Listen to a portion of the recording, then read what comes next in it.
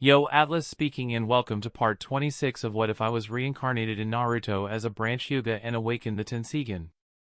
Let the tale begin. Chapter 1021, Ryene vs Team Kakashi. With a flash of lightning, Sasuke disappeared from his position and then appeared behind Ryene. It seemed he wanted to use the same method Ryene had used earlier to neutralize the three Konoha Umbu to regain phase for Konoha. However, how could it be so easy?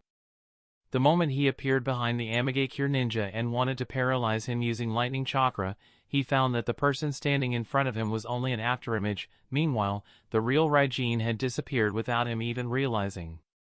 Where did he go? Sasuke was stunned. Even with his 3 Tomo Sharingan, he hadn't realized when and how the Amigakure Genin disappeared in front of him and left behind only an afterimage. Wasses!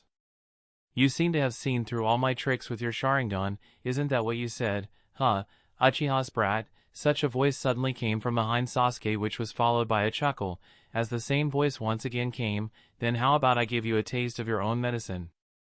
Sasuke immediately reacted to the source of the voice and turned around, but by the time he did, a lightning-fast kick was already on its way toward his face.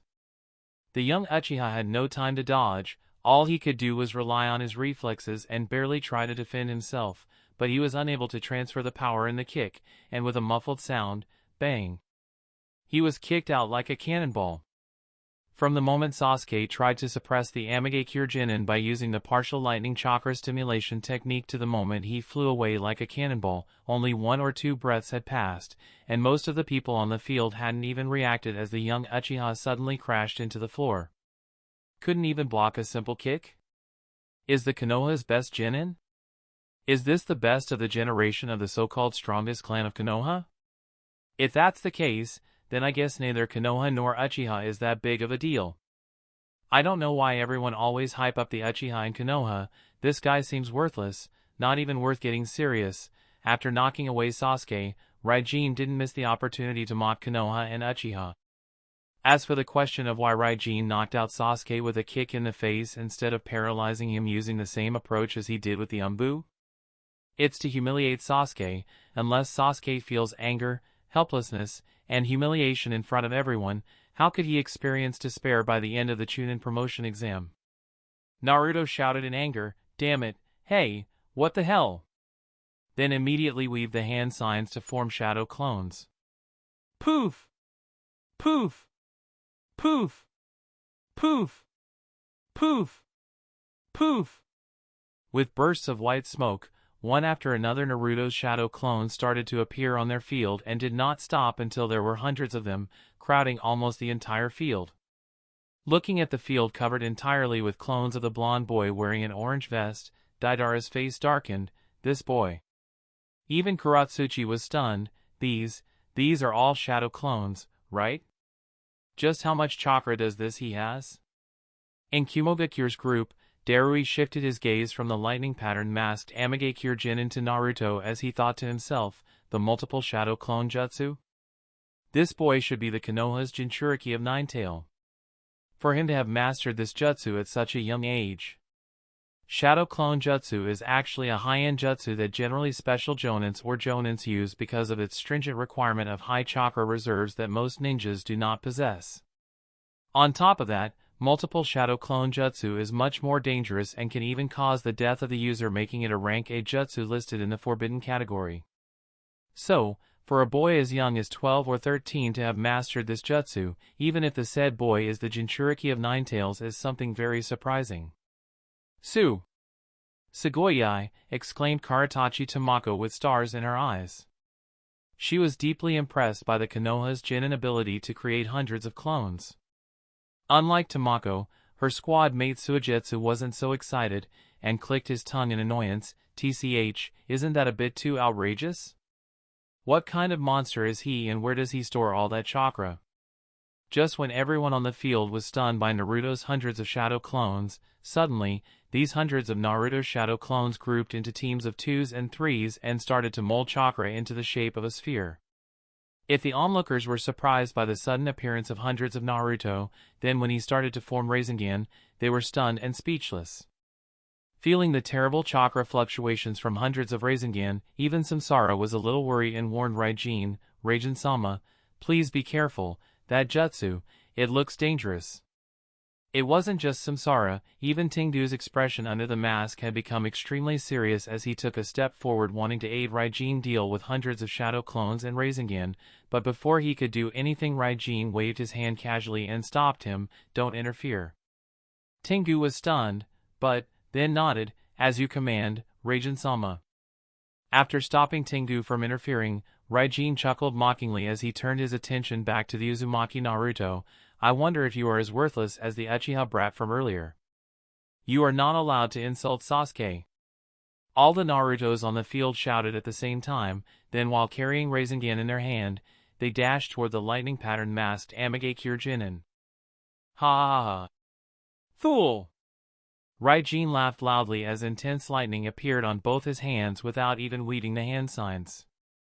Then he observed the position of all the shadow clones and calculated the running trajectory of shadow clones using the dynamic vision of the pair of Sharingan in his eye socket. After that, he clasped both his hands together and shot a pillar of lightning from both his hands into the void. Zzzzzzzzzzzzzzzzz. The pillar of lightning moved forward at a crazy speed, and as it moved forward, it split into hundreds of branches like that of a tree and accurately hit all the shadow clones trying to attack him, destroying all of them at once. Poof! Poof! Poof! Poof! Poof! Poof! All the shadow clones disappeared from the field at the same speed as they appeared. Even the main body of Naruto suffered terrible burn wounds because of lightning, but all the wounds on Naruto's body disappeared immediately. The audience was once again stunned. While most genins were surprised at the terrible attack that the lightning-masked Amage Kyurjinin had used, the real strong among them were stunned at the degree of control the lightning-masked Amage Kyurjinin displayed. The branches of lightning shot by Ryene only hit the clones and the main body of the Konoha Gakure's genin attacking him. Nothing else was touched by his attack. This degree of control over the lightning chakra is not something even the most experienced jonins have. Those who understood this also increased the evaluation of Raiden's strength. At least elite jonin. Anything below that doesn't make sense. Such a thought appeared in the minds of not only all the top-tier ninjas participating in the Chunin promotion exam but also in the minds of Konoha's Jonin instructors observing everything unfold from a distance. Humph, was that all? It seems I was right, Konoha is nothing but talk, chuckled Ryene. You think so? Then think again. Suddenly such a female voice sounded on the field. At the same moment, the ground around Ryene burst open as countless hairs rushed out of it, some hairs tied around Raiden's ankle and transformed into metallic leg cuffs that restricted Raiden's movement, while the ends of the remaining hair transformed into pointy metallic needles that surrounded Ryene from all directions, stopping just a breath away from. If I were you, I would be very careful about what I speak or do at the moment. The same voice once again came from the field, though the source of the voice was unclear as the person speaking was hidden somewhere. While surrounded by thousands of hair needles that could immediately kill him if their source desired, Ryene spoke out loud while laughing, ha ha ha. I see. So the previous attack by that reckless boy was just a diversion to distract me from the main attack, huh? Humph, the source of thousands of hair needles surrounding Ryene snorted coldly, neither acknowledging Amage Kyurjinin's guess nor denying it, and added, one wrong move, and those thousands of needles will run through your body, killing you instantly. You think so? Then think again. Ryene spoke the same sentence as the person surrounding him with their hair, though this time, his voice did not come from within the prison of pointy hair needles, rather it came from the top of a tree branch below which Shimizu Mika was standing with her hair inserted inside the ground. What? Hearing the voice from behind her, Mika suddenly turned around and noticed the lightning-patterned masked Amage Kyurjinin standing not too far away, and was shocked. But how? But this did not stop her from attacking Ryene. Zzzzzzz. Before the attack could land on Ryene, he disappeared from the top of the tree with a lightning flash and appeared beside Mika at a speed she couldn't react to. Appearing beside Mika, he grabbed her by the root of her hair and after lifting her into the air. Mika tried to resist by transforming her hand into a blade and slashing, but Ryene grabbed her hand, stopping her attack. then while injecting low-voltage lightning chakra into her body, he once again spoke the same sentence she had spoken to him a moment ago. "If I were you, I would be very careful about what I speak or do at the moment. One wrong move, and this low-voltage lightning currently coursing through your body will turn into high voltage, killing you instantly." Mika struggled as her scalp started to become red with blood that started to come out because of her hair getting pulled by Ryene, and her body twitched because of the lightning coursing through her body. "You bastard. Release Mika-chan." Naruto shouted in anger and attacked Ryene from his blind spot with a Rasengan. But Raiden's speed was faster, and even if he could not see Naruto from behind, he could still judge the attack trajectory based on the vibration, and without as much as sparing the Jinchuriki of Ninetail a glance while keeping a hold of Mika by her hair, he jumped above, then landed on top of Naruto, causing the boy to fall face first on the ground. Boom! The Rasengan in his hand burst open, causing a crater to form on the ground, but Ryene remained unaffected because of the lightning shielding him and remained standing while keeping one of his feet on top of Naruto's head that was buried into the ground. The Jinchuriki of Ninetail tried to struggle and stand back, however, he wasn't able to push aside Raiden's feet that were placed on the back of his head and kept him buried because of the lightning that entered his body through Raiden's feet and paralyzed him. Chirp! At this time, the chirping of thousands of birds resounded on the field as Sasuke, who had remained hidden after being kicked in the face by Ryene, with intense lightning wrapped around his left arm, rushed at him at his top speed and attacked him. The speed was so fast that Sasuke appeared to be a phantom and left behind several after images. At the same time, a black shadow slanted in from the side and approached Ryene from his blind spot. "Hushesh! Do you really believe you can change your situation with that pathetic jutsu?" chuckled Ryene while shaking his head. Sasuke gritted his teeth, increased the intensity of the lightning beyond what his arm could bear, and attacked Ryene with it. Chidori. Chapter 1022, Escalating Tension. Boom! A loud explosion occurred as a blinding light swallowed the figures of Ryene, Naruto, Mika, and Sasuke. By the time the flash of light disappeared, the figure of Ryene holding Mika by the roots of her hair with his left hand, crushing Naruto's head into the ground with his left foot, and holding Sasuke by his throat with his right hand appeared in front of everyone. Such a letdown, and these are supposed to be the strongest genins in Konoha? Ryene shook his head in disappointment as he increased the strength in his right arm, making it difficult for Sasuke to breathe. Damn it! Sasuke cursed as he tried to make Ryene release him but couldn't even make him budge. Seeing Sasuke struggle, Ryene chuckled and whispered in his ears, Actually, I had high expectations of you since you are an Uchiha, but it seems that I was mistaken. It appears to me that you are even a bigger disappointment compared to your pathetic and worthless father." Hearing Ryene suddenly mocking his father, Sasuke roared in fury, "What did you just say?" Ryene wasn't intimidated, and continued to trash-talk the Uchiha clan and Fugaku. "What? Did that burn? In fact, the Uchiha clan as a whole is nothing but trash, and let's not talk about your stupid and worthless father. He even lost his Sharingan and became a blind man." Suddenly the three Tomo in Sasuke's Sharingan started to spin crazily. Noting the changes in Sasuke's emotions, Ryene smirked, "And just like your trash old man, you are also nothing but trash." Then he put Sasuke under a Jinjutsu using the pair of Mangekyo Sharingan in his eye sockets. Inside the Jinjutsu plane, Sasuke found himself in Uchiha Fugaku's study. He immediately noticed the familiar back sitting not too far from him, and called out, "To-san." There was no response from Fugaku. With a hesitant expression, Sasuke approached Fugaku, "To-san," and as he walked in front of his father, he saw bloody tears dripping from his father's eyes as he realized that his father had lost his eyes and had become a blind man. Drops of tears flowed down Sasuke's eyes as he tried to wipe those bloody tears from his father's face. "To-san." But before he could, the blind Fugaku raised his face and spoke in a distorted voice that shook Sasuke's soul, "Trause." Sasuke's hand shook, and the next thing he saw was everything being swallowed by darkness, and his consciousness returned to the field. Back on the field, looking at the tears flowing down Sasuke's eyes, Ryene thought to himself, "Now that I have given that hint, this much should be more than enough for now."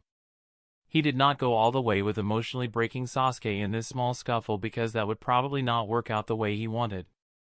It would take more than one emotional stimulation for his plan to bear the fruit he wants, and for that, he has buried a seed in Sasuke's heart by putting him under Jinjutsu through Sharingan. In fact, one of the only two reasons he engaged in his pointless fight with Team Kakashi was to push Uchiha Sasuke and bury that seed in his heart so that he could continue to water it during the course of the Chunin promotion exam such that it bears the fruit he wants by the end. Hopefully, Sasuke would be able to pick up on that hint. With that thought, he was about to release the members of Team Kakashi, but suddenly, his entire body froze, and muttered in surprise, "This?"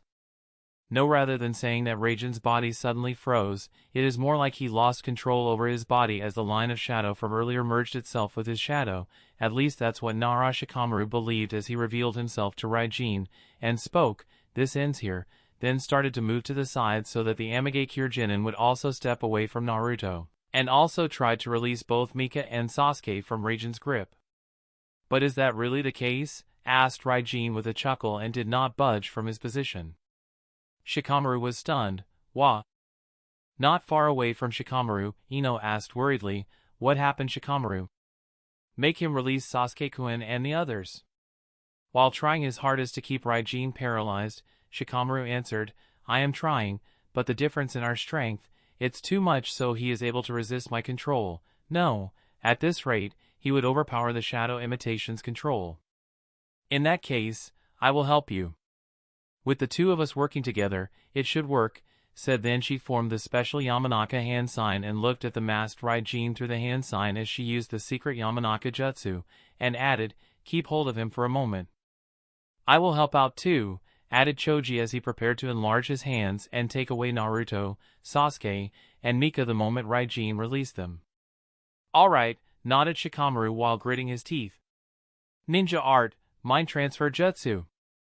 As Ino activated her jutsu, her consciousness was converted into the spiritual energy that she sent toward Ryene to take control of his body, but the moment her consciousness tried to enter Raiden's body she saw an extremely bright light and was instantly repelled back. Returning back to her body, Ino was shaken and collapsed on the ground as she mumbled in shock, "What? What was that?" Choji questioned, "What happened, Ino?" He was preparing to enlarge his hands, but seeing Ino fall, he stopped midway and hurriedly tried to support her. I don't know," she couldn't explain what she saw. She did not see Raiden's soul, but rather a very bright light as if the light of the sun, though it seemed to be coming from the moon. Confused she looked at Ryene verily. After repelling Ino's consciousness, Ryene turned toward Shikamaru and started overpowering his jutsu. Immediately, Shikamaru lost control over the shadow binding Ryene and released the jutsu. "Damn it, this guy is too strong." "In that case, we will help too." Suddenly a collective voice appeared from multiple directions as the remaining 12 members of Konoha 18 surrounded Ryene and looked at him with murderous intent.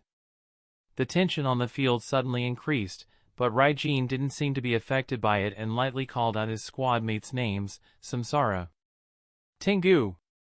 Instantly, the two children appeared beside him with a body flicker jutsu. Samsara stood on his left side, and Tengu stood on his right side as the two faced the remaining Konoha 12. "Sigh, how did things reach this point in such a short time?" mumbled Shikamaru with a tired sigh as he appeared beside Ino and put his hand on her shoulder. The girl immediately understood the meaning of Shikamaru's gesture and with some difficulty, activated the mind-body transmission technique to link the minds of all the Konoha Genins with hers so that Shikamaru could relay his strategy to them via telepathy. Looking at everything happening, and the increased tension, the Genins of other shinobi villages silently prepared themselves to fall back. To them, it looked like the Genins of Amigakure and Konohagakure were about to fight to the death, and they did not want any smoke of that. Perhaps the only exception was Otogakure ninjas and Orochimaru as they silently prepared themselves to make their move. Kimimaro was contemplating whether to kill Uchiha Sasuke using this opportunity in order to complete the mission that Orochimaru had given him. Meanwhile, Orochimaru was contemplating whether to use this opportunity to make his move on Uchiha Sasuke. On the Jonin instructor's side. Hey, this is getting too out of hand," said Shizen with a worried expression. Kurine nodded. "At this rate, they would really start killing each other. We have to stop them before it's too late. Kakashi had a guilty expression. I guess I went too far. I did not take into account that things would escalate to this degree. Guy patted Kakashi's shoulder. You are the fastest. Go there and stop them immediately. It wasn't just about Kakashi being the fastest. Guy also understood that Kakashi was the best choice to resolve the situation. He is not only the Hokage's hand but also the Jonin instructor of Uzumaki Naruto, Uchiha Sasuke, and Shimizu Mika, so it makes sense for him to take action. In fact, neither of them had expected Naruto, Sasuke, and Mika to suddenly interfere after Ryene neutralized the three Umbu, and they wouldn't have taken action. At least, Sasuke and Mika would have acted if not for Naruto's suddenly stepping forward upon hearing Ryene mock Konoha shinobi. Although Naruto's actions are commendable, they also complicate the situation. At this point, even Kakashi wasn't certain if he would be able to resolve the situation. Nonetheless, it was his mistake that led to this situation, so he had to take responsibility and nodded, yes, then disappeared with a silver flash. Watching Kakashi disappear, Asuma spoke, we should also go, just in case things worsen. The remaining 4 Jonin nodded, yes, and disappeared from the rooftop. Chapter 1023, The Right Tension for the Chunin Exam.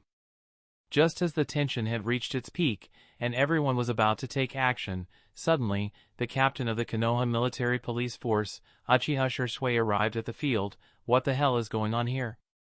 Shisui's sudden arrival stunned everyone and relieved the tight nerves of Konoha Genins.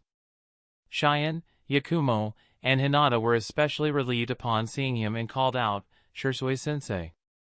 Shisui noticed the nervousness on the faces of his subordinates. He arrived beside them to make sure that they were safe, then glanced toward Ryene and noticed the state of the 3 members of Team Kakashi. With a frown, Sasuke, Naruto-kun, and Mika-chan, observing the tension and injuries, he immediately understood everything and looked at the 3 Amigakure Genins with a frown. Just as Shisui was about to step forward, with a silver flash, Kakashi also appeared on the field.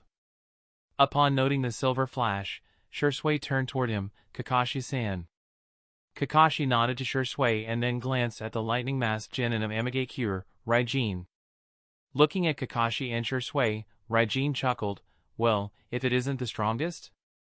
Shinobi on the side of the 5 great nations and the fastest? Shinobi on the side of the 5 great nations. Are the 2 of you here for the same purpose as those Konoha Umbu? Shisui was confused, and turned to Kakashi, what purpose? He had noticed the 3 unconscious Umbu on the field, but he did not understand why they were there, or what Ryene meant. Kakashi had an expression of guilt on his face, as he shook his head. It seems my subordinates made a mistake. I apologize on their behalf. Then he pointed at Naruto, Sasuke, and Mika. As his expression became serious, I will overlook your actions against my students as an apology, but... Humph, snorted Ryene as he released Sasuke and Mika from his grip, causing the 2 Genins to fall on the ground, and stepped away from Naruto as well. Then he looked at Kakashi in the eyes and spoke word for word, it's very convenient, isn't it? Because Konoha is widely considered the strongest shinobi village, their ninjas are allowed to do anything and get by with no consequences. Kakashi tried to find the words to counter Ryene's statement but couldn't find anything and could only remain silent. What? Cat got your tongue? Asked Ryene with a mocking chuckle. Kakashi sighed, and sincerely apologized. I apologize for the trouble we have caused. Ryene shook his head. I don't care about your apology. Then he spoke to Samsara and Tengu, come on, let's go. Both Samsara and Tengu glanced at all the Konoha Genins surrounding them, then nodded, yes, Raijin-sama. With that, Ryene, Samsara, and Tengu began to leave the field, but just before leaving, Ryene deliberately glanced at all the Kanagakure ninjas, as well as the ninjas of other shinobi villages that have been watching everything unfold from a distance, and said with a smirk, Konoha's Genins are barely average in my opinion. I wonder if that's the case for the Genins from other shinobi villages as well. If that were truly the case, then I would be disappointed as the joint Chunin promotion exam would become too easy and too boring. Leading these words, Ryene, Samsara, and Tengu left the scene in a cool manner. Watching Raiden's back disappear, Naruto, who had barely gotten up with Hinata's support, shouted loudly, "Hey, masked guy, by the end of the Chunin exam, I, Uzumaki Naruto, will definitely defeat you." Standing beside Naruto, Sasuke, who had also barely gotten up with Kiyomi's support, looked at Ryene with a hateful expression, while thinking to himself, that was Sharingan, right? As someone who has possessed the Sharingan for half a decade, Sasuke is quite familiar with it. Therefore, when Ryene used Jinjutsu on him, he had a feeling that it was a Sharingan-based Jinjutsu. But the question is, how does an Amigakure ninja possess Sharingan? I need answers, thought Sasuke as he glanced at Raiden's disappearing back with a sullen expression. Other than Deidara of Iwagakure and Kimimaro of Otogakure, another ninja has been added to the list of his prey for this joint Chunin promotion exam. Just like Naruto and Sasuke, Mika, who had gotten up with Shion's support, also looked at the disappearing back of Ryene and the other two Amigakure Genins with a frustrated expression. She did not like the fact that she was defeated so easily by the other party. Clenching her fist, she thought to herself, I need to get stronger. It's not just the Konohagakure ninjas that were affected by Raiden's words, even Darui of Kumogakure had the idea of fighting against Ryene. From the brief scuffle that Ryene had with Team Kakashi of Konoha, Darui discovered that Ryene actually specializes in lightning chakra nature, and seems to be getting close to mastering the lightning chakra mode. Understanding that they can't allow a ninja from another shinobi village to master the lightning chakra mode that has been exclusive to the Kumogakure since the founding of shinobi villages, Darui had thought of eliminating Ryene during the joint Chunin promotion exam. Unlike Darui, who had the thought of killing Ryene in this joint Chunin promotion exam, Orochimaru stared at Raiden's disappearing back while licking his lips. He had a feeling that he had noticed something interesting. Everyone had their own thoughts in regard to the three masked genins of Amigakure, but one thing in common was that they had listed the three of them, especially Ryene, as extremely dangerous ninjas. On the other side, after leading the field, as Ryene, Samsara, and Tengu returned to their inn, Tengu couldn't help but ask doubtfully, Raiden-sama, everything that happened there, did you do it purposefully? Tengu has known Ryene, Kuroto, for half his life and knows that he would never do something meaningless, so he believes that there must be some reason why Ryene went to the trouble of fighting the three Konoha genins, but no matter how much he tried, he couldn't figure out the reason. Ryene sat down on the floor, and while leaning against the wall, he spoke with a chuckle, well, I have two reasons for creating all the trouble. The first reason involves Uchiha Sasuke, but you don't need to worry about that. As for the second reason, it's to incite conflict among the ninjas of different shinobi villages. Incite conflict? Asked Samsara curiously. She couldn't understand why Ryene would want to incite conflict between ninjas of different shinobi villages. Ryene nodded. Because of various reasons, the ninjas of different villages are acting in restraint, but that's not conducive to my goal. If they continue to act in restraint, the joint Chunin promotion exam would lose its meaning. Unless ninjas are out for each other's blood, they won't use everything to defeat the other party. Even if the ninjas of great shinobi villages won't kill each other because of the alliance between these villages, there's no problem in them trying to kill ninjas from a small shinobi village like Amigakure, right? But is that wise? Asked Tengu with a doubtful expression. He had become more confused, and spoke, after all, it's just the three of us. Meanwhile, ninjas from other villages can work together with other ninjas from their villages. At this rate, we might end up facing many ninjas. Ryene nodded. That is indeed true. That's why I want the two of you to be extremely vigilant throughout the joint Chunin promotion exam. Do not drop your guard for even a single moment. While strengthening the cooperation between the 5 great shinobi villages wasn't the original intention of the joint Chunin promotion exam, the original intention was to recover the fallen reputation of shinobi villages, and strengthening the cooperation was just an excuse. Because of the excuse, the ninjas of each shinobi village is acting in restraint. So many days have passed since ninjas from various villages gathered in Konoha, yet not a single conflict has occurred. For Konoha, this is undoubtedly a good thing as they have to do less work, but for Ryene, this isn't a good thing. If ninjas from all villages continue to act in restraint, then neither he would be able to train his lightning chakra nature, nor he would be able to stimulate Sasuke, or allow Naruto, Neji, and Shion to grow. Ryene needs the joint Chunin promotion exam to be intense and cruel, such that everyone feels threatened and would have the opportunity to grow. But the problem is, how can the joint Chunin promotion exam become intense and cruel when everyone is acting in restraint? Ryene felt that only he could do this. Since no one else wants to take the first step, then it can only be him, and took advantage of Umbu creating trouble to create chaos. Hopefully, things will play out the way I want. Just as Ryene had such a thought, suddenly, the sound of an explosion came from the other street, followed by the noise of weapons clashing and people arguing. Ryene and Tengu both turned to Samsara, and the girl did not disappoint them as she reported, ninjas from Kusagakure and Yugakure have started a fight. Chapter 1024, Start of the Joint Chunin Promotion Exams. Third Training Ground, Konoha. After an afternoon of special training, Sasuke and Mika found themselves so exhausted that standing upright became a challenge. Even the typically energetic Naruto was visibly fatigued, his breaths coming heavily as his chest rose and fell like a bellows. Observing their condition, Kakashi announced, "All right, today's special training comes to an end here. Let's head back and get some rest." Phew, it's finally over. All three Genins couldn't help but let out a sigh of relief. At this time, Kakashi spoke again, "Naruto and Mika-chan, the two of you may leave. Sasuke, stay here." Naruto pouted and voiced out his complaint. Kakashi-sensei is showing favoritism towards Sasuke. He also wanted to hear what Kakashi wanted to talk about with Sasuke.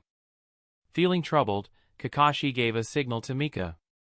The girl immediately understood Kakashi's meaning, and spoke to Naruto. "Naruto-kun, Oba-san gave me a few special discount coupons that will expire very soon. Let's go eat ramen at Ichiraku so that these coupons don't go to waste." Getting special discount coupons at Ichiraku Ramen is not that difficult for Mika since her aunt, Shimizu Naomi, works at the Ichiraku Ramen stall when she is not carrying out Umbu duties. Naruto quickly agreed, "Okay," and spoke to Kakashi and Sasuke, "I will see you guys later." Kakashi smiled gratefully toward Mika, who nodded lightly, and then left with Naruto. Once Mika and Naruto left, Kakashi spoke to Sasuke, "You should have noticed that thing about Ryene, right?" Sasuke frowned. "What do you mean, Kakashi-sensei?"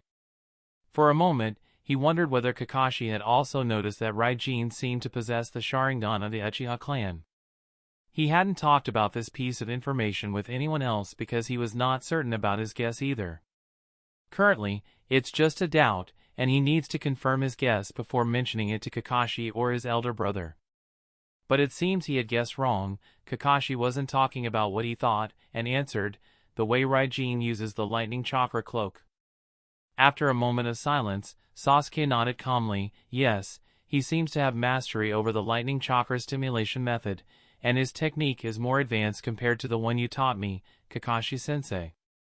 Although he answered Kakashi's question calmly, Sasuke's heart was restless at the moment. For one, he wasn't happy with his performance against Ryene. He suffered a crushing defeat, and he did not like that. He had promised his father to redeem the Uchiha name during the joint Chunin promotion exam, and also find a way to extract information about his father's Sharingan from Deidara, but then he went and humiliated himself against a no-name Amigakure ninja. This naturally made him feel extremely dissatisfied with his performance.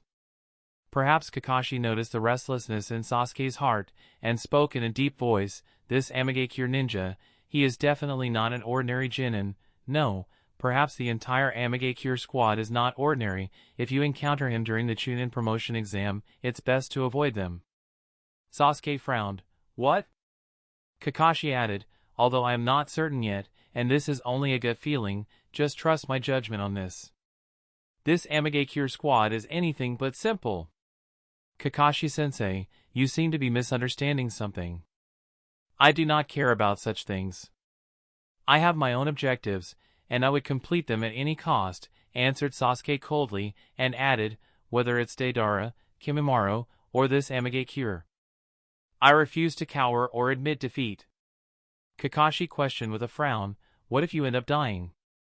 "Then so be it," answered Sasuke without a shred of hesitation. Kakashi sighed, "I see," and asked another question, "And what if your selfishness impacts both Naruto and Mika-chan?" Sasuke couldn't answer, "That is." He had no answer. Kakashi nodded with a smile. Do not let your emotions get the better of you. Sasuke looked down with a complicated expression. In the blink of an eye, 2 days passed, and the joint Chunin promotion exam officially started. In the past 2 days, a lot of things occurred. Because Ryene and Tengu did not shy away from openly provoking ninjas from other shinobi villages, the tension of the joint Chunin promotion exam had increased a lot, and many ninjas had even engaged in fierce fights, causing headaches to the members of the Konoha military police force. Among them, the most significant commotion arose from the skirmish between the Kusagakure ninjas and the Hyuga ninjas, alongside the minor disputes involving Iwagakure ninjas, Kumogakure ninjas, Sunagakure ninjas, Konohagakure ninjas, and Kirigakure ninjas. Eventually, tensions escalated and reached the ears of the Konoha elders, but they were a bit helpless and could only reinforce the security of the village. Simultaneously, Konoha village buzzed with various gossip and bizarre rumors.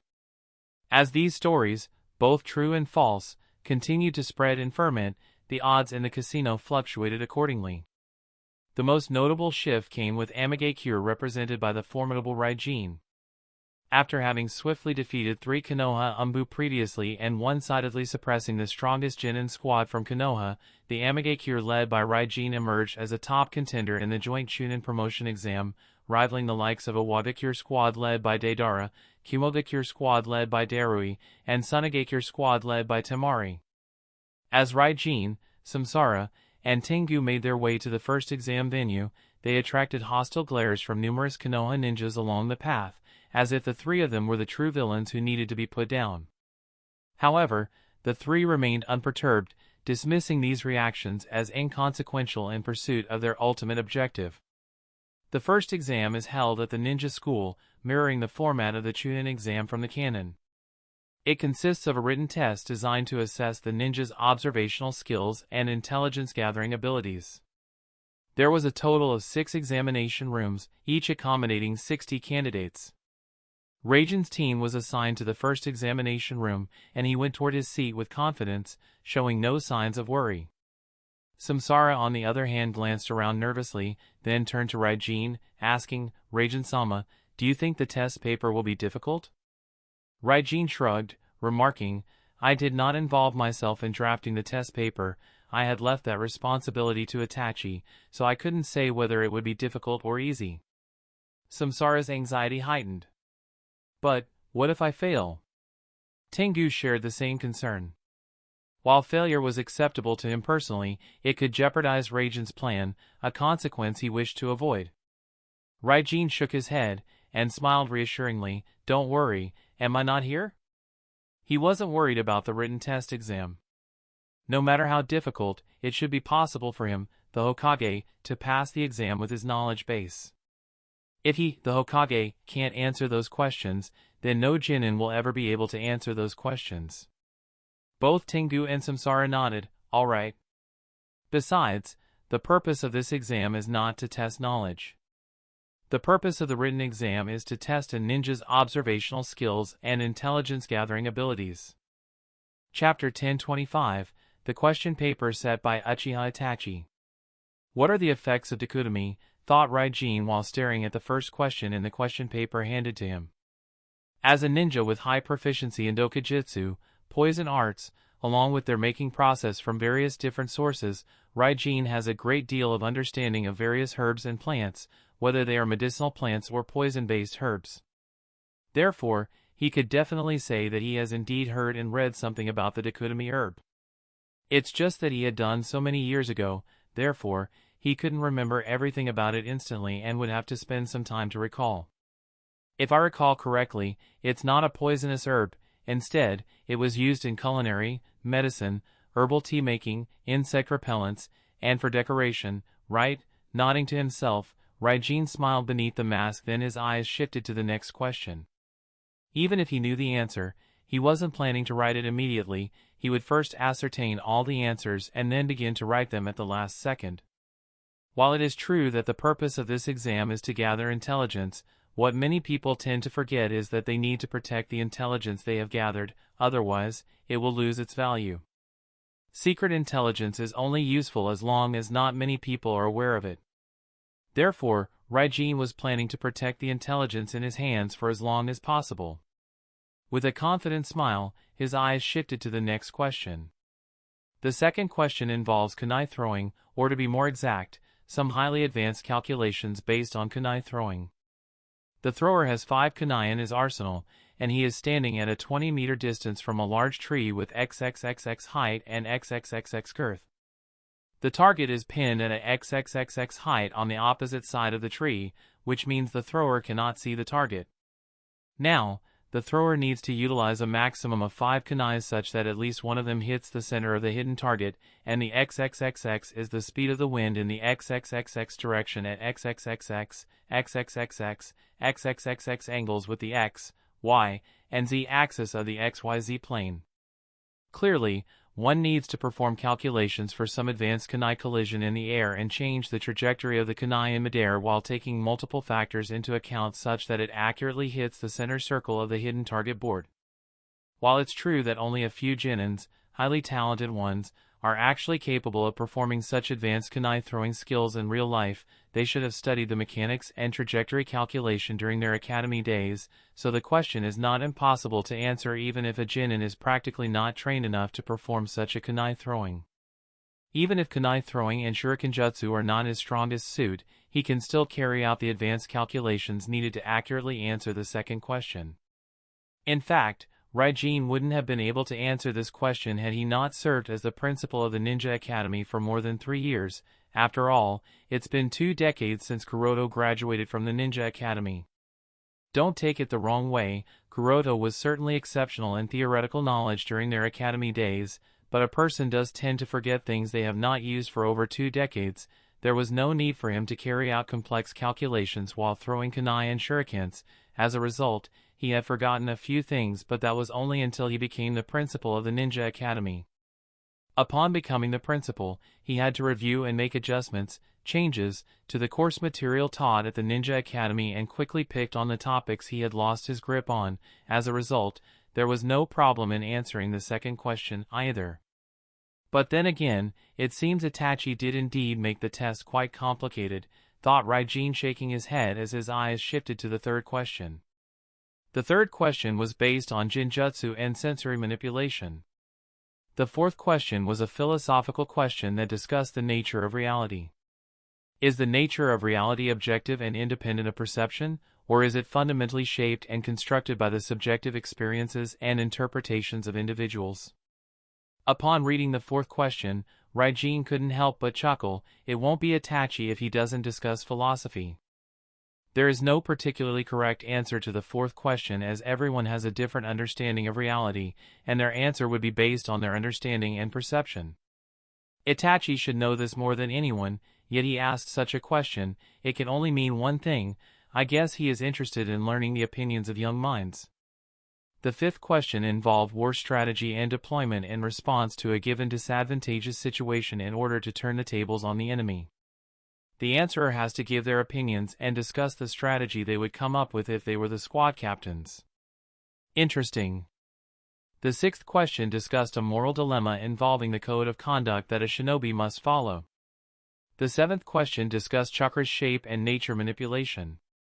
The eighth question talked about some complicated weather patterns and the impact these complicated weather patterns will have on different ninjutsu performed by ninjas. Finally, the ninth question discussed the importance and workings of the hand signs in the manipulation of chakra. After reading all the questions, Ryene couldn't help but drop the pen and chuckle while holding his mask. Ha ha ha. Noting his weird actions, the examiners in the surroundings all focused their eyes on him and looked at him with unfriendly gazes. Apparently, his previous actions of knocking Konoha Umbu unconscious and injuring Konoha's Genin squad had already spread throughout Konoha. As a result, he has earned ire and contempt of quite a lot of Konoha shinobi. It's not just the examiners, even the examinees also looked at him with doubtful and weirded out expressions. Among the examinees looking at him were also Samsara and Tengu. Both of them had somewhat troubled expressions.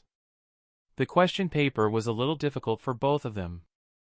Their knowledge base, experience, and thought process weren't deep enough to be able to answer the complex questions asked in the exam paper. Not caring about all the hostility and weirded out expressions, Ryene began answering the questions. After all, he knows that he needs to help out Tengu and Samsara, otherwise, they might end up failing in the face of such an exam paper. Honestly speaking, Ryene knew that there was no need to answer the first 9 questions at all. What's most important is to accurately respond to the last question that Ibiki would give at the end.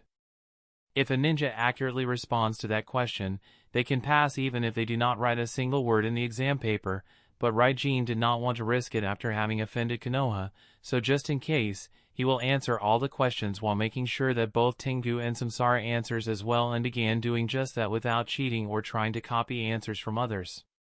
It's not that he did not want to cheat, it's just that there was no need for him to cheat.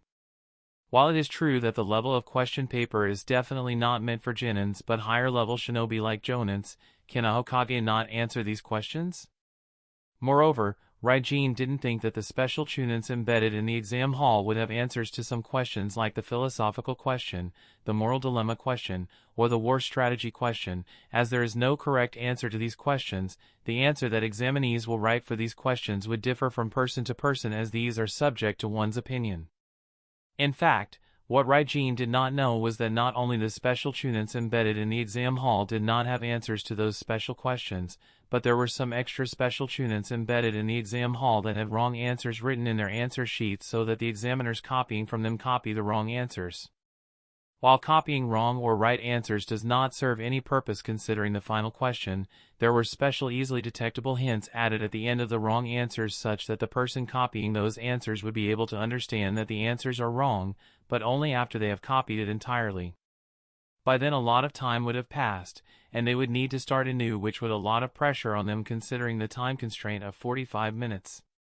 This would put a lot of pressure on them, and they would be more susceptible to making mistakes and getting disqualified.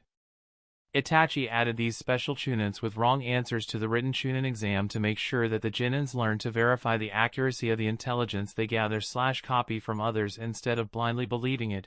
After all, wrong intelligence can be more dangerous compared to no intelligence at all.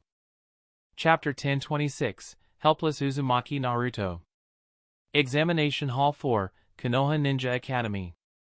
Looking at the question paper in front of him, Naruto was completely dumbfounded and held his head in panic. This is bad, this is bad, this is bad. If I get 0 points in the test, our team will fail. If Sasuke and Mika-chan fail because of me, they'll never forgive me. He had no idea what to write on the answer sheets. Theoretical knowledge has never been his strong suit. Moreover, there are extremely weird questions like nature of reality? Does reality also have a nature? What does it mean objective or independent of perception? He doesn't understand this complicated and weird stuff at all. At this rate, he would definitely score 0 points, and 0 points means fail. Naruto screamed inwardly in panic, "What should I do? What should I do?" It wasn't just Naruto who was in a panic, even Sasuke and Mika were panicked. They understood Naruto very well, therefore, both of them knew that Naruto wasn't book-smart enough to be able to answer these questions, that even they couldn't confidently answer correctly. In fact, this is not such a big problem, since he still has the option of cheating, which is the purpose of this written exam, but the problem is, he is too dumb to be able to figure out the true purpose of the written exam. Moreover, even if he does figure out the purpose, he doesn't seem to have a method to effectively cheat at all. In fact, Naruto does have a method to cheat, it's just that he doesn't know that he can use that method. Time passed bit by bit, and Naruto became more and more sweaty. His body started to shake in fear. At this time, Hinata, who was sitting on Naruto's right side, pushed her answer sheet toward him so that he could copy the answers from her sheets. Unlike others in the classroom, Hinata did not need to cheat, she was smart enough to answer all the theoretical questions. As for the philosophical question, moral question, and war strategy question, while she is not certain whether her answers can be considered optimal, she does understand that there is no fixed correct answer to these questions, and answered them as per her opinion. Anyway, the passing criteria is a total team score, and she is confident in both of her squad mates. As such, she is one of the very few people who were able to complete their exam on their own without having to rely on cheating. After writing all her answers, Hinata tried to help out Naruto so that he could pass the exam too. Naruto-kun. I'll show you my test. In the canon, Naruto was initially suspicious of Hinata and thought that she was trying to trick him. It's not that he doubted Hinata, he knew that Hinata was not that kind of girl, but he doubted the reason she would show him the answers and considered the possibility of her squad mates coaxing her to trick him. But that did not happen here. Unlike Canon, Naruto, and Hinata here are also quite close, as such, he did not think that she was trying to trick him or was coaxed into doing so. In fact, Naruto felt lucky that Hinata was sitting next to him and was willing to show him the answers. Happy, he bent forward and tried to take a closer look at the answers in her answer sheet. But suddenly, a kunai passed by his face and was nailed on the Konoha Genin sitting diagonally behind him. Naruto was stunned. Crap! The Konoha Genin diagonally behind him stood up and questioned in anger, What was that for, sensei? The Chunin who threw the kunai shrugged, You made 5 mistakes. You fail. The Genin was stunned, In no way. The Chunin then pointed at 2 more candidates sitting in the exam hall and spoke, You can go out of the examination hall along with your squad mates. It's over for you guys. The Konoha Genin was still shaking in panic. TCH, 2 other Konoha Genin pointed by the Chunin stood up while clicking their tongue and made their way outside the classroom along with the first Genin. That was the first elimination, and soon after more candidates along with their squad mates started getting eliminated for getting caught 5 times while cheating awkwardly. Some tried to argue, but they were suppressed and thrown out of the examination hall. Seeing candidates getting eliminated one after another, Naruto became more panicked.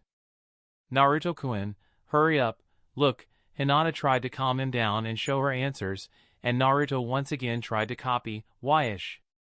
But suddenly he felt the gaze of one of the proctors on him. He turned to look at the proctor and noticed the proctor looking at him with a reassuring smile. While the purpose of that smile was something else, Naruto misunderstood and assumed that the proctor was waiting for him to make a mistake to deduct points. Fearing that he would end up creating trouble for Hinata too, Naruto smiled and shook his head, Hinata-chan, you don't get it, do you? With the corner of her eyes, Hinata glanced at Naruto in confusion, what? With a reassuring grin, Naruto spoke, an awesome ninja like me won't cheat, believe it. But, muttered Hinata as she looked at Naruto's answer sheet. So far, he hadn't answered a single question. She feared that at this rate, he would end up failing the written test. But Naruto smiled reassuringly. Then his expression turned serious, as he whispered, also, if something went wrong, you'd be in a tough spot for helping me cheat, right? Hinata's cheeks turned red, what? It was clear Naruto was worried about her, and she couldn't help but think to herself, Naruto-kun, feeling shy, she looked down at her desk and apologized, I am sorry. I did something uncalled for. Naruto shook his head with a smile, nah, it's okay. Internally, he was crying bitterly for talking big. He really needed Hinata's help, but he did not want to create trouble for her either, so it couldn't be helped. While Naruto was crying internally, on the other side, Sasuke and Mika were feeling equally helpless, and trying to communicate with each other silently to find a way to pass answers to Naruto. We have to do something. Can't you use Jinjutsu on Naruto-kun, just like you are using on me right now? Asked Mika. If Sasuke uses a Jinjutsu on Naruto, they would be able to relay the answers to him via Jinjutsu. Upon thinking over Mika's suggestion, Sasuke shook his head, I can try, but Jinjutsu won't work on him because of the presence of Ninetales inside him. For some reason, every time I use Jinjutsu on him, the Ninetales always break him out of it immediately, so we have to think of some other method. Mika pondered for a moment, then suddenly had an idea, I have a method that might work. Are you sure? Asked Sasuke with a hopeful expression. Mika nodded, yes. Alright then, leave the proctors to me, said Sasuke as the 3 tomo in his eyes started to spin rapidly. On the other side, Mika silently controlled her hair, elongating them and seamlessly guiding them to penetrate through the concrete beneath her desk. Once underground, her hair continued to elongate and travel toward Naruto's desk, and emerged from the ground directly beneath his feet. From there, Mika's hair went into Naruto's trousers and started to crawl through his skin as it traveled toward his upper body. Huh? Sensing a peculiar sensation slithering through his legs towards his waist, Naruto's entire body involuntarily shuddered. He suspected it to be a snake, and glanced downward only to realize that it was not a snake, but rather hair that was coming out of concrete, and Naruto recognized that hair color as well as this technique. Mika-chan? Realizing that the hair creeping through his trousers belonged to Mika, Naruto did not exclaim and tried to act as normal as he could. Even if it was starting to tickle, he resisted his laughter. While he couldn't understand what Mika was trying to do, he understood that she must have something on her mind and decided to trust her. Naruto's lack of reaction made Mika sigh in relief, and she continued what she was doing. Soon, her hair strands converged around Naruto's right hand and took the form of a glove. The next thing Naruto knew was that his right hand was moving on its own without his conscious control, and it began to write something on the answer sheets. The boy looked at his right hand in utter disbelief but quickly suppressed his emotions and bent a little forward as he focused all his attention on the answer sheets in order to appear natural. Chapter 1027, Uzumaki Naruto's Reason for Not Giving Up. While Ryene started to complete his exam, Samsara and Tengu also started to use their own means to write answers in their answer sheets. At a certain point in time during the exam, a small chameleon with a black rod embedded inside its head arrived on the rooftop directly above Ryene's desk. Nobody in the exam hall noticed the chameleon since it had seamlessly blended into the surroundings by assuming the color of the rooftop itself. With the ripple-patterned eyes in its eye socket, the chameleon meticulously observed the answers written by Ryene. Through the black rod, the chameleon's vision is connected with Samsara. As such, whatever the chameleon observes, Samsara can see that as well, and that's how she starts to write the answers. As for Tengu, things were quite similar as well. After confirming that no Sunagakure ninjas were in the same examination hall, he started using the Eye of Sand technique to observe the answers and write them in his answer sheet. The other candidates in the exam hall were also using their own means to copy the answers. Of course, they were also making more than 5 mistakes and getting eliminated along with their squad mates. By the time 35 minutes had passed, more than 25% of the candidates in the first examination hall were eliminated, and among the remaining 45 candidates, although many had not finished answering the questions, they did not dare to act rashly in fear of getting eliminated. Having completed the 9 questions in his answer sheet, Ryene was observing the situation. Based on the occasional sound of footsteps in the corridor, it was not difficult to judge that the situation in other examination halls was relatively the same. But even if a lot of genins were getting eliminated, Ryene did not think that the truly skilled would be eliminated. Shaking his head, Ryene recovered his gaze and waited for the 10th question. Examination Room 4. After writing 8 answers on the answer sheet with Mika's help, Naruto finally breathed a sigh of relief. Not long after that, the 45-minute bell rang, and it was finally time to give the candidates the 10th question. The 10th question, it was all or nothing. Standing beside the podium, Ibiki began to speak. For the 10th question, firstly, you guys will have to choose whether you want to try and solve it. If you do choose to take it and are unable to answer it correctly, then you'll have to relinquish your right to take the Chunin exam forever. As soon as Ibiki announced the condition for taking the 10th question, the eyes of almost all candidates in the examination hall widened in shock. Wah! Ibiki continued, but I'm giving you the option to give up now and try your luck in the next Chunin promotion exam, or the one after that. For those who lack confidence are free to not attempt to answer the 10th question. Then he looked at the genins, who have yet to recover from the shock, with a menacing gaze, and spoke. Those who will not be taking the 10th question, raise your hand. Once I confirm your number, I will ask you to leave. Immediately, the candidate sitting right next to Naruto raised his hand with a stuttering voice.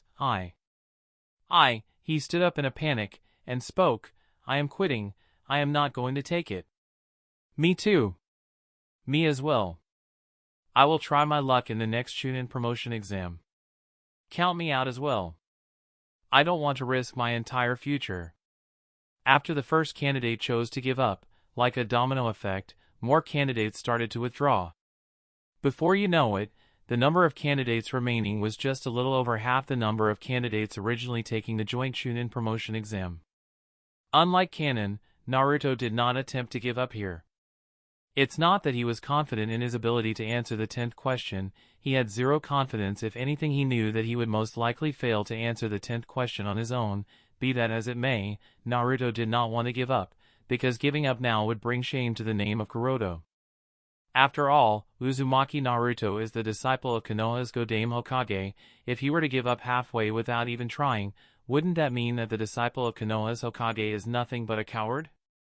Naruto can swallow anything, even his pride, but he cannot swallow bringing shame to Kuroda.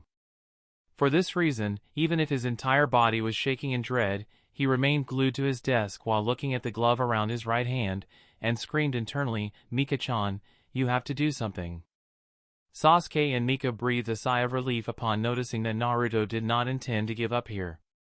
As long as Naruto didn't give up, the two of them were confident in their ability to somehow find the answer to the 10th question for all three of them and pass the exam. Time passed bit by bit as candidates continued to give up until only 24 candidates were left in the 4th examination hall. By this point, those who lacked confidence in their ability to answer the 10th question had given up. The only remaining ones in the examination hall were the ones who were willing to take the risk, and Ibiki passed all of them, and also explained the purpose of the 10th question. Because Naruto hadn't brushed away the anxiety of other candidates in the examination hall as he did in the canon, a lot more candidates had given up. Be that as it may, Konoha 18 was still in the game. A similar situation occurred in the other 5 examination halls as many Genins who lacked confidence chose to give up, while the remaining ones passed. The ones who passed the written Chunin exam all gathered in a single classroom. Originally, 360 candidates were participating in the Chunin promotion exam, but after the written exam, only 135 candidates remained, the rest were eliminated. Inside the classroom. After the first screening, the remaining candidates in the classroom were elites from different shinobi villages.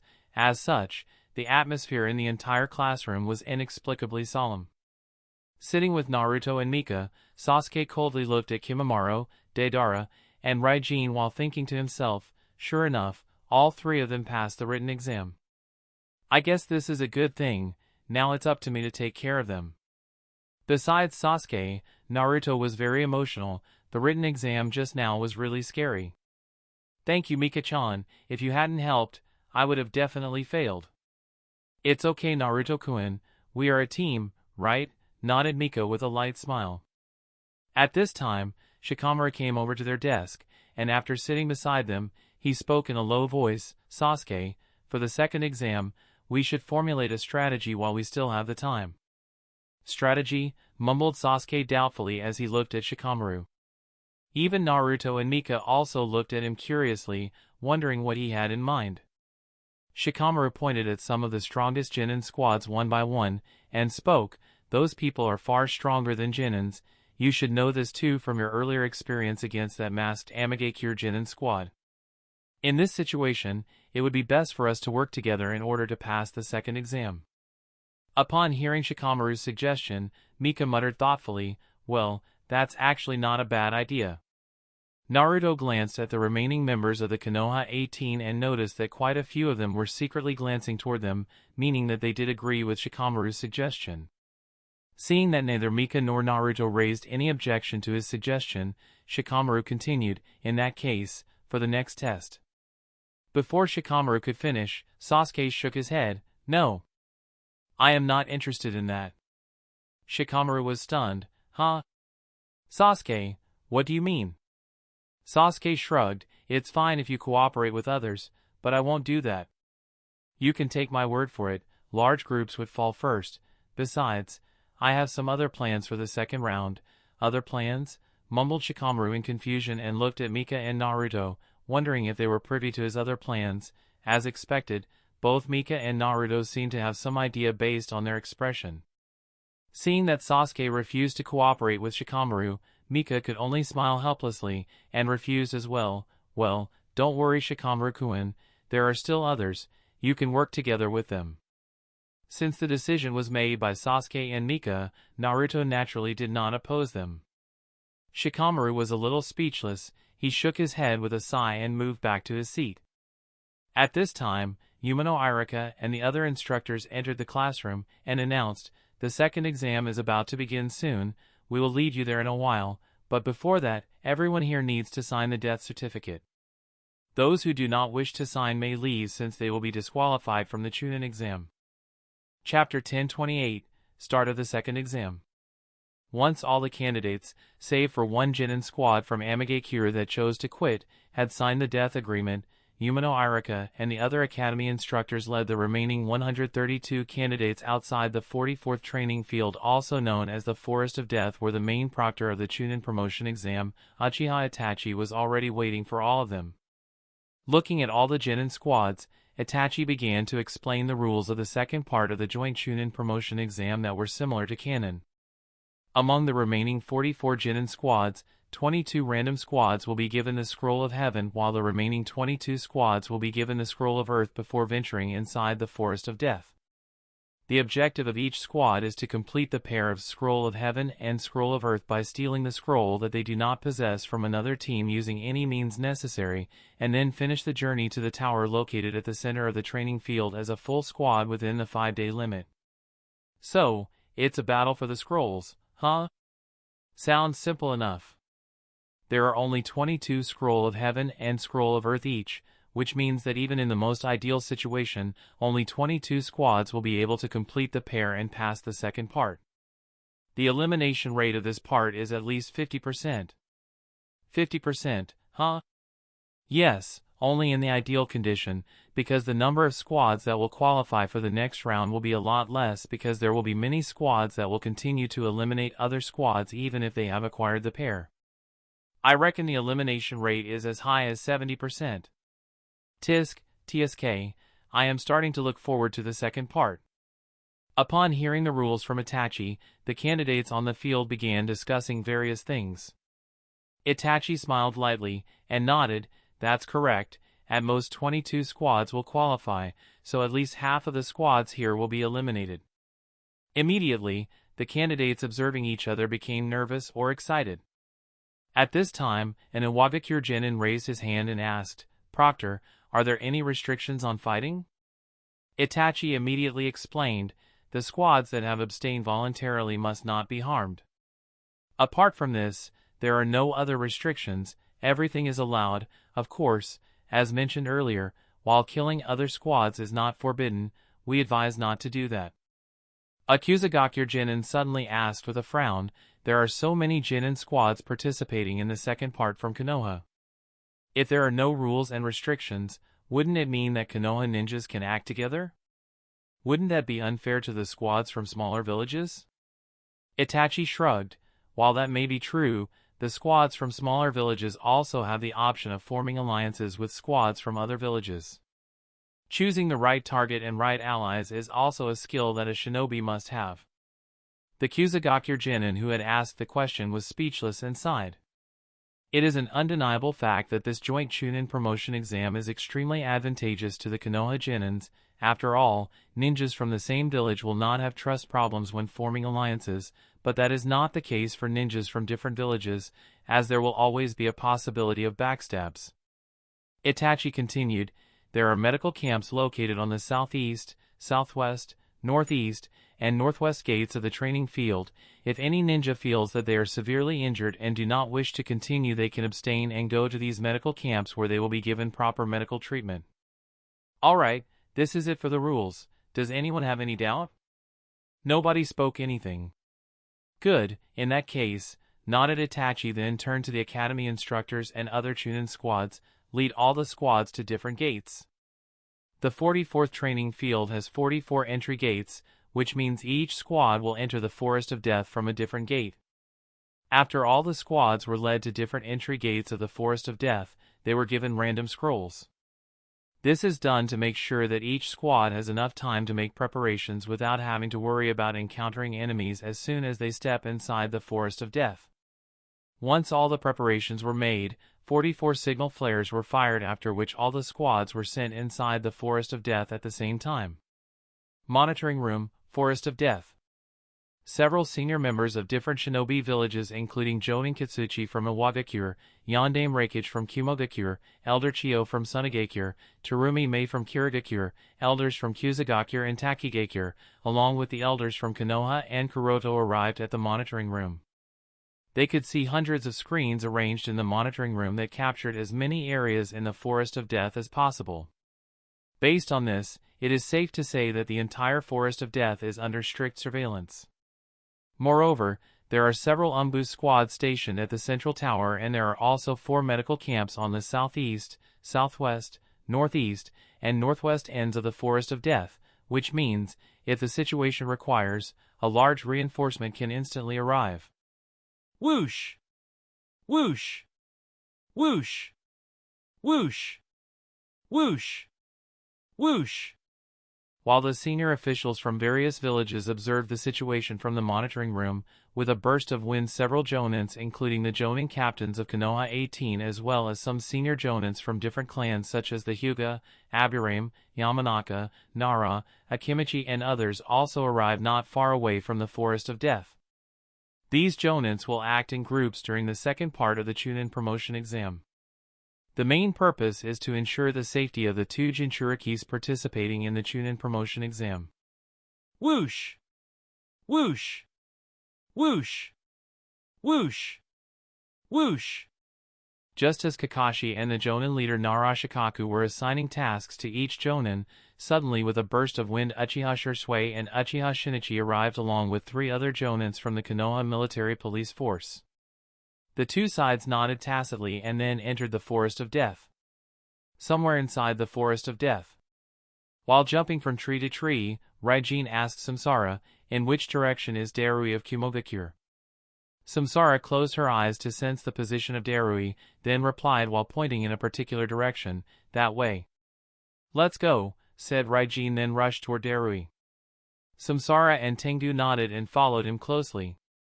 The reason Ryene has chosen Darui as his first target is that he needs to complete the development of this clone body by perfecting various techniques, one of which is storm release. Somewhere else in the Forest of Death. After entering the familiar Forest of Death, Naruto asked Sasuke and Mika, "What should we do now?" Sasuke replied, "I need to have a chat with Deidara of Iwagakure." Mika pondered for a moment, then replied, "As per my calculations, Deidara of Iwagakure should have entered from the left side with respect to our position, so it should be possible to find him if we search in that area." "Let's go," said Sasuke as he rushed in the direction calculated by Mika.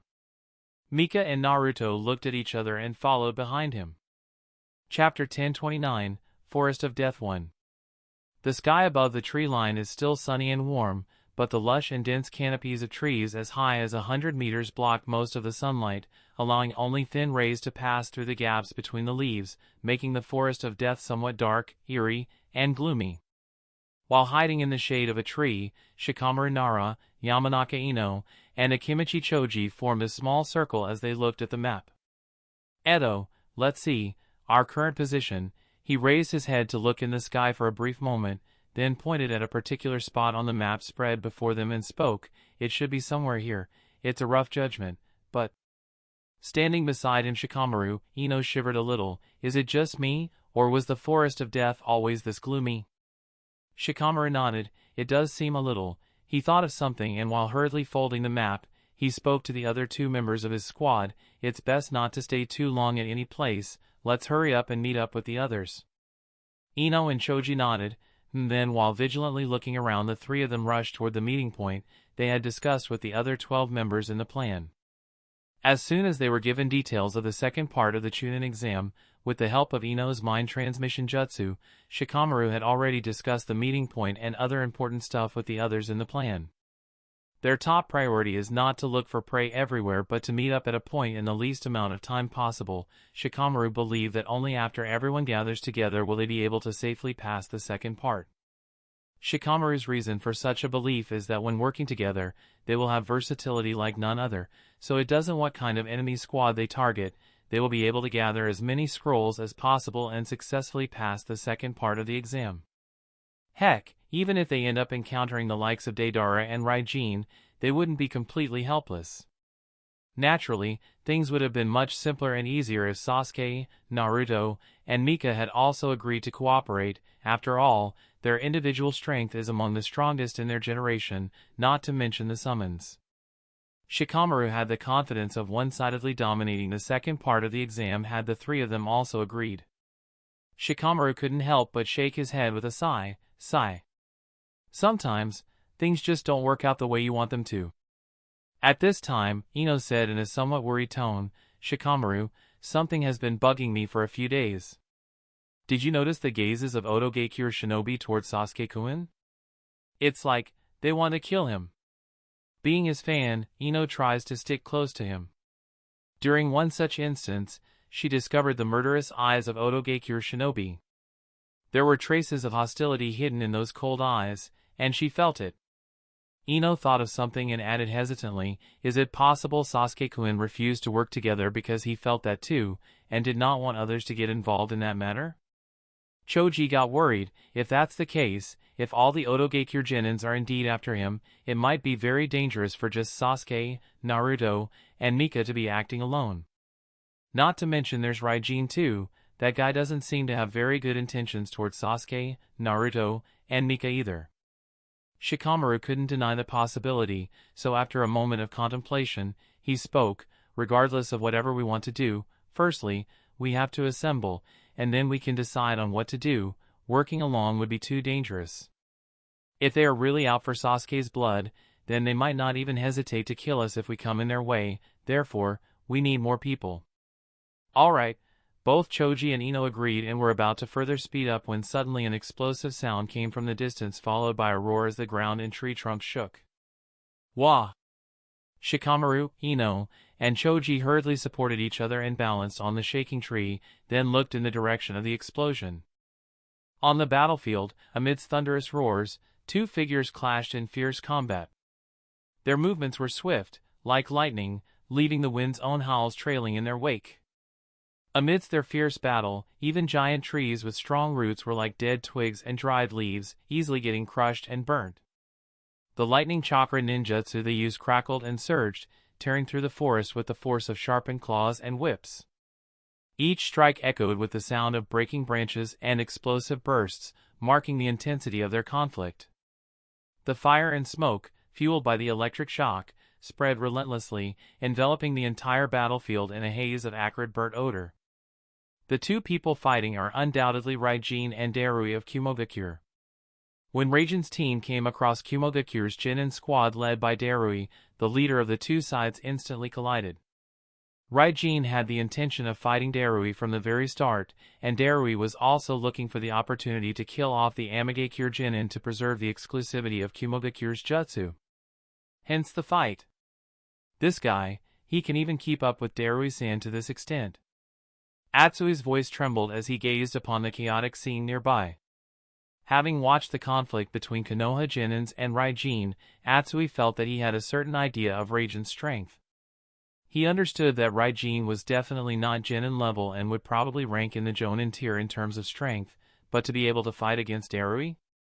Atsui never expected Ryene to be this strong. On the other hand, she had a different expression on his face as he observed Ryene and Darui fight. He pondered then spoke to Atsui, "Although that guy is somewhat stronger than expected, Darui will be fine," then turned toward the remaining two masked Amagakyure genins standing atop a tree not far away, and continued, "Let's just make sure there is no interference from others, then we will help out Darui." She had confidence in Darui and did not think he would lose. After all, Darui not only has amazing Kenjutsu mastery, but he also has Black Lightning Chakra Mode and Storm Release Kekkei Genkai. Other than the Yandame Reikage, no shinobi in Kumogakyure is capable of defeating Darui, and she definitely doesn't believe that Ryene is as strong as Yandame Reikage. So, in his eyes, there's no way he would be able to defeat Darui. Hearing Shi's words, Atsui recovered confidence and nodded, "I believe Darui-san," then while drawing out his tanto he turned his gaze towards Samsara and Tengu with coldness in them. Atsui doesn't like Amagakyure very much. In that village, his elder sister entered a vegetative state and hasn't recovered so far, so he wasn't going to spare the people of Amagakyure either. On the other side, Samsara and Tengu were silently watching the fight between Ryene and Darui from a distance. The moment she and Atsui turned their gazes upon them, both felt hostility from the other side and understood. Samsara murmured, they are about to target us. Tengu spoke after analyzing things. They probably do not want us to provide support and end this thing before it takes too long, then took a step forward. Chapter 1030, Forest of Death 2. Noting one of the remaining 2 members of the Amigakure squad coming their way, Atsui spoke, Shisan, I will be the forward, please provide support. Then he used body flicker jutsu to close in on the Tengu masked Amigakure shinobi. Damn it, he is too hot-headed, but alright. Although a little frustrated, she nodded in response and began to weave hand signs to release a Jinjutsu. On the other side, as Atsui appeared closer to Tengu, he slashed the tanto in his hand, cloud-style, flame beheading, releasing a wave of fire that threatened to burn Tengu to smithereens, but before the fire could touch the Tengu-masked Amigakure shinobi, he moved to the side, avoiding the fire slash in the nick of time. The dodged fire slash struck a tree not far away. This guy is fast, thought Atsui as he changed his grip, and once again attacked Tengu with a wave of fire, Foya. But just like the last time, this time too, Tengu dodged the attack at the last minute, causing the fire to collide with the tree, boom. Is dodging the only thing you can do? Questioned Atsui, in an attempt to taunt Tengu. Tengu tilted his head and gave no response. TCH, Atsui clicked his tongue, then shook his head, and spoke, I guess, I have to get a little serious, then started a flurry of attacks on Tengu as the two started another close-quarter fight other than the fight occurring between Ryene and Darui at a distance. She, who had made preparations to use a Jinjutsu on Tengu, turned to look at the third Amigakure Genin and concluded that they probably didn't have any intention of interfering, so he used the Jinjutsu on Tengu, lightning style, flash pillar. Instantly, an extremely bright light appeared out of Shi's body, trying to disorientate Tengu's vision.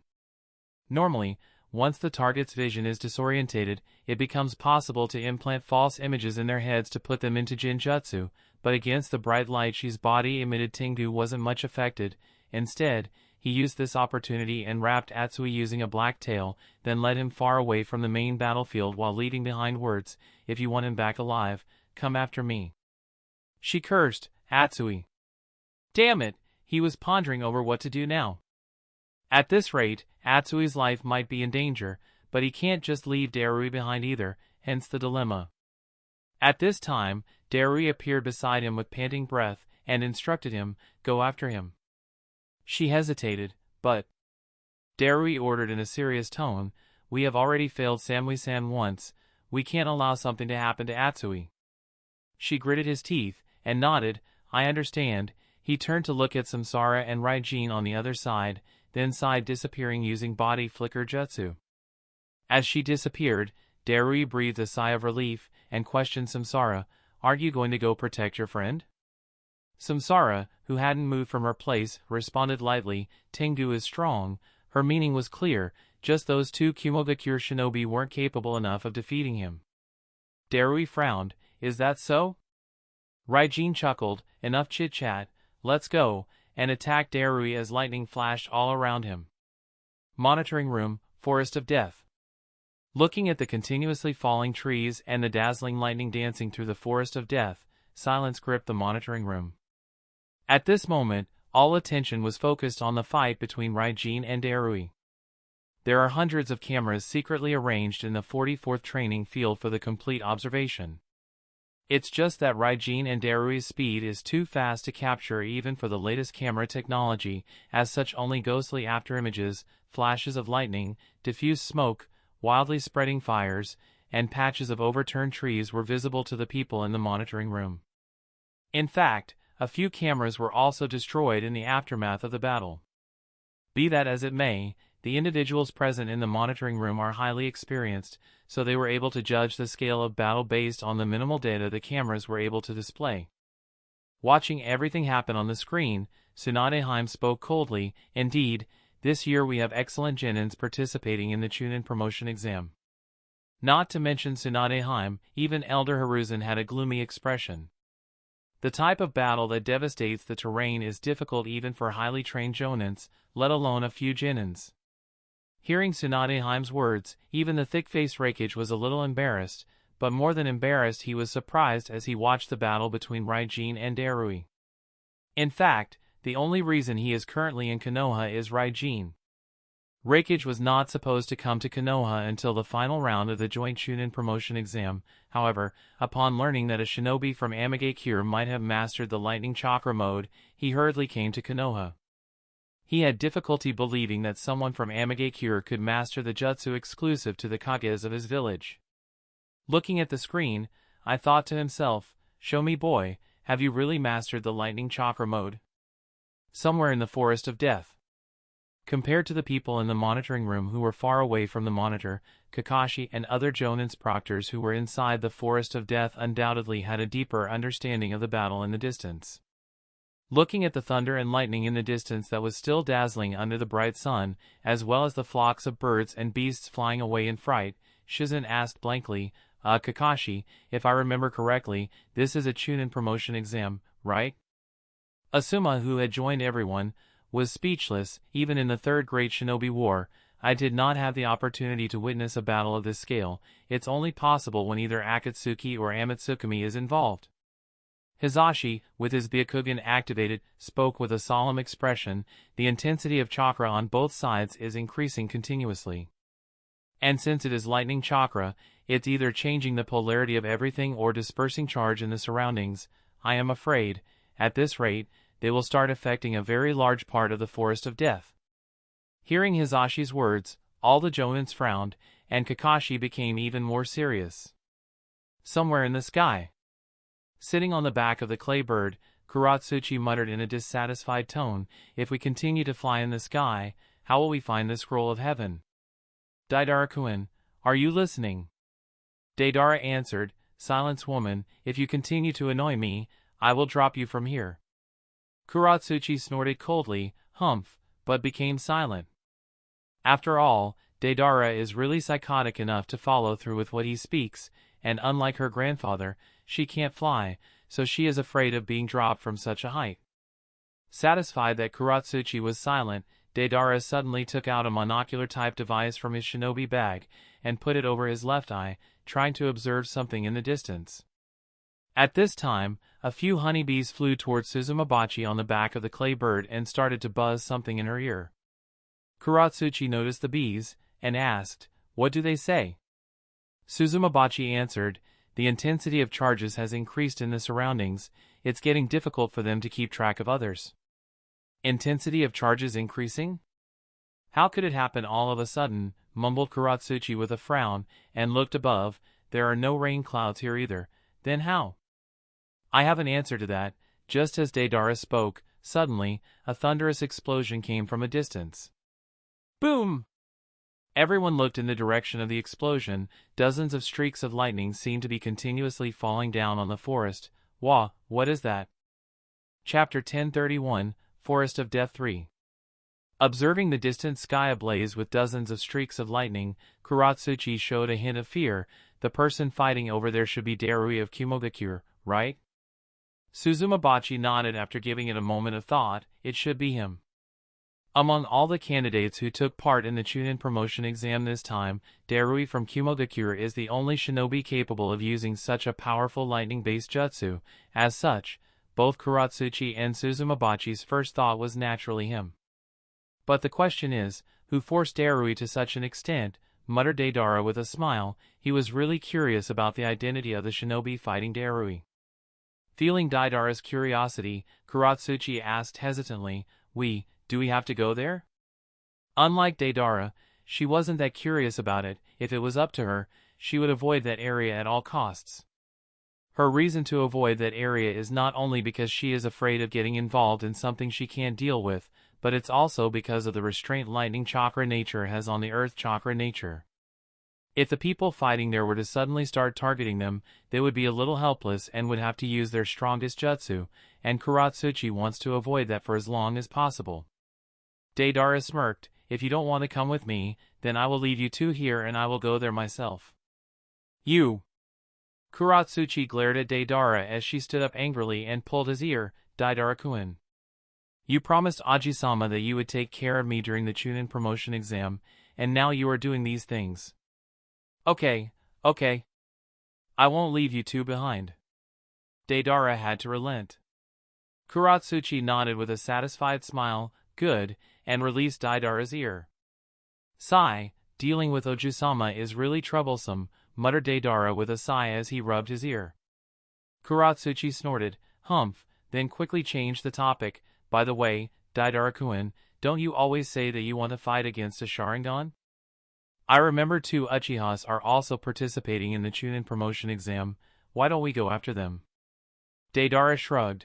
What's the point of going after them? Either of those 2 don't have the Mangekyo Sharingan. I am not interested in fighting children. Tick marks appeared on Kuratsuchi's forehead. Somewhere in the Forest of Death. Sasuke, Naruto, and Mika were speeding through the Forest of Death. All 3 of them are extremely familiar with the complex terrain of the Forest of Death. After all, they have participated numerous times in various combat drills that were organized here during their days at the academy, so navigating through the forest is an easy task for the 3 of them as they made their way toward the area. Deidara of Awagakure should be as per Mika's calculations. Team Kakashi prioritized Deidara at the outset of the second part because, to Sasuke, the resentment toward Homasubi of Amatsukami for his father's suffering holds far greater significance than his personal grievances against Kimimaro of Otogakure or Ryene of Amagakure. As such, Sasuke decided to give priority to Deidara, obtain intelligence about the whereabouts of Homasubi of Amatsukami, and somehow find a way to retrieve his father's eyes. However, the problem is that their team underestimated the mobility of Team Deidara. Mika's calculations were indeed spot on. However, Team Deidara did not move on foot like ordinary teams. Instead, they used his clay bird to fly through the sky as soon as they entered the Forest of Death. As such, when Team Kakashi was heading toward Team Deidara's approximate location, Team Deidara had already passed above them. Just as Sasuke was starting to feel agitated, suddenly, a faint rumble came from a distance. Boom! Someone is fighting in that direction. All 3 of Naruto, Sasuke, and Mika reached such a conclusion. But, looking at each other's expression, all 3 of Naruto, Sasuke, and Mika showed a hint of surprise on their face. Judging from the source of the sound, the battlefield should be at a considerable distance from them. Forest of Death has a natural ability to isolate sound because of its dense forest cover, yet the sound from the battlefield reached all the way to their position. This just goes to show that the people fighting are probably creating very large movements. Who could be fighting? Muttered Mika doubtfully. Neither Naruto nor Sasuke answered Mika's doubts as they looked around vigilantly, and noting their actions, Mika too became vigilant. Is someone onto us? Naruto nodded lightly. I feel killing intent. Suddenly, Sasuke threw several shurikens towards several different points and shouted, Come on out. Why-ish? Why-ish? Why-ish? Why-ish? Why-ish? Why-ish?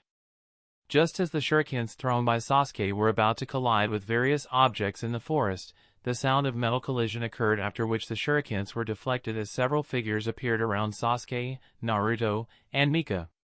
Looking at the forehead protector on the ninjas around them, Naruto mumbled lightly, Huh? Otogakure Shinobi. Sasuke's expression remained unchanged. So, you people couldn't wait any longer, it seems. Mika recalled the identities of all the Otogakure Shinobi from the list of Otogakure Shinobi she had secretly received from her aunt, and mumbled, There's 9 of them. Kidamaru, Tayuya, Jirobo, Sakan, Yukon, and Kodohime. Then we have Dosa Kinyuta, Zaku Abumi, and Kintsuchi. Looking at Sasuke at the center, Kidamaru laughed excitedly. For the 9 of us to encounter Uchiha Sasuke, it seems our luck is really good. Kodohime licked her lips as she chuckled. The prey has come to the door to get butchered. Sakan and Yukon smiled. Indeed, this kind of opportunity doesn't come too often. From the very beginning, the purpose of Otogakure ninjas was not to pass the Chunin promotion exam. They only cared about whether they could complete the mission given by Orochimaru. As such, they have been searching for Uchiha Sasuke since the moment the second part of the Chunin promotion exam started, and it was indeed a stroke of luck for the 9 of them to encounter Sasuke. Looking at the weird and arrogant faces of the 9 Otogekure ninjas, Sasuke snorted coldly, "I don't have time to pay attention to the trash, get lost." Zaku licked his lips, "Let me deal with him, I am going to tear him apart." Dosu glanced at Sasuke, then at his 2 squad mates, and suggested, "Let's go at it together. I have a feeling that if we take too long, perhaps Konoha's reinforcements might come, and that would affect our plan." Thinking of Konoha's reinforcements, everyone's faces changed, and they restrained themselves. "All right. Dosu, Sakan and Yukon, and Jirobo kill Uchiha Sasuke, the Tayuya provide support while the rest keep the other 2 away." Tayuya frowned slightly, but nodded, "All right." The others too, although slightly dissatisfied, accepted, understood. "They want to kill me? They want to kill Sasuke?" Upon hearing the conversation between the 9 Otogekure shinobi, not only Sasuke but Naruto and Mika also realized that something was wrong. If their goal was to take away the scroll in their possession, it would make sense, but to target Sasuke's life instead of scroll. Sasuke was more confused. Except for some rivalry against Kimimaro, he didn't think he had anything to do with Otogekure shinobi, so he couldn't understand why Otogekure shinobi were suddenly targeting his life. He has never really had any serious conflict with them, and this targeting him without any solid reason or dispute looked very abnormal. Just when Mika wanted to probe further, suddenly, someone shouted, "Let's start." Instantly, several Otogekure shinobi pounced on Sasuke, one from left, second from right, and last from the top. Meanwhile, Tayuya started to play her flute and added some Jinjutsu support. Sasuke wasn't the only one being targeted. The remaining 5 Otogekure shinobi targeted Naruto and Mika and prevented them from helping Sasuke. As a result, the battlefield was divided into 2 parts, on one side 4 Otogekure shinobi versus Sasuke, and on the other side, 5 Otogekure shinobi versus Naruto and Mika. Mika immediately realized Otogekyure's strategy and spoke to Naruto, "We need to help out Sasuke-kun, although he should be fine on his own, we can't take any risks." Naruto nodded quickly, "All right then, I will go all out, and weave the hand signs for multiple shadow clone jutsu." Atop a tree branch not far away. Standing on the tree branch, Orochimaru was casually observing everything happening between the 9 Otogekure shinobi and the 3 Genins of Team Kakashi. Chapter 1032, Uzumaki Naruto vs. Kidamaru. Boom! Boom! Boom! Boom! The continuous explosions coming from the other side along with the occasional bursts of fire, lightning, water, wind, and sound showed that a fierce battle was raging on, and this greatly worried both Naruto and Mika in regard to Sasuke's safety. Looking at the worried expression on Naruto's face, Konoha giggled, "Are you worried about your companion?" Naruto shook his head, "No," trying his best not to let his emotions affect him. Konoha smiled as she said, "Liar, it's obvious on your face," and added in a mocking tone, "There is no need to be concerned. With Dosu, Sakan, Yukon, and Jirobo going after your companion, that brat will most certainly die, so worrying about him won't really help you. You should be worried about yourself." At this time, Mika suddenly asked, "What makes you so sure that your 4 companions will be able to defeat Sasuke-kun?" Naruto agreed with Mika, "Yes, Sasuke is as powerful as me, he won't be defeated by them." "And you think you are strong?" "That's funny," giggled Konoha. Then she started to weave the hand signs and spoke, "Ignorant Genins of Konoha, you don't understand what's real skill. Your companion is besieged by Sakan, Yukon, Dosu, and Jirobo. Meanwhile, Tayuya is providing support. There's no escaping all 5 of them alone, let alone a Genin. Even a Jonin will die against 5 of them." Naruto was shocked. "Huh? Are those weird-looking companions of yours that strong?" "Of course, they are. They are handpicked from Otogekure. Each of us is extremely strong. To tell you the truth, Uchiha Sasuke's fate was sealed the moment he became our target. The only difference is whose hands he will die in." The one to speak was Zaku Abumi. He seemed overly confident in his abilities and the abilities of his companions. Kintsuchi added, death in the hands of Dosu, Sakon, Yukon, and Jirobo might not be a bad ending for Uchiha Sasuke, otherwise, he might come, and that would only make his death worse. Mika questioned hurriedly, Are there others aiming for Sasuke-kun's life? Why? Why are you people trying to kill him? She couldn't understand. If it was because of a fight over a scroll for the Chunin promotion exam, it would make sense, but the Otogekure shinobi are not after their scroll, they are only after Sasuke's life, which is extremely weird in her opinion. They need to figure out why exactly Otogekure is targeting Sasuke's life. At this time, a flute sounded on the battlefield, and hearing that flute, Kidomaru spoke, Alright, enough chit-chat, we might need to end this quickly. All three of Kintsuchi, Zakuabumi, and Kodohime nodded and simultaneously used their attacks on Naruto and Mika. Zakuabumi brought both his arms forward and shot bursts of compressed air bullets at Naruto. Meanwhile, Kintsuchi threw senbons at Mika that had bells tied at their ends. Mika was able to effortlessly dodge the initial attacks because of the sound of the bell, but as Kintsuchi started to mix and match with senbon who had bells tied at their end, and senbons who did not have bells tied at their end, it became confusing and difficult to dodge. Moreover, Kin even went as far as to tie threads to the senbons she threw, making it easier for her to confuse Mika using the sound of bells. On top of that, Kodohime also started to attack her using her hair. Seeing Mika getting overwhelmed by Kintsuchi and Kodohime's team, Naruto shouted worriedly, Mika-chan. You should worry about yourself, idiot, mocked Zaku, firing another compressed air bullet at Naruto which he barely dodged. On top of that, there was another guy with 6 arms hiding somewhere and silently watching the fight, waiting for the perfect opportunity to end Naruto's life. Damn it! Naruto shouted, as he weaved the hand sign and used his signature jutsu, multiple shadow clone jutsu. Poof! Poof! Poof! Poof! Poof! Poof! Poof! Poof!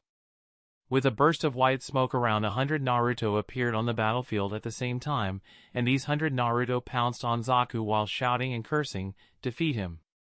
Pummel him. Destroy him. 100 Naruto barrage.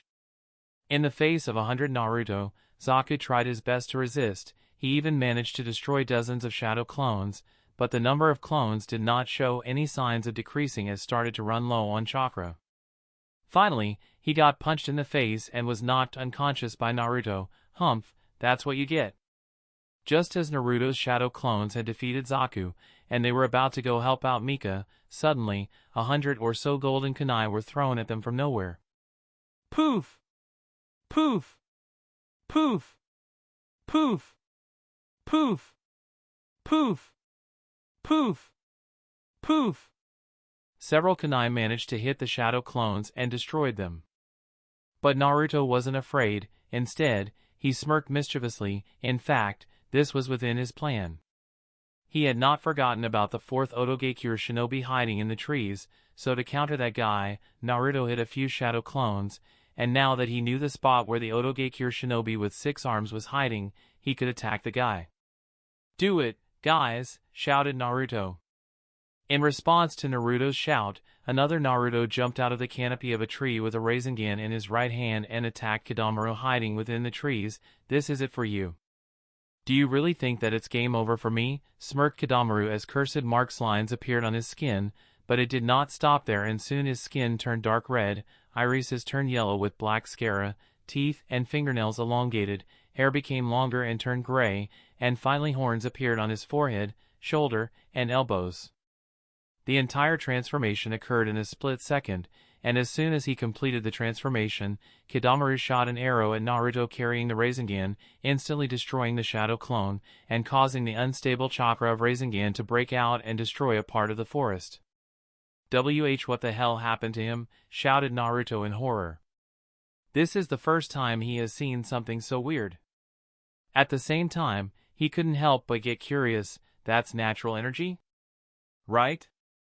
He could sense natural energy from Kidomaru, and wondered, is that Sage Mode? Naruto wanted to ask Kidomaru about his transformation, but the Otogekure shinobi wasn't in the mood for a talk. He summoned an arrow from his mouth while creating a bow, then aimed the arrow at the last Naruto left on the field, and shot it at his chest. Sha! The arrow shot by Konoha was extremely fast, instantly pierced Naruto in the chest, and nailed his body to the tree. This is game over. Poof! Just when Konoha thought that Naruto was dead, suddenly, the Naruto nailed on the tree exploded into white smoke, widening Konoha's eyes. What, that was a shadow clone too?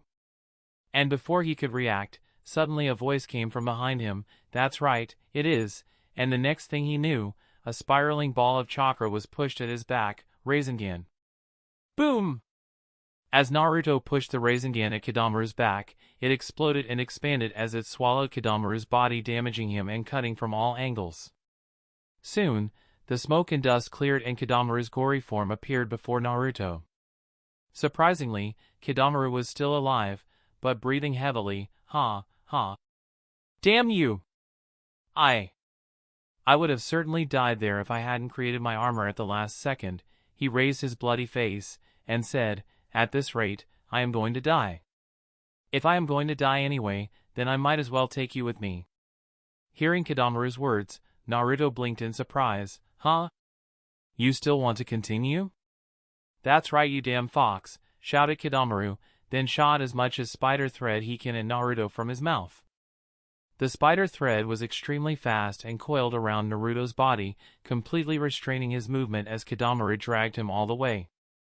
Damn it, what is this? Shouted Naruto in panic. He tried to break the spider threads coiling around him with brute strength, but their durability seemed to be very high, making it impossible for him to break them. It's the end of your lifeline, roared Konoha as he pulled Naruto closer while creating a sharp spear-like weapon to take out Naruto along with himself. No amount of resistance helped Naruto as he was effortlessly pulled by Konoha towards certain death. In this scenario, when the most unpredictable ninja had no other option left, the nine-tailed fox finally opened its eyes and spoke to the blonde. Naruto, it seems you are as helpless as always. Shut up, Ninetails, and do something, otherwise, both of us would be dead, shouted Naruto while looking at the nine-tailed fox inside the cage. Ninetails spoke coldly, you'd better be grateful for the things I do for you, brat. Yeah. I get it, I will erect a statue for you as the greatest tailed beast in the world when I become the Hokage, but for now, just help me, damn it, shouted Naruto as saw death approaching him closer and closer with each passing second. Humph, after a cold snort, the Ninetail began lending his chakra to Naruto. With Ninetail's chakra coursing through his body, Naruto felt powerful and allowed the chakra to bubble around his body. The corrosive chakra of Ninetail as it bubbled around Naruto's body started to corrode the spider silk wrapped around him, much to Konoha's surprise, and before Konoha could react to the unexpected power displayed by Naruto, suddenly, several chakra arms extended out of Naruto's body and ripped through his body, creating several holes in them. Damn you! Cough! Cursed Konoha as he coughed out blood and collapsed on the ground with multiple holes in his body.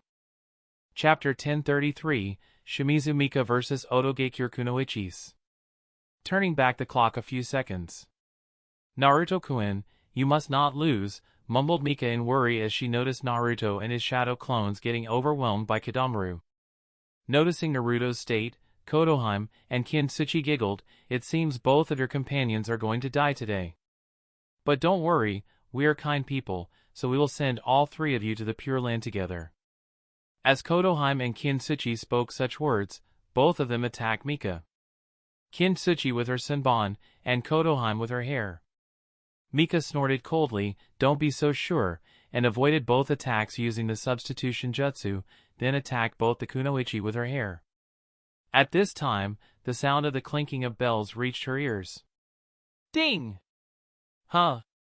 When did she, thought Mika as she weaved the hand signs to once again use the substitution jutsu in response to Kintsuchi's senbon attack. However, looking around she couldn't see any senbon coming toward her. Just when she was confused, suddenly, Kintsuchi's voice started to echo all around her. It's useless. You are going to die. Suddenly, Naruto's panicked voice came from her left, Mika-chan. Next, Sasuke's voice came from her right, Mika. Cough! Just like your two companions currently dying. It's just Jinjutsu.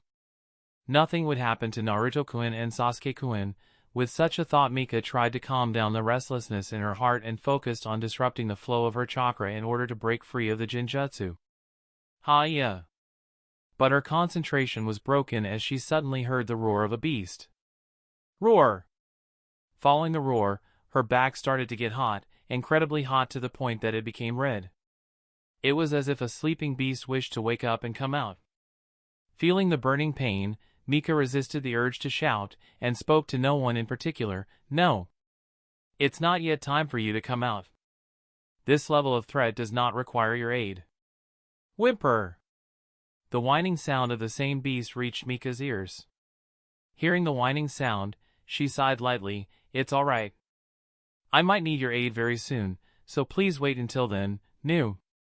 With that, the beast seemed to calm down and Mika sighed in relief, then once again attempted to break free of the Jinjutsu, Hyuga. This time, she succeeded, but as soon as she regained a sense of her surroundings, she found herself trapped in hair from head to toe. But the thing is, the hair trapping her wasn't hers. What happened? Oh look, she broke free from the Jinjutsu, spoke Konoha with a smirk, and added, but it doesn't matter, it's too late already, you are already under my control, there's no breaking free now. Next, I am going to torture you to death. I see, so when I was under Jinjutsu, you restrained me. No wonder Nu was getting agitated, muttered Mika with a thoughtful expression. Even if she was completely restrained, she did not seem to be too worried about herself. Neither Konoha nor Kintsuchi liked that the Konoha's kunoichi wasn't panicked or begging for them to spare her life. Clicking their tongue, both decided to start with the torture. Let's just get this over with. Kidamaru seems to be finishing on his end too. Right, nodded Konoha as she started to tighten the grip of her hair around Mika's neck, trying to choke her to death, but contrary to what she expected, no matter how much strength she applied through her hair, there wasn't any effect. Confused, Konoha looked at Mika. What's happening? The kunoichi of Team 7 answered, you shouldn't have waited this long, you had your chance, but you wasted it in pointless banter and trying to torture stuff. Then, much to Konoha's surprise, suddenly, the ends of Mika's hair combined together and transformed into multiple blades, hair blades, that cut down Konoha's hair, restraining her movement.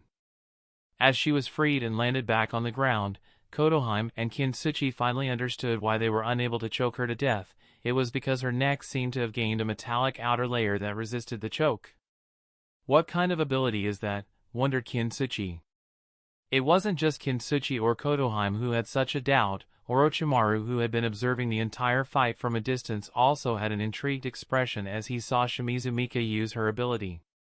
Controlling hair to carry out various attacks is one thing, many ninjas are capable of doing that in the shinobi world, but to transform hair into metallic blades? Moreover, gaining an outer layer of metal over a body part?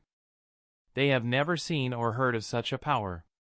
It's the perfect ability for a tool meant to dispose of the enemies of the village. Well, that's what I was told when my Kekei Genkai was discovered, though others have told me different thing, but either one is fine as long as I can protect what I cherish, answered Mika as she controlled her hair blades and directed them at Konoha and Kintsuchi.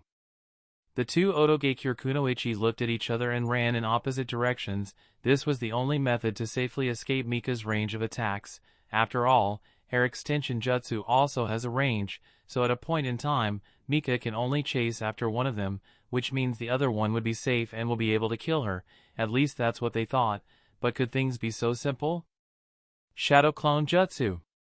Mika simply weaved the hand signs to create a shadow clone of hers, and then the two nodded to each other and went after the two Otogekure kunoichi. A few seconds later. I never thought that I would die in this manner, were Konoha's last words as Mika used her hair blades to chop off her head off her torso. On the other side, Kintsuchi's body was nailed to a tree trunk and bleeding as several hair blades pierced through her body. Just like her companion, she too was dead. After confirming that both Konoha and Kintsuchi were dead, Mika reverted her hair back to normal. Though the blood on them was not washed away, she couldn't care about that thing at the moment. Instead, she turned toward Naruto only to see him use the Ninetales chakra to defeat Kidamaru, and breathed a sigh of relief. As expected, Naruto-kun won. Then hurriedly, she went after Naruto as the Nine-Tails chakra retracted back into his body. Naruto-kun. Naruto turned around to look at the kunoichi of their team. Mika-chan, I won. Mika smiled. I knew you'd win. Then she spoke with a solemn expression. Next, we must help out Sasuke-kun. He is fighting 5 of them at the same time, and even if it is him, it would be difficult to hold off 5 of them. Naruto nodded with a serious expression. I know. With that, both Naruto and Mika understood their job. Mika will go after the kunoichi providing support to the Otogakure ninjas trying to kill Sasuke, and Naruto will directly provide support to Sasuke. Let's go! Chapter 1034, Sasuke vs Sakan, Yukon, and Jirobo. Let's go! With that, Naruto and Mika rushed towards Sasuke. On the way, the two of them split up and targeted 2 different genins of Otogakure. Naruto went after Dosa Kinyuta, meanwhile Mika targeted Hyuga, ensuring that she doesn't provide support to the rest of the Otogakure genins fighting Sasuke. Initially, Sakan, Yukon, Jirobo, Dosa Kinyuta, and Hyuga were working together to kill Sasuke. Although the fight was proving to be somewhat difficult, they were still dominating the fight and had managed to leave some minor injuries on Sasuke. However, the moment Naruto and Mika intervened and started fighting Dosa Kinyuta and Hyuga, pressure on Sasuke was instantly lifted and he started to dominate the fight. Bang! Bang! After kicking away both Sakan and Yukon, Sasuke wiped the blood from the corner of his mouth and sneered, You want to kill me? Do the two of you really think you are capable of pulling something like that with your meager strength? Being kicked away by Sasuke, Sakan barely stabilized his body after it brutally landed on a tree. The same was the case for Yukon, who was finding it a little difficult to get up and again and thought with a frown, damn it, I did not expect Uchiha Sasuke to be this strong. Although their side had managed to dominate the fight against Sasuke until a while ago, it was only thanks to relying on their numbers. Now that Dosu and Hyuga are occupied dealing with the other 2 members of Konoha's Team 7, it's going to be difficult for them to suppress Sasuke and kill him. In the confrontation just now, he realized that whether in terms of speed, insight, or techniques, Sasuke is better compared to them. Even their special 3-arm punches and 3-legged kicks aren't too effective against him. He was certainly surprised by such a moveset. However, he was able to react to them because of the advanced insight provided by his Sharingan. It seems we have no other choice but to use that, mumbled Sakan as he thought of activating the cursed seal. Yukon was about to agree, but suddenly, Jirobo lifted a large rock boulder and threw it at Sasuke with a loud exclaim, Hiya! Futile, mumbled Sasuke while shaking his head and dodging the rock boulder using a simple body flicker. But Jirobo wasn't done. He again threw another rock boulder at Sasuke. Sasuke shrugged and leaped above to dodge the incoming rock boulder. Jirobo used that opportunity and charged at Sasuke, who was still in midair. You can't do anything now that you are in the air. What makes you so sure? Chuckled Sasuke, and while in midair, he weaved the hand signs, then blew out a fire dragon at Jirobo, fire style, fire dragon jutsu. Damn! Is he still not out of chakra reserves? Sakan and Yukon gritted their teeth. Both understood that if that fire dragon jutsu were to touch, it might as well result in his death, which they cannot allow for the time being, so both slammed their hands on the ground at the same time, summoning jutsu, Rashomon. Instantly, a black gate with its doors having a demonic face upon it appeared between the fire dragon and Jirobo. The fire dragon spewed by Sasuke collided with the Rashomon gate, creating an explosion. Boom. On the other side, Jirobo also collided with the Rashomon gate and fell down to the ground, but since his injuries were not so serious, he was quickly back on his feet. Landing atop a tree branch, Sasuke questioned, So, why do you want to kill me? But then he shook his head, and spoke, Forget it, I am not interested, just leave behind your scrolls, scroll of heaven, or earth, whichever one you possess, and you can go. I don't care about your lives. Sakan and Yukon looked at each other with determined expressions, then they dispersed the Rashomon gate, poof, and used the white smoke left behind by the Rashomon gate as a cover to activate the cursed seal implanted in their body. The moment cursed seals were activated by the 3 Otogakure genins, black curse-like markings appeared on their face along with the rest of their body, and a violent chakra burst out of their bodies. But neither of the three was satisfied with the boost in strength provided by level 1 activation, so they further urged the cursed seals and entered level 2 as their aura became demonic and their physical form started to resemble Onis with inhuman skin color, eye color, and horns growing from their bodies. "What the hell?" mumbled Sasuke with a frown. Sakan, Yukon, and Jirobo's weird Oni-like appearance and the sudden increase in their chakra levels surprised him.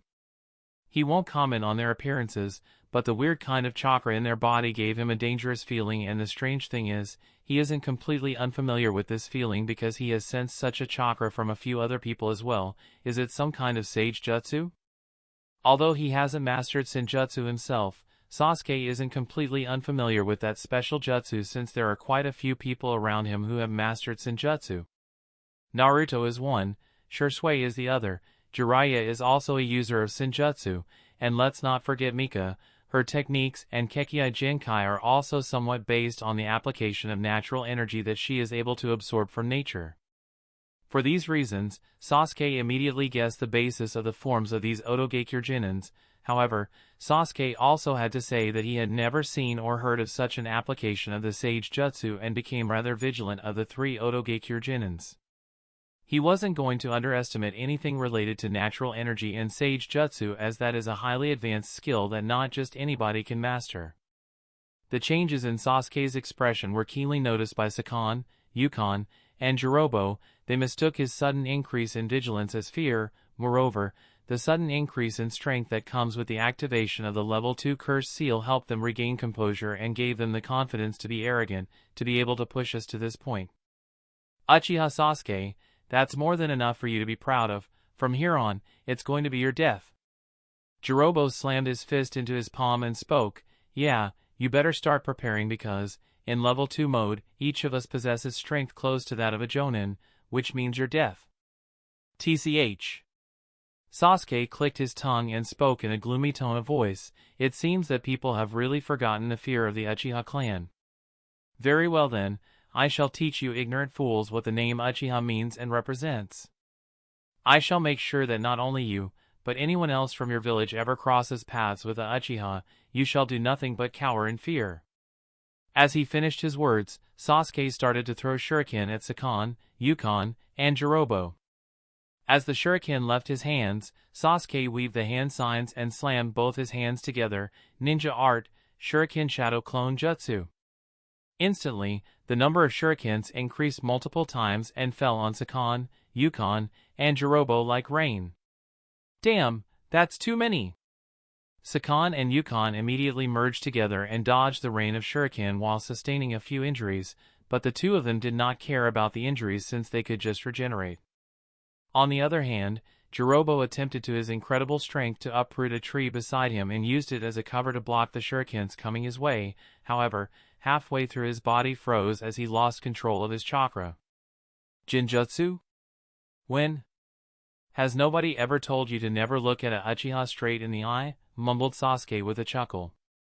For the entire duration they were fighting, Jirobo continued to look straight at Sasuke in the eye, so it's no strange that he fell prey to some Sharingan Jinjutsu. Using Jirobo's paralysis because of Jinjutsu to his advantage, Sasuke trapped him in a web of metal wires, tied to the shurikens Sasuke threw earlier. Trapped in the web of metal wires, Jirobo felt a little scared. Considering the sharp pain he was feeling from the metal wires touching his skin, he understood that even tilting his head a little too much might result in instant death. He might be physically strong, but his skin is not hard enough to not get injured. Of course, he did not want to appear panicked, so he scoffed at Sasuke. You think this much is enough to kill me? Sasuke smiled. I am not sure, so let's increase things up a notch. Then he held the wires using his teeth and started to weave the hand signs as lightning started to flash in the left hand. Just metal wires might not be enough, but let's see how you do against high-voltage lightning. Chidori Stream. Chapter 1035, Why though? Why such an obsession? Chidori Stream. As the high-voltage lightning passed through Jirobo's body, black smoke started to come out from his ears, nose, and mouth, and he fell to the ground. Thud and zaps of lightning came out from his body from time to time. Looking at the defeated Jirobo, Sasuke released the web of metallic threads and muttered, "That's one down," then looked at the twin brothers. next it's the two of you." He paused, and suggested, "Or, we could change things, just hand over the scroll you have, and you can go. In fact, this guy is still alive. It might even be possible to save his life if he is given the medical attention on the right time. The decision is yours. Whether you want to hand over your scroll and save the life of your squad member, or die here along with him." Sakan and Yukon looked at each other in surprise. In the level 2 cursed seal mode, we can even keep up with Jonin. How could Jirobo be defeated by him? If it was Dosu in place of Jirobo, they would be able to believe the result before them with ease, but him? Granted, Jirobo is the weakest member among the 5 of them, but still. Noting the two brothers' silence, Sasuke frowned. "Hey, do the two of you want him to die? Hurry up and hand over the scroll." He was trying to speed things up since Naruto and Mika were still fighting the other two Otogakure Genins. Although Sasuke trusts the strength of both Naruto and Mika, he still can't help but get worried about them. In response to Sasuke's urging, Sakan weighed the situation for a moment, then took out a scroll from his shinobi bag and raised both his hands. "Here it is. I will give it to you." Coincidentally, the scroll Sakan took out from his shinobi bag is the Scroll of Earth. The moment Sasuke's eyes landed on the scroll, his lips curved into a smile. "That's it. It's exactly the scroll Sasuke needs for their team to complete the set, since their team possesses the Scroll of Heaven. Once he collects the Scroll of Earth from Sakan, their squad won't have to bother with the others, and they can directly go to the central tower and pass the second test of the joint Chunin promotion exam." Sakan also noticed the change in Sasuke's expression and smiled to himself. He looked at the Scroll of Earth in his hand, and suddenly threw it high into the air. "Here you go, take it." "What the hell?" frowned Sasuke as he saw the scroll going up into the air. He looked at Sakan for a moment, then immediately analyzed the situation. "I see, he wants me to." He too jumped high into the air to collect the scroll. He figured that Sakan probably wanted to use this method to distance him from his injured companion so that he could use this opportunity to collect him and retreat. Sasuke had no interest in wasting time on Jirobo, as such he did not mind playing along. But contrary to what Sasuke had expected, upon noticing his leap toward the scroll, Sakan did not go after his injured companion. Instantly, he too jumped into the air. "Huh. He wants to use this opportunity to attack me," thought Sasuke as he reacted quickly and immediately unsheathed his Kusanagi sword and attacked Sakan with it. However, Sakan did not care about the sword coming to pierce him. He took the attack directly on his shoulder, tilting himself just enough so that it didn't pierce his heart, then suddenly held Sasuke's arm tightly while shouting ferociously, "You fool! I couldn't care less about that idiot's life and death. My only objective is your assassination. Now die, Uchiha Sasuke!" Then started to use his special Kekkai Jinkai on Sasuke, Demon Parasite Jutsu, as they landed back on the ground with the scroll falling beside them a moment later. Demon Parasite Jutsu is a secret technique from their special Kekkai Jinkai that allows Sakan and Yukon to disassemble their bodies on a cellular and protonic level such that they become capable of invading their target's body in order to take control of it like a parasite and corrode it until the target dies. And Sakan was now using this secret jutsu on Uchiha Sasuke. The young Uchiha was surprised as he felt a foreign chakra invade his body and take control of his body parts. He tried to break free, however, it did not seem to work at all. Noticing the change in Sasuke's expression, Sakan smiled arrogantly. "Uchiha Sasuke, savor the taste of despair. This is the end for you." Upon realizing that he is unable to come up with an instant countermeasure immediately and might die in the hands of an unknown Otogakure Genin, Sasuke gritted his teeth as the Tomo within his Sharingan began to spin rapidly. He wasn't willing such a worthless death. Death is acceptable to him, but it must mean something. To die at the hands of a worthless Genin from Otogakure would only put mud on the Uchiha name. With that in mind, Sasuke screamed loudly, "I refuse to accept this." "But you cannot do anything about it either," laughed Sakan while staring into Sasuke's eyes. He enjoys seeing traces of despair and helplessness in the eyes of his enemies as he slowly strips away their lives. But here, his hobby became the cause of his own undoing as staring into Sasuke's eyes became his biggest mistake. The moment Sakan stared into Sasuke's eyes, a change that he realized immediately occurred. No matter how hard you struggle, You won't be able to change today's outcome. Just halfway through, the smile on his face froze as his mouth started to flap continuously, but no voice came out. What? My body? He did not even realize it as he lost control over his body. It's like the demon parasite jutsu he was using on Uchiha Sasuke was reversed and Sasuke had taken control of his body. Sakan was stunned as his body gradually separated itself from Sasuke, causing the young Uchiha to helplessly fall to the ground, and then step back while inwardly screaming in fear, "What's going on?" Not far away, Yukon also noticed something strange happening with Sakan and approached his brother. "What's wrong with you?" Sakan gave no answer, just shook his head and staggered back. Yukon hurriedly stepped forward to support him, and questioned, "What are you doing?" That was the perfect opportunity to key. Sha! Before Yukon could complete his words, suddenly, he felt a burning pain in his chest as a ray of lightning ran through his heart. Puke. No, not just his heart, but through Sakan's chest as well. Yukon puked out blood and looked at the source of the ray of lightning, Uchiha Sasuke. It was coming from Uchiha Sasuke's hand, who looked at the two of them coldly. Chidori's sharp spear. Thud! Thud! Both brothers fell to the ground with blood flowing out of their bodies and their breaths slowly disappearing. Since Sasuke had already fried Sakan's brain by passing high-voltage lightning through his body when he was trying to use that jutsu on him, so at this moment, it's safe to say that both Sakan and Yukon are on the verge of death. What the hell is their problem? Mumbled Sasuke with heavy breath as he released the jutsu inside. He couldn't understand why they were so obsessed with killing him. Shaking his head, Sasuke got up and picked up the scroll of earth that had landed not far away from him. Although he had to engage in a pointless battle and consume chakra, the good news is that he managed to secure the scroll of earth, so the battle wasn't entirely pointless. Bang! Crash! Thud! Just as he picked up the scroll of earth, suddenly a figure with dark brown skin and several horns on her head flew out from the other side and crashed into the tree, then landed on the ground. Sasuke turned toward the person and noticed that it was the kunoichi with the flute. He also saw several serious piercing wounds on the body of the kunoichi from which the blood was continuously flowing out, and thought to himself, "She won't live for long." He then turned in the direction from where the kunoichi flew out and noticed Mika wiping away blood from the corner of her mouth. The lower end of her hair was also stained with blood, and although there were some injuries on her body, they didn't appear to be very serious, which relieved Sasuke. "Mika." Sasuke-kun, the kunoichi of Team 7, breathed a sigh of relief. At this time, another voice came from the other side. "Sasuke? Are you okay?" This time, it was Naruto. There were several tears on his clothes, but there were no signs of injuries, which relieved both Sasuke and Mika, fortunately. Naruto was also happy and breathed a sigh of relief. "Great, both of you are fine."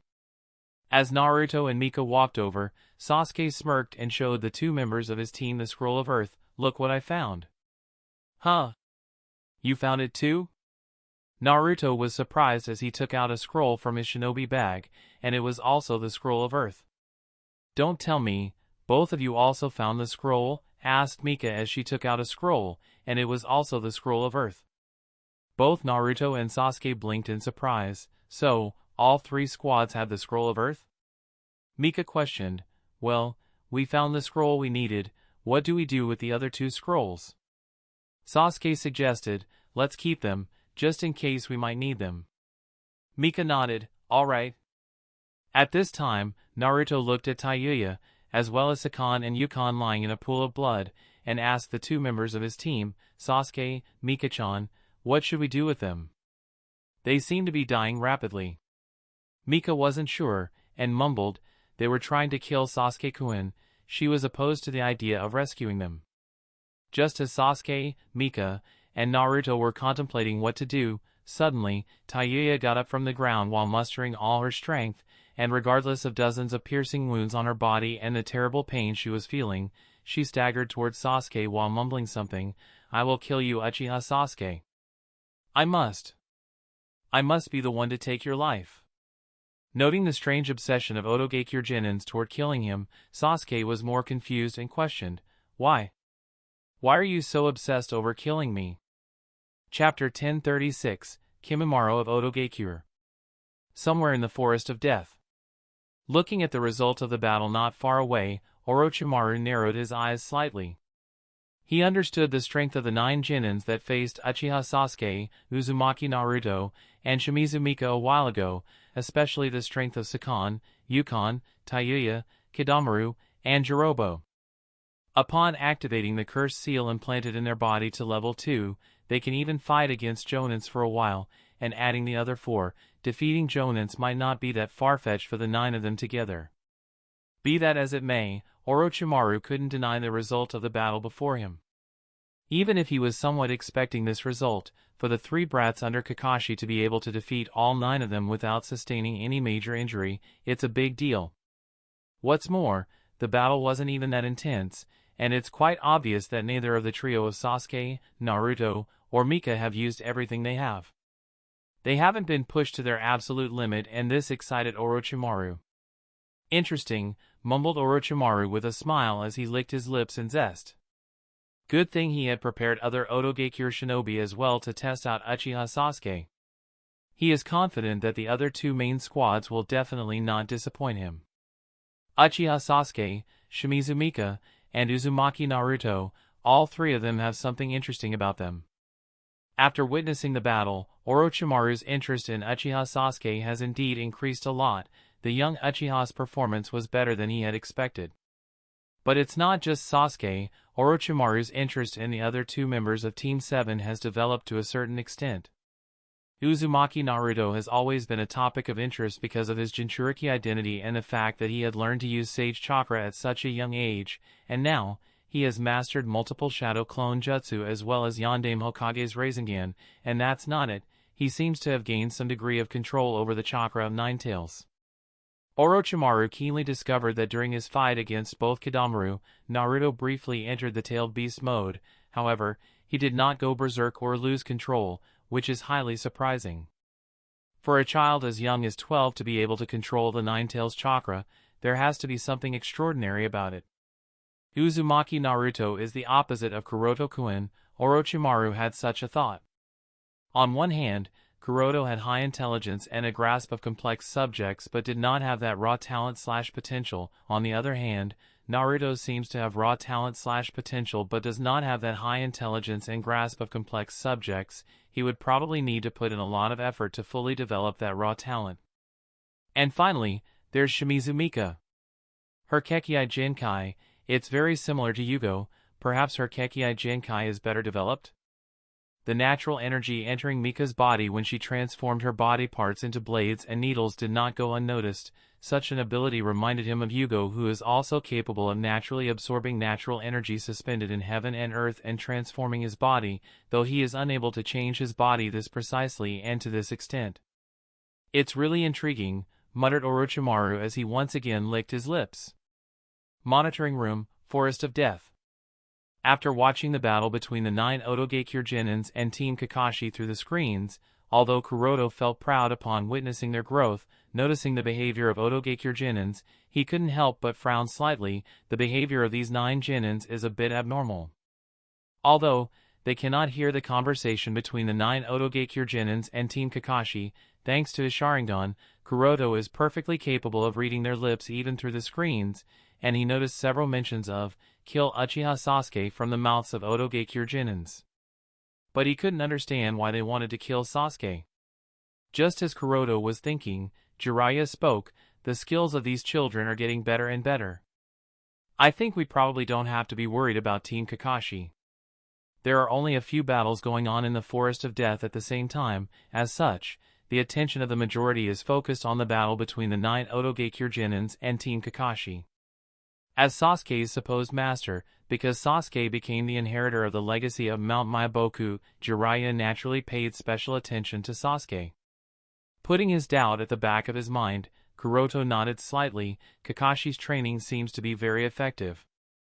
At this time, Tsunadeheim spoke doubtfully, "That jutsu used by Otogakure Genins.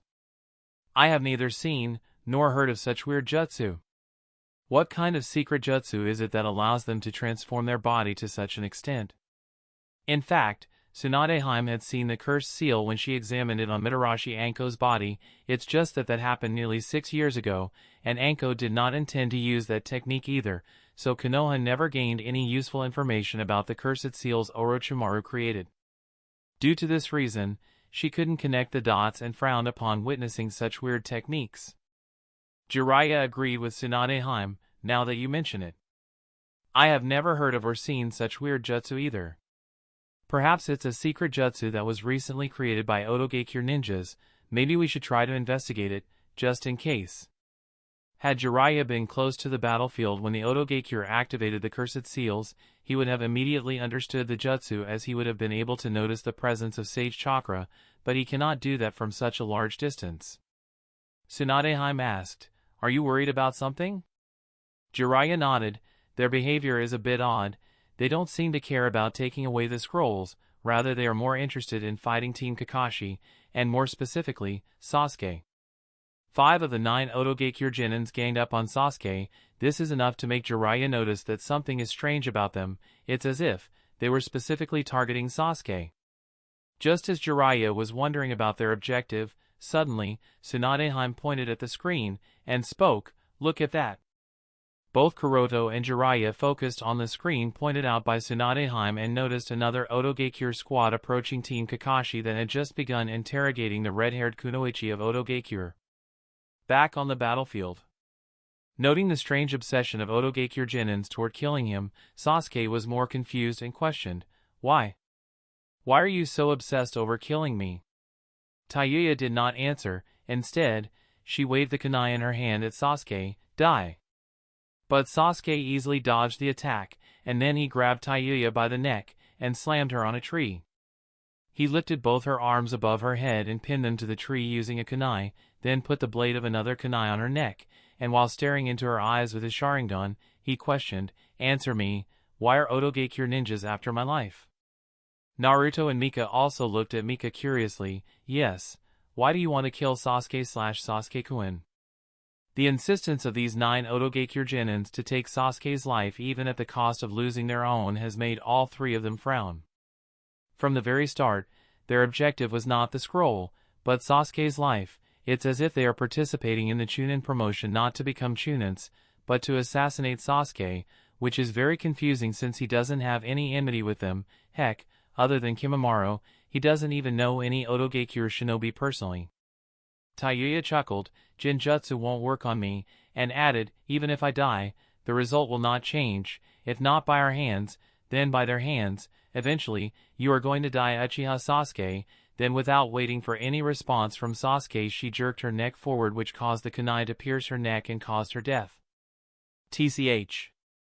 Sasuke clicked his tongue in annoyance as he removed his hand from the kunai. Apparently, the Otogakure kunoichi killed herself. Sasuke regretted a little. "I shouldn't have put kunai there, but it can't be helped, he has no experience in interrogation." Watching Hyuga lose her breath, Mika sighed and asked, "What should we do next? We already have the scroll we needed. Should we go to the tower, or should we search for Deidara of Iwagakure?" Before Sasuke could give a response, suddenly, Naruto turned around. "Someone's coming." Sasuke and Mika immediately became vigilant. Not long after, the sound of slow footsteps came from the direction they were looking at. Based on the slow and unhurried sound of the footsteps, Team Kakashi determined that the person approaching them was very calm and had no intention of concealing their whereabouts. Soon, a figure of a person gradually appeared before the 3 of them. Pale skin, vivid green eyes, 2 scarlet dots on the forehead, shoulder-length white hair along with a strange zigzag that evenly divides the hair on both sides. The person needed no introduction. The moment Sasuke saw him, his expression became stern, and he called out, "Kimimaro of Otogakure." Naruto and Mika also became nervous and looked around. If Kimimaro has come, then the other 2 members of his squad should be around too. Sasuke held the hilt of his Kusanagi sword, and spoke, "Kimimaro, if it was you who arranged for these people to attack me, then I can only say that I am disappointed in you. You should know that neither of them is capable of killing me." Kimimaro glanced at the 9 Otogakure Genins that were either dead or dying, then turned his attention back on Sasuke, and spoke calmly. I hadn't intended for them to attack you. Their task was to find you. Regardless, I am glad that you did not die in their hands. Chapter 1037, Agreement? I hadn't intended for them to attack you. Their task was to find you. Regardless, I am glad that you did not die in their hands. Hearing Kimimura's words, Sasuke became a bit confused. What do you mean by that? Killing you was my mission. I do not wish for anyone else to complete it, answered Kimimura as he slowly raised both his arms from which sharpened bone blades started to appear while tearing through his flesh. Noticing the bone blades, Sasuke's grip on the hilt of his Kusanagi sword tightened, though Kimimura's response did surprise him, and he couldn't help but chuckle. Is that so? It seems you haven't forgotten the agreement we made back then. Agreement? Muttered Kimimura in confusion. He couldn't understand what Uchiha Sasuke was talking about. Did they ever make such an agreement? Yes, the last time we fought, we made an agreement, don't you remember? Although we agreed upon 3 years, and it's been 6 years since then, it doesn't matter, explained Sasuke, helping Kimimura recall the details of the agreement they made. Whatever, shrugged Kimimura. He couldn't care less about any agreement. What's important to him is the current mission of assassinating Uchiha Sasuke. You! Sasuke was annoyed, then smiled coldly as he activated his Sharingan and spoke, forget it. Agreement or not, defeating you is something that has to be done either way. If you want to fight, then fight, I am not afraid. Looking at Sasuke's Sharingan, Kimimura mumbled, it's the 3 Tomo? I see, it has evolved in the past few years. The last time they fought, Sasuke had just awakened the Sharingan in the middle of the battle, so he couldn't display much of its power. Kimimura hopes to see its power in order to understand Orochimaru's obsession with it. Seeing Sasuke's intention to fight Kimimura, Naruto whispered to him, Sasuke, I have a bad feeling about this. Even Ninetail is telling me that this guy is very strong. Moreover, there are 3 more people around who are as strong as him if not stronger than him. Should we really fight them? Mika also added, Sasuke-kun, think clearly, do we really want to fight them? We already have the scroll that we needed, so there's no need to confront them. Moreover, didn't you want to corner Deidara of Iwadakure and interrogate him? Hearing Naruto and Mika's response, Sasuke hesitated. Personally, he does want to fight Kimimura. However, questioning Deidara is far more important to him as he needs to find a way to extract intelligence about Amatsukumi's Homusubi from him. As Sasuke found himself in a dilemma, suddenly, their bodies began to shiver in the cold, and their breath became white with each exhale. Naruto rubbed his hands vigorously and asked with clattering teeth, why? Why did it get so cold suddenly? Compared to Naruto, Mika, whose legs below thighs, arms, and stomach were unclothed, felt worse. It's almost freezing. This is not natural, must be the result of some jutsu. It must be the work of other 2 members of his squad, muttered Sasuke as he also noticed the vision becoming unclear because of the white mist that was starting to cover the forest. Everyone is in a 3-man squad, so it made sense that the cold and white mist must have something to do with the other 2 members of Kimimura's squad. Though Sasuke wasn't sure about the 3rd person that Naruto mentioned. At this time, Kimimura instructed the 2 members of his squad, Haku, Girin, the 2 of you deal with Uzumaki Naruto and Shimizu Mika, leave Uchiha Sasuke to me, started approaching Uchiha Sasuke step by step. All right. Understood. There were 2 distinct acknowledgments from the cover of mist, after which the cover of mist thickened and suddenly Sasuke noticed that he could no longer see Naruto and Mika, who were standing just around him a moment ago. Naruto? Mika? Sasuke called out for his squad mates but received no response. Damn it! He gritted his teeth and wanted to find them, but unfortunately for him, he couldn't spare any attention to Naruto and Mika since Kimimura was almost onto him. At a distance. To think Naruto-kun was able to notice me? Was that because of Uzumaki clan's jutsu, or was that because of Ninetail's power? Muttered Orochimaru with a thoughtful expression.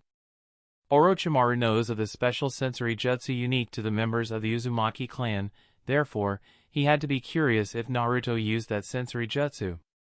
Different from the previous 9 genins, Kimimura, Haku, Girin, and the other 3 ninjas on their way to this location are some of his true subordinates whom he has personally trained and generally relies on. There are also Tenzo and Kabuto, but they aren't participating in the Chunin promotion exam. Regardless, Orochimaru was interested to see how Sasuke, Naruto, and Mika would perform against Kimimaro, Haku, and Guren. After all, these 3 when working together can even kill a Kage without much problem. Uchiha Sasuke, Uzumaki Naruto, and Shimizu Mika, let me see where your true limits are, thought Orochimaru as he focused on their battle. Somewhere else in the Forest of Death. As Team Deidara approached closer and closer to the battlefield, they found out that the crackling sound of lightning was getting louder and louder. Heck, it wasn't just the sound, but the extreme use of lightning chakra had affected the air, causing the originally clear sky to be slowly covered with dark clouds and lightning strikes on the forest from time to time. Deidara-kun, we should probably avoid going there, suggested Suzumabachi as the clay bird dodged another lightning strike. But Deidara didn't listen, causing Kuratsuchi to sigh. It's pointless, he won't listen. The constant lightning strikes had even made her nervous, but Deidara didn't seem to care about these lightning strikes at all, which made her all the more annoyed since his clay should be weaker toward the lightning. Unlike the 2 members of his squad, Deidara was more and more curious as he lowered the height of the clay bird with an eager expression. He really wanted to get closer to the battlefield and, by the way, use this moment to display his art. Whoosh! But suddenly, a figure appeared in the clay bird's trajectory of flight. Quietly standing atop the tallest tree, the figure looked at Deidara and stood in their way. It's the kunoichi from the squad of Ryene of Amigakure. What was her name? Yes, Samsara, mumbled Kuratsuchi upon noticing the mask covering the face of the figure standing before them. Undoubtedly, the person standing in front of Team Deidara is Samsara. Stroking his chin, Deidara spoke, since you are here, then that means one of the people fighting down there should be Ryene of Amigakure. I wonder who the enemy is. Samsara answered lightly, it's Darui of Kumogakure. Darui and Ryene. No wonder there's such extensive use of lightning chakra, muttered Suzumabachi. Darui and Ryene, huh, spoke Deidara with a grin. He suddenly had a very good idea that he was going to try. With that in mind, Deidara controlled the clay bird to move forward and inserted his hands into his clay-filled shinobi bag. But before the clay bird could fly forward, Samsara hovered into the air and stood in the clay bird's path, causing all 3 Iwabikure ninjas to stare at her in surprise. A jutsu to fly? Is it a similar jutsu as the one used by Tsuchikage-sama? Deidara spoke to Samsara, move out of the way, girl, I am not interested in you. Samsara responded coldly, I am sorry, but no one is allowed to interfere in Raijin-sama's fight, turn back. Although she is not completely certain about Raijin's intention behind fighting Darui of Kumogakure, she knows that he must have some objective, therefore, she wouldn't allow anyone to interfere. Deidara chuckled, it seems I have to deal with you first, and took out his hand from his shinobi bag. Samsara narrowed her eyes, that's explosive clay. Can't allow him to use it, then raised her right hand and released a powerful Shinra Tensei on the clay bird. Boom! Suddenly, an inexplicable force started to act on the clay bird. Sensing danger, Deidara stopped what he was about to do, and hurriedly instructed Kuratsuchi and Suzumabachi, jump off immediately. Huh? What? Kuratsuchi and Suzumabachi did not react immediately, leaving Deidara with no other choice but to grab both of them and leap off the clay bird. Just as Deidara leaped away from the clay bird along with the 2 members of his squad, it exploded, boom. And the range of explosion engulfed even Samsara. Landing atop a tree, the 3 of them stared at the explosion. Kuratsuchi even wondered, she should be dead, right? Suzumabachi had the same thought, she should be. Deidara snorted, she asked for it. Phew! Suddenly a strong wind blew away the smoke caused by the explosion, revealing Samsara still hovering in the air without any signs of injury on her body. Chapter 1038, Impact of Various Battles. Byakugan. As the faint sounds of explosions came from multiple directions, Niji activated his Byakugan and looked around with a frown. I have a bad feeling about this. He had expected the second part of the joint Chunin promotion exam to be not as easy as they wanted, but he did not expect that soon after the started, multiple battles broke out in different places at the same time. What's more, the intensity of these battles seems to be quite intense as the surrounding environment is deeply affected, disturbing not only the wildlife in the Forest of Death but also the heavens above as it became darker and gloomier. Noting Niji's actions, Kiyomi on the side questioned in a low voice, "Niji-kun, did you see who is fighting?" Niji shook his head. "The distance is quite large, it's not within the range of my Byakugan." Rock Lee removed his ear from the ground, and spoke with a doubtful expression, but this sound, a mix of various sounds including clashing of weapons, screams of people, the collision of jutsu, and so on was constantly reaching their side, which made Lee wonder if the battle was really far away instead of being quite close to them. Niji tried to reassure Lee, "The range of my Byakugan is a little over 1 kilometer, and I do not see any major battles within the range of my vision. The reason for the impact and aftermath of the battle to reach all the way to the other side of the Forest of Death is that the intensity of battle is probably very high." Lee nodded, "I see," and asked, "Should we check out?" Niji pondered for a moment, then shook his head. "It's probably best if we don't waste our time on that. Instead, we should follow the original plan and group up with the other squads." Both Lee and Kiyomi nodded at the same time. "All right." Having reached a conclusion, the 3 members of Team 5 were preparing to rush to the meeting point when Niji's expression suddenly changed and he warned both Kiyomi and Lee, "Both of you, get ready, 2 teams are heading this way, and they are very fast." Both Lee and Kiyomi became alert as Kiyomi asked Niji, "Do you recognize their identity?" They are not from Konoha. This was the only thing he was certain about. He did not recognize their chakra signature, so he couldn't exactly confirm their identities. Niji asked Lee, "You aren't wearing weights today, right?" Lee shook his head. "No, Gai-sensei instructed me to not wear them as I might need to be at my full strength." Niji nodded. "All right." He was relieved that Lee would be able to use much of his strength, and instructed both him and Kiyomi, "Let's hide and see what happens." The other 2 agreed and hid themselves. Ambush was probably impossible since Niji felt that both the teams had already discovered their whereabouts, and they did not have enough time to set up traps, so the best they could do at this point was to hide themselves and observe the situation. Not long after, 2 Genin squads arrived in the area from 2 different directions, allowing Niji, Kiyomi, and Lee to figure out their identities. Similar to the Team 5 of Konoha, the 2 squads also noticed each other's identities. "It's the squad from Sunagakure. Turns out that the other ones are Kirigakure ninjas."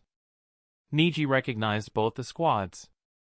From Sunagakure it was Temari, Itsuki, and Shira. Meanwhile, from Kirigakure it was Hozuki Suigetsu, Chojuro, and Karatachi Tamako. The ninjas of both the squads looked at each other in silence for a moment before turning toward the hiding places of Team 5 and spoke at the same time, "There is no point in hiding, you better come out. Somewhere else in the Forest of Death." Shikamaru glanced at the ninjas gathered around him and couldn't help but feel a little distressed. Don't tell me they got sidetracked or something. Up until now, in addition to his own squad, there are only 2 other squads consisting of Sai, Haruno Sakura, and Aburame Shino, as well as Shin, Tenten, and Inazuka Kiba have managed to make it to the meeting point as per their prior agreement. Neither Niji's squad nor Scheinheim's squad made it to the meeting point up until now, which made him worried. As per Shikamaru's original plan, Niji's squad and Scheinheim's squad were very important, and now that both the squads have failed to make it to the meeting point, he couldn't help but sigh. But there's nothing he can do about it since those 2 squads were quite far away from the other squads, so it makes sense that it's taking a lot of time for them to find their way here. At this time, Shino suddenly spoke, "Another battle has started." Hearing Shino's words, Shikamaru was about to speak to Sai, who was sitting on his ink bird and circling above their group, through Ino's mind-body transmission jutsu, but before he could speak even the first word, suddenly, drops of water fell on his head, which made him look above with a frown. "Huh? The sun, it's gone?" It was sunny until a while ago, but now the sun is completely gone, covered with dark clouds that have already started to rain. The sudden drizzle started to wash away the ink from the ink bird, which prompted Sai to immediately rejoin the others on the ground. As Sai returned, Sakura asked, "Did you see anything useful from up there, Saikuin?" The others were also looking at him. In response to their expectant gaze, Sai spoke, "I see 3 areas with intense battle. One side seems to involve someone fighting Otogakure ninjas, maybe Kirigakure? I am not completely certain. For the second battlefield, it's a little difficult to determine all the parties fighting, but there were traces of iron sand in that region, so maybe Sunagakure is fighting someone.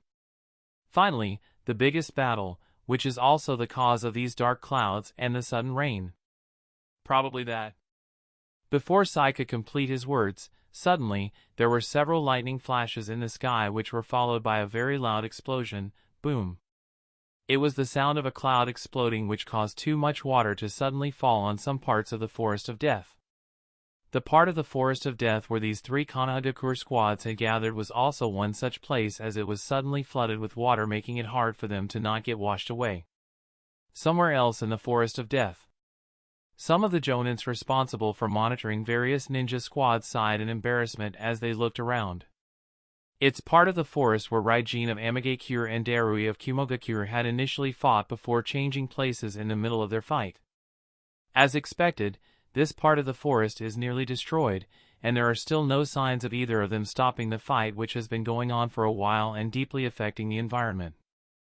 The fire, the mess, the clouds, the rain, the lightning, the bursting of clouds, etc. are all the result of the fight between Ryene and Darui. Rubbing his forehead, Kakashi asked Hisashi, "How is the situation?" Hisashi shook his head, "There's too much mess, and they are moving around too rapidly at a very fast pace. It's difficult for me to keep up.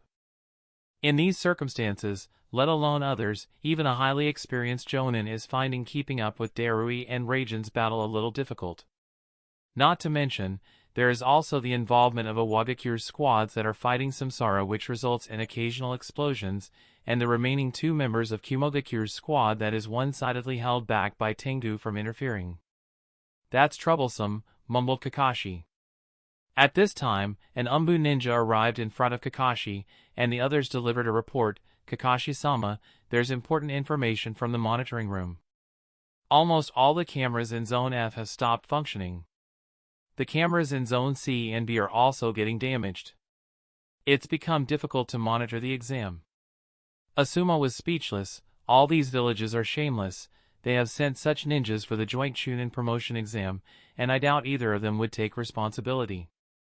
Shizen added, "At this rate, wouldn't the entire Forest of Death be destroyed?" Chapter 1039, Single Nature Transformation of a Chakra Nature. Boom! Within the layers of dark clouds shrouding the sky over the Forest of Death, streaks of lightning flashed one after another, illuminating the entire gloomy sky. Along with the streaks of lightning, the rain also became heavier and heavier as more and more clouds started to burst. Standing in this heavy torrential downpour, 2 figures with lightning cloaking their bodies were breathing heavily as they faced each other from a distance. Around these 2 figures, the ground was full of potholes that were rapidly filling up with rainwater, several large trees were cut and broken with burnt black ends, and the air was filled with charred smoke that was constantly settling into the ground because of the downpour. The 2 people's response to such a terrible situation in the Forest of Death, as well as the terrible dark clouds and downpour, was in a state of embarrassment. Beneath the searing glare of the lightning, Ryene stood with his clothes torn in several places, wisps of green smoke curling around him. Notably, a conspicuous scar was also marked on his left arm, resembling the aftermath of either a sword slash or a lightning strike, with his sleeve entirely absent, leaving the injury exposed. On the opposite side, Darui's hair bristled like a hedgehog, and his attire resembled a heap of tattered rags. Numerous scars were apparent on his body. The broadsword he was using while clashing Ryene had been broken at some time, and all that he had in his arm was the sword's hilt. It was no longer usable. On the other hand, his face had no signs of his usual laziness, rather he was solemn and there were traces of surprise clearly evident. This guy. When the fight began, Darui was somewhat complacent and had the idea of killing Ryene. However, as the battle progressed he realized that he was a fool for thinking that he would be able to kill Ryene this easily. By now, his complacent thoughts had turned into suspicion as he wondered how an Amagakure Genin managed to master the lightning chakra armor to this extent. Although Raiden's lightning chakra armor is still not completed, it is more than enough to make Darui frown. Ryene is strong. Very strong. Perhaps even stronger than the strongest Raikage. This is Darui's personal evaluation of Ryene. Mastering lightning chakra nature is the most difficult out of all the 5 chakra natures, and in the range of lightning-style jutsu, the lightning chakra armor is very unique and exclusive to the Kumogakure. No one other than the Raikage has been able to master the lightning chakra cloak in the decades-long history of shinobi villages. For this very reason, each generation of Raikage is an out-and-out monster. There's barely any comparison between the Raikage and the other standard Kages. After all, lightning chakra cloak not only enhances the user's senses and speed, but it also works on their defense, strength, endurance, and chakra levels. Heck, Raikage normally have as much chakra as a tailed beast. This kind of strength has always been a pride for Kumogakure. When Darui discovered the extent of Raiden's mastery of a jutsu that has always been exclusive to Kumogakure, the doubts in his heart became more and more pronounced. He was still finding it a little difficult to believe that a ninja that was not from Kumogakure, but from Amigakure had mastered the lightning chakra cloak. Not only is Raiden's accomplishment in the lightning nature chakra absurd, but he also possesses the storm release Kekei Jinkai and has absurd physical strength along with very high chakra reserves. Fighting against Ryene reminded Darui of his experience fighting against Sandame Raikage and Yandame Raikage. Cough. After coughing out some blood, Darui spoke, "Ryene, you are indeed an enemy worthy of my seriousness." Ryene wiped the blood from the corner of his mouth with his wet sleeve, then chuckled, "That's so? In that case, let's get serious and show some real skill. That's enough warming up, right? Warm up?" Darui's lips twitched as he looked around. That was definitely not a warm-up, though he does agree that he still has a lot more to offer, but he was hesitant and shook his head. "It's just a Chunin exam, do we really need to fight to that extent? You should be very clear that if we continue to fight, the results might be terrible for others." Although Darui had the thought of assassinating Ryene, after his confrontation he realized that it wouldn't be so easy, so he did not want to engage in this pointless fight. As for assassinating Ryene, there will be more opportunities in the future. Ryene shrugged. "In that case, you can admit defeat and withdraw from the Chunin promotion exam, but you have to leave behind the scroll you obtained as well as both of your teammates." Darui narrowed his eyes. He did not like Raiden's ultimatum and realized that he had no other choice but to fight. "It seems we are going to fight until the end." If the condition only concerned him, he wouldn't mind accepting the unreasonable condition. However, the condition involved the lives of Shi and Atsui, and it also involved his village, as he is representing Kumogakure. If he withdraws from the Chunin promotion exam during the second part, that will seriously affect the reputation of his village, and Darui cannot allow that to happen, especially not from a ninja of another village who uses lightning nature jutsu. Kumogakure must remain the absolute leader when it comes to lightning chakra nature. With that in mind, Darui threw away the hilt of his broken broadsword, then he tore his tattered vest and spoke in a deep voice, "All right then, you asked for it." Ryene chuckled, "Oh, are you getting serious? Hey, has the fight stopped? Who won?"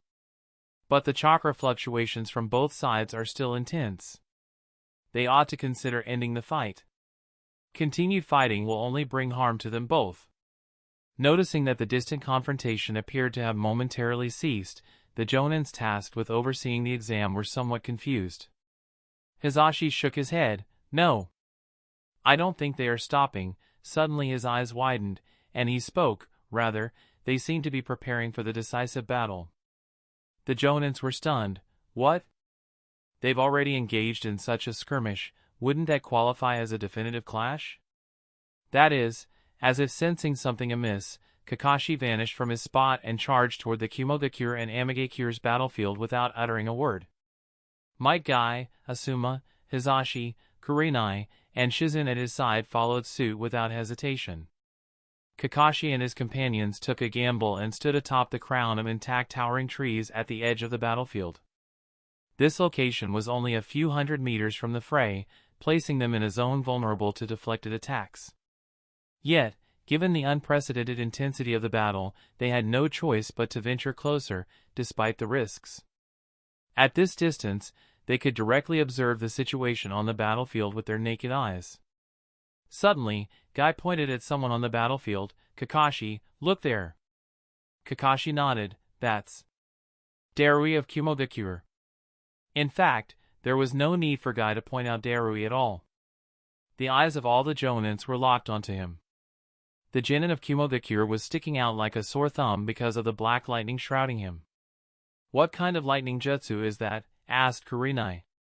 She had never seen black lightning, and it gave her a palpitating feeling this far from Darui. Kakashi answered with an unsure expression, "That should be single chakra nature transformation of lightning nature chakra." Everyone was a little confused. Single chakra nature transformation of lightning nature chakra? Is something like that even possible? Keeping his eyes focused on Darui, Kakashi explained, "This kind of thing is not easy, but it does exist. Steel release, crystal release, dark release, typhoon release, these Kekkai Genkai are some examples of single chakra nature transformation of a chakra nature. One needs to be highly proficient to perform this. I have heard that Sandaime Reikage had also mastered a unique black lightning, and now that I see Darui using it, I guess that was true. For Darui to be able to master something like this, perhaps he is the most talented ninja when it comes to the lightning chakra nature." "Even better than you?" asked Kurenai in surprise. Kakashi nodded without hesitation. "Yes, he is definitely better than me when it comes to mastery over the lightning chakra nature. There is probably no other shinobi capable of performing single chakra nature transformation of lightning nature chakra. From now on, Darui's black lightning is going to be the pinnacle of lightning jut." Halfway through, Kakashi stopped because he was taken aback to see a strange white lightning flashing around Raijin's body. Chapter 1040, Black Lightning and White Lightning. The strange white lightning flashing around Raijin's body illuminated the darkened and gloomy forest of death, making everyone looking at it cover their eyes for a moment as it was too bright to look at for more than a few seconds. "White lightning. How? Just how did you?" Similar to Kakashi and the other Konoha Jonins, Darui also opened his eyes wide in surprise. As one of the few ninjas who have mastered the black lightning, Darui knows just how difficult a single chakra nature transformation of lightning nature chakra is. Even Yondaime Reikage could not master this special jutsu despite Sandaime Reikage's multiple attempts to teach him. It took him several years and countless failures to perform the single chakra nature transformation of lightning nature chakra and finally master the black lightning. Darui used to think that he was the only shinobi in the shinobi world alive capable of performing single chakra nature transformation of lightning nature chakra. As such, he somewhat looked down on other lightning chakra specialists with a somewhat condescending attitude, believing himself to be superior. In fact, his usual lazy expression toward others is a sign of his superiority. He doesn't think that a shinobi specializing in lightning chakra nature can be worthy of respect unless they have performed single chakra nature transformation of lightning nature chakra.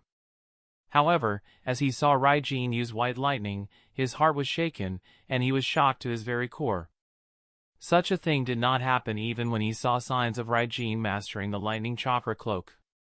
Moreover, the result of Raijin's single chakra nature transformation of lightning nature chakra is white lightning, which is obviously different from his black lightning, and this made him frown a little. The lightning around Ryene was pure white. No, it was not just whitish, it had a silvery touch to it, making it appear divine or holy, and surrounded by this divine lightning, Ryene appeared to be the god of lightning looking down on others, including Darui. Taking several deep breaths to calm his heart, Darui spoke to the ninja standing opposite him. "Ryene, it seems that despite having overestimated you again and again, I really underestimated you." Ryene did not respond to Darui's words. He may appear calm and collected from his demeanor and body language, but in truth, he was not calm at all. A lot is going through his mind. First and foremost, he was trying to immerse himself in the feeling of having completed the single chakra nature transformation of lightning nature chakra and was observing the white lightning around him using the pair of Sharingan in his eyes. Truth be told, this is actually the first time he has succeeded in performing the single chakra nature transformation of lightning nature chakra.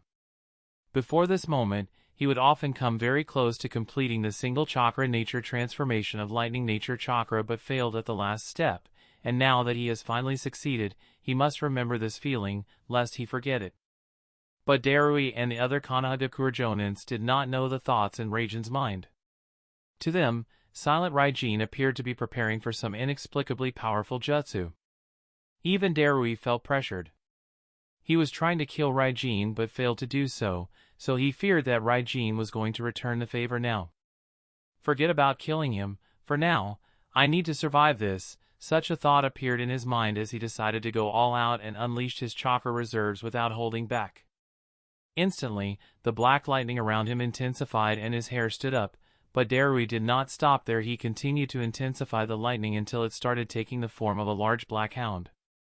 On the side, looking at both Ryene and Darui charging up their respective white lightning and black lightning, Asuma couldn't help but speak. Kakashi, didn't you say that Darui is the only shinobi alive capable of performing single chakra nature transformation of lightning nature chakra? I did not expect Ryene to be capable of something like that too, responded Kakashi with a somewhat distracted expression. Having lost the Sharingan more than 6 years ago, Kakashi has lost the ability to use Chidori and Raikiri. Currently, he has only a single eye and there is no solution to the tunnel vision. Ever since then, he has been trying to figure out ways to master other lightning jutsu to reattain the same lethality that Raikiri had. Alongside mastering the 8 inner gates, Kakashi has indeed managed to create several other lightning-style jutsu, including the lightning-style stimulation method that he taught Sasuke. Although none of them were ordinary lightning-style jutsu, none of them have the same factor that made Raikiri extremely lethal. Moreover, they don't even complement all that well with his fighting style. Such a result made Kakashi extremely distressed, and he tried many more things. Of course, he also considered enhancing the power of his lightning-style arsenal using single chakra nature transformation of lightning nature chakra but gave up halfway for 2 reasons. Firstly, it is very difficult and might take several years, and second, that would still not go too well with his speed-based fighting style. He is more inclined to master the lightning chakra armor to further enhance his speed along with gaining lethality. So, the idea of single chakra nature transformation of lightning nature chakra was put on hold. But after watching Darui and Ryene use their own version of single chakra nature transformation of lightning nature chakra to create black lightning as well as white lightning, Kakashi vaguely felt that he had grasped the feeling. I might be able to use it too. Monitoring room. Through the remaining monitors on the edge of the Ryene vs Darui battlefield, the people in the monitoring room also witnessed the unexpected confrontation between Darui's black lightning and Raijin's white lightning. Everyone in the monitoring room is highly experienced with a deep knowledge base about the shape and form transformation of chakra. Hence, the display of black lightning and white lightning really shocked them and made them pay attention to the 2 shinobi on the screen. The one most stunned was certainly the yondaime Raikage. He couldn't even hide the shock on his face. How is this possible?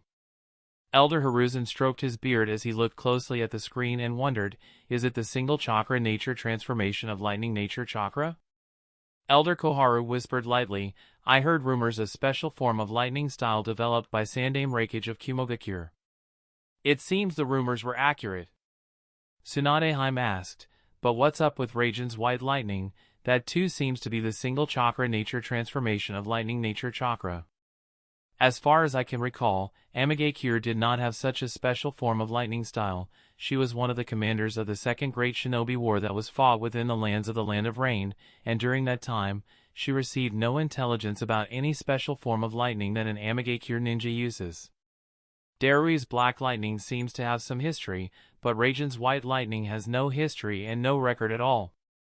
Unfortunately, there was no Amigakure leader available in the monitoring to answer Tsunadeheim's question.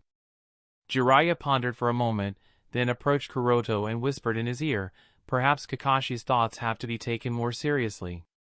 Ryene, Samsara, and Tengu might really have some connection with the Akatsuki organization. Kuroto nodded, I have dispatched 2 Umbu squads and 1 special squad to the Land of Rain in order to collect information about Ryene, Samsara, and Tengu. Jiraiya suggested, I am thinking of going to the Land of Rain as well. Kuroto hesitated a little. Seeing the hesitation on his face, Jiraiya reassured him, don't worry, I won't do anything reckless. Wouldn't it be best to wait for the second part to end? asked Kuroda. Jiraiya shook his head. We can't take risks in regard to Naruto's safety. The sooner we confirm our doubts, the better, otherwise, we might end up focusing on the wrong targets. Kuroda pondered for a moment, then nodded. Very well then. Jiraiya-sama, please go to the Land of Rain and confirm the background of that Amigakure squad. He paused for a moment and added as he passed a kunai to Jiraiya, this kunai has the mark of the flying Ryene formation from Denma, Iwashi, and Rato's team. Using this, you will be able to get to the Land of Rain quickly. Jiraiya nodded as he received the kunai. All right, though he wasn't going to use the kunai.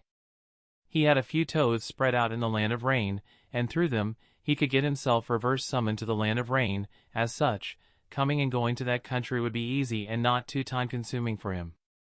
Good luck, Jiraiya-sama, said Kuroda, hoping that Jiraiya remained safe. I will be back within this week. Leading behind these words, Jiraiya left the monitoring room. Chapter 1041, Clash of White and Black. Forest of Death. The gradual accumulation of pressure made Darui a little unbearable. He gritted his teeth and decided to strike preemptively. Can't wait any longer. In Darui's eyes, the status of she and Atsui wasn't very good. They were struggling against Tengu.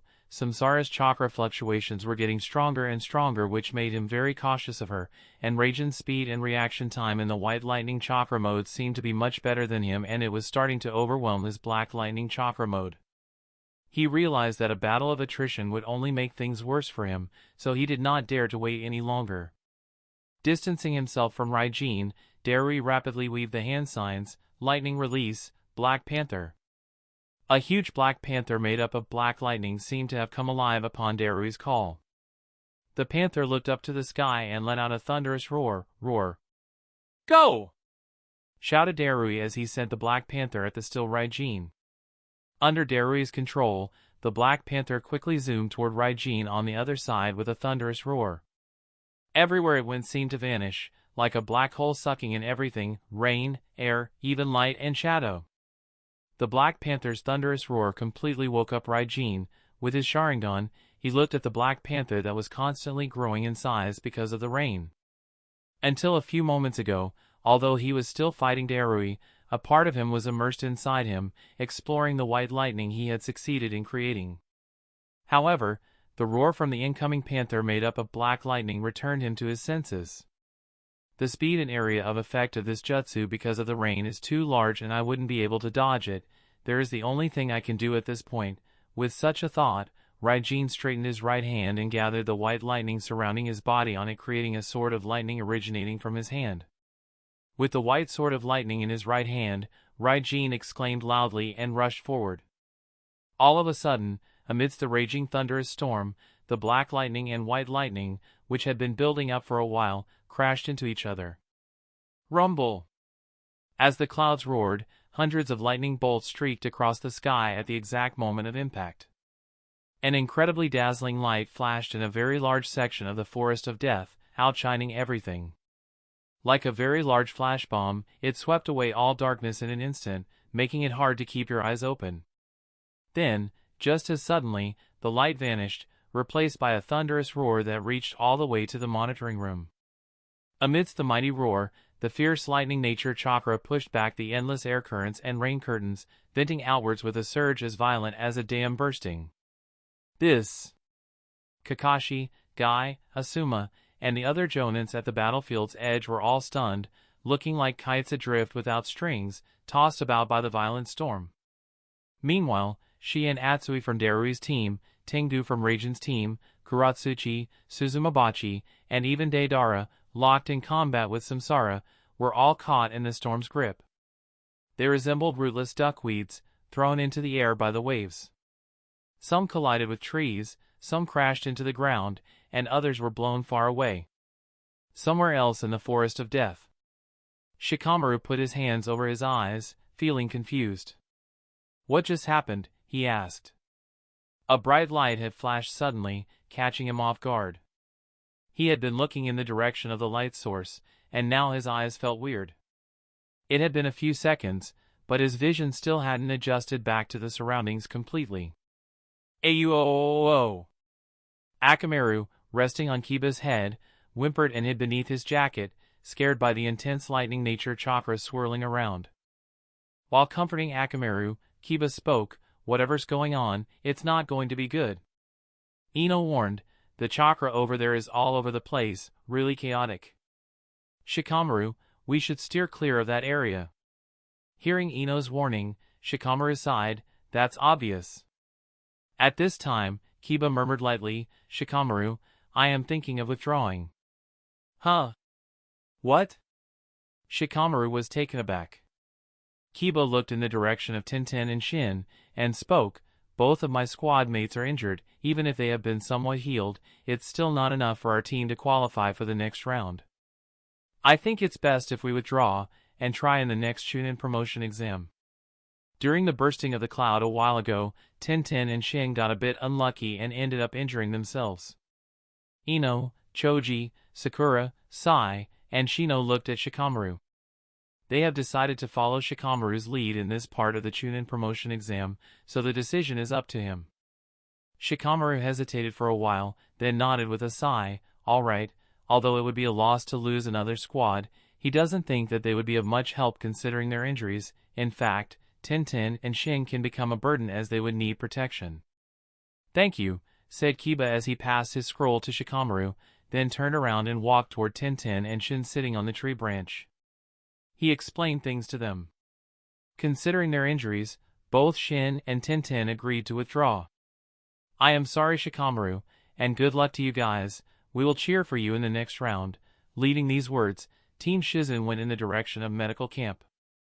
Somewhere else in the forest of death. "What's up with this rain and weather? All my snacks are being ruined," sighed Cheyenne as she raised her head to look up at the gloomy sky and complained, "I hate rain." Shaking her head, Cheyenne turned to Hinata. "How are your eyes?" "They are fine. I closed them at the right time thanks to your warning, Cheyenne-chan," nodded Hinata. "Thankfully," muttered Cheyenne in relief. She had foreseen the bright flash thanks to her dojutsu, so she warned both her squad members.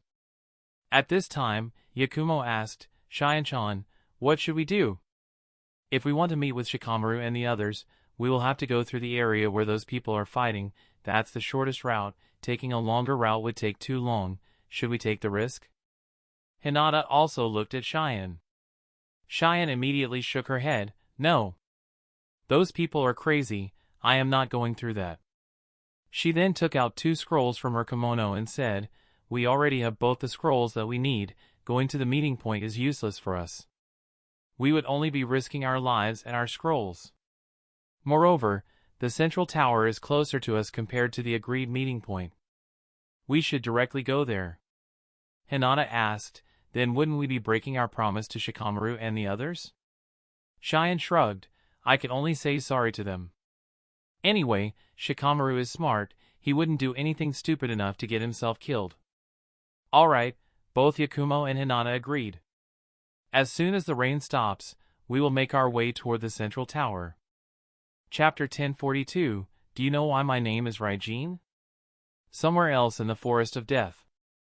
Once the bright flash vanished, Orochimaru swiftly turned around and leaped to the top of the tallest nearby tree. From there, he gazed at the battlefield where all that lightning was coming from with a hint of fear flickering in his eyes. Even a top-tier jonin couldn't pull off this kind of lightning-release ninjutsu. Could it be Darui from Kumogakure? But who could have pushed him to this extent? Deidara, perhaps? Unaware that he had forgotten the name of Ryene, whose prowess he had witnessed firsthand against Team Kakashi, as a result, Orochimaru found himself filled with numerous doubts all at once. But he quickly pushed aside his curiosity and redirected his focus to the battlefield, where Sasuke and Kimimaro were locked in combat. No matter how powerful a ninjutsu is, he no longer cares much about it. The only topics he is interested in at the moment are Kenjutsu, Senjutsu, Kekkei Genkai, and the Sharingan of the Uchiha clan. While this change in his mentality goes against his initial goal of learning all jutsu, it is what it is. Clang! Clang! Clang! The sharp blade of the Kusanagi sword kept hitting the bone blade over and over, making sparks fly and creating loud clashing sounds as they collided. Sasuke and Kimimaro, with their Kusanagi sword and bone blades, moved like ghosts through the dark forest, locked in a fierce battle. Both of them are lightning fast and incredibly skilled in close combat, with fierce and deadly moves. In close combat, the slightest mistake could mean defeat or even death. As such, both of them needed to be extremely focused. Whether it was the bright flash a few moments ago, or the constant streaks of lightning flashing in the surroundings along with thundering noise, it did not disturb the two of them. It seemed like they only had eyes for each other at that moment. And not far away. Trapped inside the ice dome, Naruto looked around at the smooth ice walls that were like mirrors. What jutsu is this? A part of him wondered, but the other part quickly shook his head. No matter what this is, I must break out of it immediately. I can't allow Sasuke to deal with that kind of dangerous guy by himself. At this time, Haku's figure appeared in one of the ice mirrors. He looked at Naruto trapped inside the dome, and spoke, "Please rest assured, I won't hurt you. When the matter is over, I will release you." Naruto asked with a confused expression, "Why are your friends trying to kill Sasuke?" Through his ability to detect malicious intent, Naruto was certain that Haku had no ill will against him, therefore, he couldn't help but ask. Haku was silent for a moment, then shook his head. "I am sorry, Naruto-kun, I can't tell you the reason, but you can rest assured that after Kimimaro kills Uchiha Sasuke-kun, I will release you immediately, and your third friend is also safe. Giren will not hurt her, so please be patient for a while." "Do you think of me as an idiot? Do you think we will just watch as you kill Sasuke?" "Sasuke is my friend. I would do anything to protect him." After making such a declaration, Naruto was no longer curious about the ice walls and started to weave the hand signs, multiple shadow clone jutsu. Somewhere else in the forest of death. Water style, exploding water colliding wave. Water style, water severing wave. Water style, great waterfall jutsu. One after another, large-scale water-style jutsus were used by Karatachi Tamako of the Kirigakure squad. Magnet style, magnet wall. 8 trigrams, vacuum wall palm. In the face of Karatachi Tamako's attack, Neji and Itsuki had to work together to defend, but it wasn't easy. In fact, Neji was still somewhat fine, but Itsuki was finding it very hard to resist. Because of all the rain, the iron sand had become very heavy, so controlling it had become very difficult. "Even the heavens have blessed us, it would be best for the 6 of you to give up," said Tamako as she once again began to weave hand signs for the next jutsu. "Haim-sama is right. Konoha Gakure should give up their scroll. Don't worry, we will spare your lives," said Suigetsu with a grin as he enlarged his arms using Great Water Arm Jutsu, then slashed Kubikuri Bocho at Kiyomi and Rock Lee. "Damn it, this guy is simply immune to physical damage," cursed Kiyomi as she used a Kunia to defend against Suigetsu's Kubikuri Bocho. Konoha Leaf Hurricane. Rock Lee attacked Suigetsu, but his kick went right through Suigetsu's body, dealing no damage. "Useless," grinned Suigetsu as he completely ignored Rock Lee, and once again slashed at Kiyomi. Kiyomi leaped behind with a backflip to dodge Suigetsu's attack, then in midair, she weaved the hand signs, and shot several small fireballs in Suigetsu's direction, fire-style, flaming meteors. "It's useless," Suigetsu did not even need to dodge the small fireballs as by the time they reached him, all the heavy rain already extinguished them. Landing back on the ground, Kiyomi sighed, "I wish I had learned lightning nature transformation." On the other side, Temari's state wasn't very good either, though it was still somewhat better than Kiyomi and Rock Lee. At least, their attacks were connecting with Chojuro, but the overall situation wasn't too good for them either. On one hand, the power of water-style jutsu becomes extremely strong in the presence of a water source. Everywhere they look, it's only rain and water, so the difficulty of using water style has become very low for the Kirigakure squad as they are able to create large-scale jutsu with low chakra consumption. On the other hand, all the rain has made it impossible for her to use her scorch style. As Shira and Temari defended against the two halves of Chojuro's Haramakiri using their fists, and the giant folding fan respectively. But because Temari's physical strength was not as good as Shira's, so she was quickly pushed back and collided with Kiyomi, making them both lose their balance and fall. "What are you doing?" Kiyomi glared at Temari. I can't control where I fall. Temari returned the glare. The two kept glaring at each other for a while before they sighed and stood up once again. If not for the fact that they both were fighting Kirigakure ninjas, they might have started to fight each other, but they had to restrain themselves. This rain is only making things easier for them and difficult for us, muttered Niji as he tried to approach Tomoko. Back on Raijin's side. Even under the heavy rain, the battlefield where the black lightning and white lightning had just collided was filled with smoke and steam. Leaning on a tree trunk that only had half of it left and was completely burnt, Ryene climbed up from the ground. While panting heavily, he looked at the opposite side and said, "It was so dangerous." The opposite side also just got up. Darui looked extremely embarrassed. The confrontation between the black lightning and the white lightning just now was a fight for both sides, with neither of them getting any advantage. This result once again convinced him that the opponent's white lightning was no less inferior to his own black lightning. Darui nodded. Right, that's why, we should stop here. Although he was also injured, he had just mastered the white lightning through the single nature transformation of the lightning chakra nature, so Ryene was in high spirits at the moment, and spoke to Darui. Okay, you admit defeat and surrender, and we'll stop here. Is that really the case? After sighing, Darui looked up at the dark clouds with lightning and thunder in the sky. Ryene, you will regret it. Ryene also looked up at the dark clouds above his head, and chuckled. Do you know why my name is Ryene? Chapter 1044, Silence Before the Storm. Exactly as Kakashi had expected, the moment Darui and Ryene began to direct the lightning beasts in the clouds to the ground, it could no longer be stopped. In the incoming clash, Darui seemed to have an advantage as his black wolf wantonly devoured the lightning in the dark clouds, becoming larger and larger to the point that it started to become visible all the way to the other side of Konoha. In comparison, Raijin's white serpentine dragon did not seem to be as dangerous as Darui's black wolf. The reason behind such a scenario is not that Ryene is weaker than Darui, it's just that Darui has more experience in using lightning chakra nature and storm release, so he was somewhat more efficient and quicker. Of course, he also managed to seize the right opportunity and started using the jutsu first, as he had more control over the lightning in the clouds, and Ryene had to fight to gain control over it, so his white dragon appeared to be in a little disadvantageous position. But Darui was not happy because his black wolf had more lightning and appeared to have the upper hand. On the contrary, he was once again shocked as he witnessed Ryene create the white lightning dragon. There are several factors behind the sudden appearance of clouds in the sky other than the condensation of steam generated from the several battles being fought in the Forest of Death. Darui holds much responsibility for the creation of the dark clouds as he used his storm release Kekii Genkai for the result.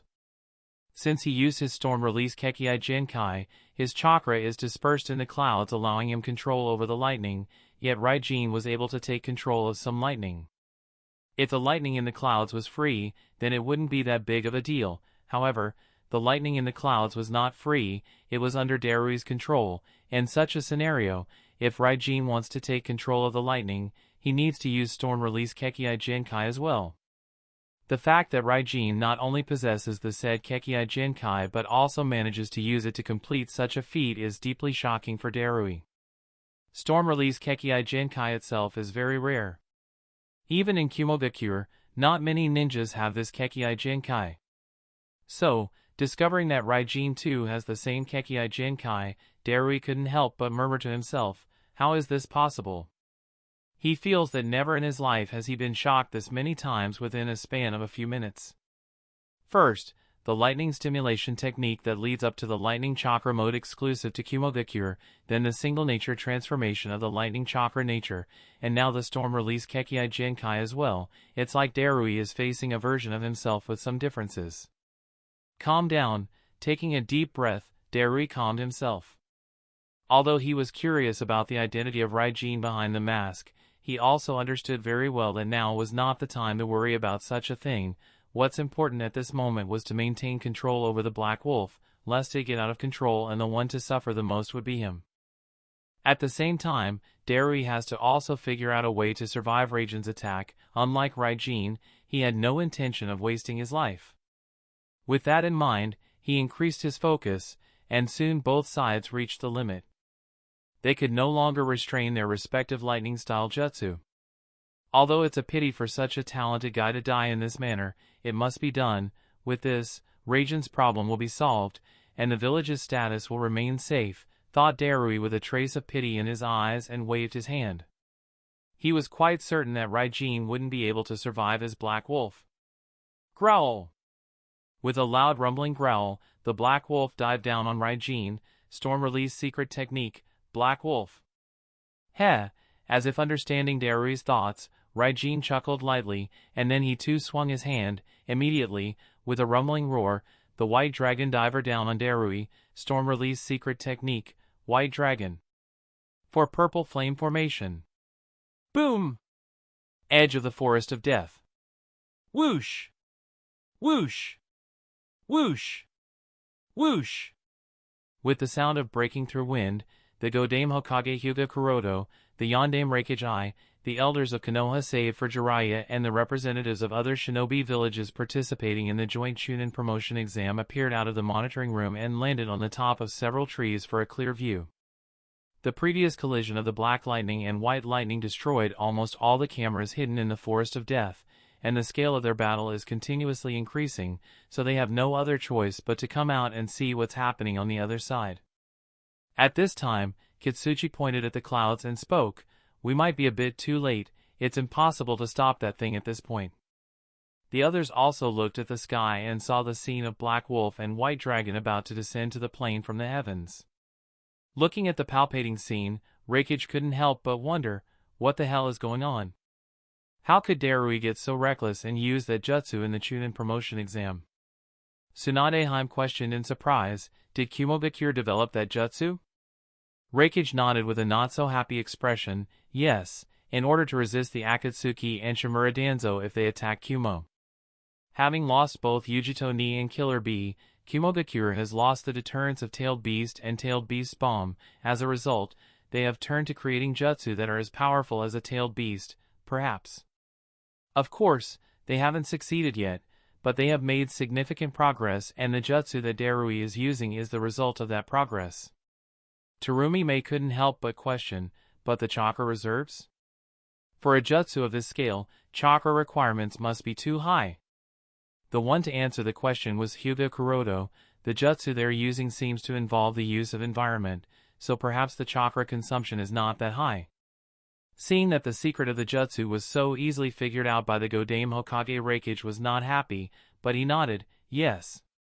By deriving the power of nature, it becomes possible to use jutsu far more powerful than one's chakra reserves allow. Therefore, even if someone doesn't have too much chakra, as long as the environmental conditions are met, it becomes possible to use a jutsu of that scale. Elder Hiruzen narrowed his eyes. I see, in his opinion, for someone to have mastered such a jutsu, it's actually a very big threat. Even if the power is not as high as a Tailed Beast's bomb, there is no stopping a jutsu that falls down from the heavens. If used on the battlefields, it can turn the tides of wars, and this somewhat worried him. We might have to think of precautions. We can discuss the jutsu later. For now, think about what to do with them, spoke Elder Chiyo, bringing the attention back to the important matter. She was really concerned for the lives of Sunagakure Genins participating in the Chunin promotion exam. They are the future of Sunagakure. If something were to happen to them, it would greatly impact their village's strength in the future. Kitsuchi was also worried about his daughter, Deidara, and Suzumabachi. The same can be said of Terumi Mei, as well as she is worried about the lives of her subordinates and other Kiradakure Genins. Elder Hiruzen sighed. How did things develop to this extent in a Chunin promotion exam? Just when everyone was worried, suddenly, Hyuga Kuroto spoke. There is no need to worry. The necessary precaution has already been taken by Kakashi and the Jonins under him. Tsunadeheim asked, what do you mean? What is he trying to do?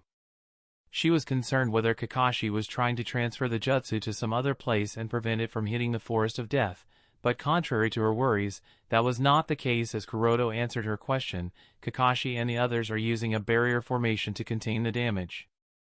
Suddenly, Reikage's mood became sour, but that would put Darui's life at risk. Kuroto shrugged. There is nothing else we can do about it. He is using such a dangerous jutsu in the Chunin promotion exam. he needs to be prepared for the result as well. Reikage was speechless and looked back at the clouds, pondering whether he should go there himself and save Darui's life. But he was not certain whether he would succeed. Certainly, he is very fast when using the lightning chakra mode at full capacity, but the speed of lightning is hundreds of times faster than him.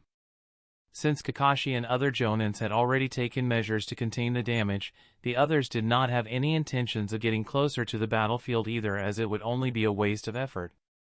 Time passed instant by instant as the rain stopped and the sky darkened.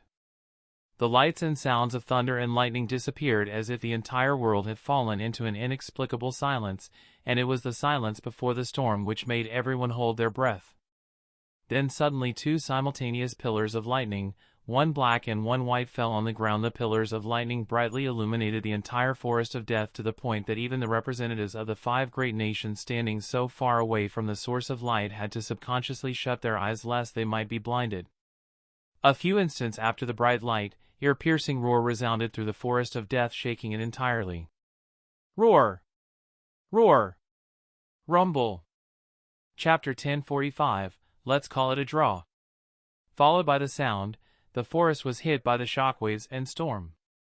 Looking from the bird's eye view, the part of the forest within the 4 purple flame formation appeared as if a giant stone had been dropped into a pond with still water. Like ripple shockwaves originating from the center spread across all the directions. Even the 4 elite jonins who had used the 4 purple flame formation were finding it very difficult to hold the formation as the shockwaves constantly hit the purple flame barrier. It wasn't until a minute or so later that the shockwaves subsided and smoke cleared. Ha! Ha! With smoke rising from all over his body, Darui climbed out from a 2-meter deep pit. There were burn marks all over his body, and his entire body was constantly trembling. Cough, puke, he had only taken a few steps until he puked out blood and collapsed on his knees. Almost died there. This was the closest he had come to death in his life and couldn't help but feel scared. Had I not redirected that lightning into the ground, I would have definitely died there, muttered Darui as looked at the melted metal bubbling in front of him. At the moment Raijan's white lightning dragon was about to strike him, Darui stuffed the metal pole into the ground. Metals are good conductors of lightning, especially natural lightning that is not the result of a shinobi's chakra. As a result, it is possible to save oneself from lightning strikes by using metallic rods. Darui used this knowledge to redirect Raijan's attack into the ground and save himself.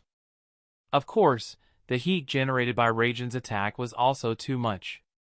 It not only instantly vaporized most of the metal rod, but melted the remaining metal into a liquid state, and naturally, the residue heat waves released were too much for him to bear even while using the lightning chakra mode, so there were burn marks all over his body. But even with all these burns he survived the attack, which made Darui feel somewhat proud of himself. At the same time, he thought of Ryene. He should be dead, right, and tried to find him. Just like the 2-meter deep pit behind him that he had crawled out of, there was another deep pit in front of him, and this was even deeper. This pit was created by his own attack. Seeing no movement on the other side, Darui sighed, a pity, and muttered while shaking his head, "But I guess that solves the problem for the village."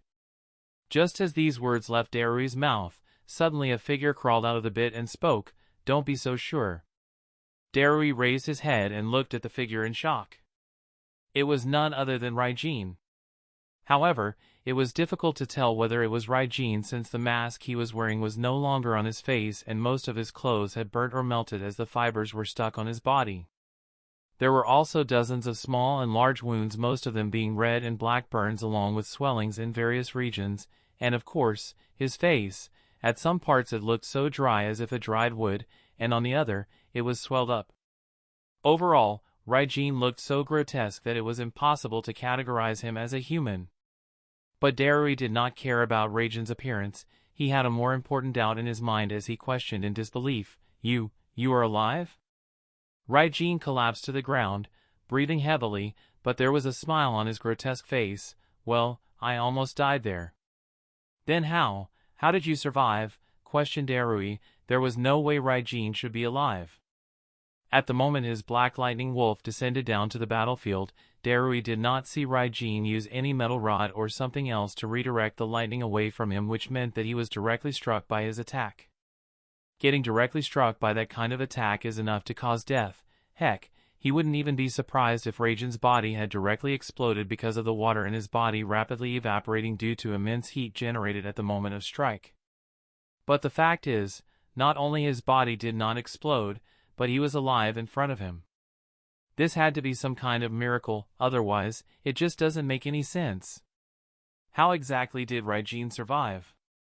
By directly conducting the lightning through his body into the ground.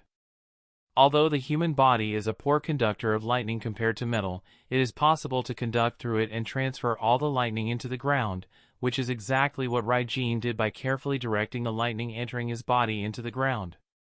There are two main reasons Ryene was able to accomplish such an absurd feat. The first is the exceptional affinity of this clone body with lightning nature chakra. If not for that, he would not have been able to control that lightning coursing through his body into the ground. And second reason is Uchiha Fugaku's Mangekyo Sharingan, which allowed him to process his thoughts faster and granted him better control over the lightning. But the problem of heat, it was too much, and that's the cause of his current grotesque and miserable state. Of course, Ryene wouldn't explain all of this to Darui. If he can guess on his own, then sure, you guessed it, but if not, then there's only one thing to say, that's a secret. Whoosh! Whoosh! At this time, Samsara and Tengu appeared on the battlefield, and exclaimed upon noticing his miserable state, Raijin-sama. It's all right. I am alive, I just need some healing, spoke Ryene to resolve their worries. Healing, right, muttered Samsara as she quickly approached Ryene. Tengu also followed after her. On the way, Samsara pulled up the sleeves of her cloak, and as she arrived beside Ryene, she raised her hand in front of his mouth. Meanwhile, Tengu vigilantly stood in front of Ryene and Samsara, hiding what she was about to do from Darui's sight. Looking at everything before him, Darui was shocked beyond words. The lightning black wolf he had used earlier was his strongest ninjutsu other than the lightning chakra armor. No, it's even stronger than the lightning chakra armor. It's a rank S certain kill ninjutsu that is impossible to survive against unless using the same method that he used to survive Raiden's ninjutsu. However, Ryene did not use the method he used. Although Darui can guess the method that Ryene used, that is absurd and completely unreasonable. It just doesn't make any sense. Even Sandaime Reikage, who had the strongest body with the strongest defense, couldn't do something like that. The mere thought of someone being capable of that is simply horrifying beyond words. And it's not just Ryene who shocked him, even his two companions, Tengu and Samsara, surprised him. The fact that Ryene survived that kind of attack is already shocking. What's more shocking is that neither Samsara nor Tengu were affected by the aftermath of that ninjutsu. You know, the residual heat has charred the surroundings, all the rainwater has evaporated, surrounding trees have been burnt to ashes, and the ground is charred. If not for that purple flame barrier containing the damage, a large section of this training field would have been in a similar state, but the odd thing is that there is not a scratch on either of Samsara or Tengu's clothes, let alone their bodies. How is this possible? For a moment Darui felt that he was under the effects of a jinjutsu. Unaware of Darui's doubts, Samsara placed her arm in front of Raiden's mouth and helped him take a bite. Raijin-sama. Here! With Samsara's help, Ryene took a bite on her arm. Immediately, a terrifying yang chakra and life force entered his body, and started to mend all his wounds, both internal and external. In the blink of an eye, all the wounds on his body and Ryene returned to his earlier fresh state as if he had not fought any battle at all. Ha! Ryene breathed a sigh of relief and released Samsara's arm. Thank you. Samsara blushed in embarrassment and retracted her arm back into her sleeve, then she helped Ryene stand up. Back on his feet, Ryene weaved hand signs and summoned a storage scroll from which he took out a new pair of clothes and a new mask with the same design and colors that he quickly wore while summarizing the earlier battle. Ryene wouldn't deny it, he was really reckless earlier. No, he had been reckless the entire time while fighting Darui. But he has no regrets. Even if he could do it over, he would still make the same decisions that he did on his first try because time is a constraint for him, and he needs to figure out things as quickly as possible. Anyway, Kakashi's cells are inexhaustible, so there is no problem even if he is somewhat reckless. By the time Ryene finished changing his clothes, Tengu questioned, Raijin-sama, what should we do with him? During the fight, Darui was trying to kill Ryene. This was obvious to everyone, so the most logical thing to do would be to kill him here in his opinion. The moment Tengu's words were spoken, she and Atsui finally arrived on the scene. Looking at the devastated battlefield and Darui, who was injured and unable to move, both of them were deeply shaken. What surprised the two Kumo ninjas more was that opposite Darui stood Ryene and his two squad mates, who seemed completely fine. Even the clothes on their bodies weren't damaged. It was almost as if they were just bystanders who did not partake in the earlier battle at all and just arrived at the scene. He defeated Darui-san? Atsui muttered in disbelief. This was the most logical conclusion before him, since he arrived a little late and failed to witness Raijin's grotesque state because of all the injuries he had sustained. To him, it appeared that Ryene had easily defeated Darui, and now the three Amigakure Genins were deciding Darui's fate, whether to kill him or spare his life. Although he was a little horrified, he still stood in front of Darui and protected him. Shi-san, take Darui-san and retreat. I will try my best to hold them here. She, while using Iryo ninjutsu to heal Darui, glanced in the direction of the three Amigakure Genins. Under normal circumstances, he might have agreed to Atsui's words and immediately retreated, since Darui's life is more important to the village than their lives. But the current circumstances are not normal. He did not think that he would be able to retreat at all. Ryene was able to single-handedly defeat Darui. Meanwhile, both of them were completely helpless against Tengu. There's also Samsara, about whom they know nothing. Perhaps Darui had the same thought. He pushed aside Shi's hand and spoke to Ryene with difficulty. The one targeting your life, it was me, not these two. Spare their lives, that's all I ask of you. Ryene shrugged. I am not interested in either of your lives. He paused and glanced at the remains of the scroll. I wanted your scroll, but it seems that wouldn't be possible anymore, huh? Shaking his head, Ryene spoke. I had a lot of fun, so let's call this a draw. The second phase of the exam will continue for the next 5 days. That's plenty of time for a Jonin and special Jonin class ninja to collect both scrolls. I hope that you will qualify for this phase and meet me in the final round. Leaving these words, he turned around and left the area. Let's go. Both Samsara and Tengu stared at Darui, Shi, and Atsui. The two nodded lightly to the three Kumogakure ninjas and left the area, following behind Ryene. Chapter 1046, Chunin Promotion Exam. Outside the four purple flame formation. How is it, Hisashi-san? Do you see anything inside? Asked Kakashi as the four purple flame formation completely disappeared. I don't see anyone there, muttered Hisashi as he tried to perceive the situation inside the region that was earlier enclosed by the four purple flame formation. No one? Is it possible that both Ryene and Darui ended up killing each other? Mumbled Might Guy. Just as Kakashi was also wondering about the possibility of both sides annihilating each other, Hisashi suddenly spoke. Found them. Kakashi put the thoughts at the back of his mind, and asked, how is it? Hisashi spoke. I see 3 people. 2 of the 3 seem somewhat fine, while the third is severely injured and is being supported by the remaining 2, and they are retreating from that part of the forest. Is it the Kumogakure squad or the Amigakure squad? Asked Kakashi. Logically, the winning squad should be the Kumogakure squad, but his gut was telling him that Ryene wouldn't lose, which made him all the more confused. Why was his gut telling him such a thing? Hisashi answered, it's the Kumogakure squad. Kakashi frowned. So what happened to Ryene? What happened to the remaining 2 members of the Amigakure squad? I don't see either of the 3 of them here, said Hisashi. He paused for a moment before speaking again. Kakashi-san, right before that formation was completely deployed, I did see the remaining 2 Amigakure ninja enter inside the formation. Maybe they just like Ryene. Hearing Hisashi's words, Kakashi couldn't help but wonder, am I thinking too much? Edge of the Forest of Death, Konoha.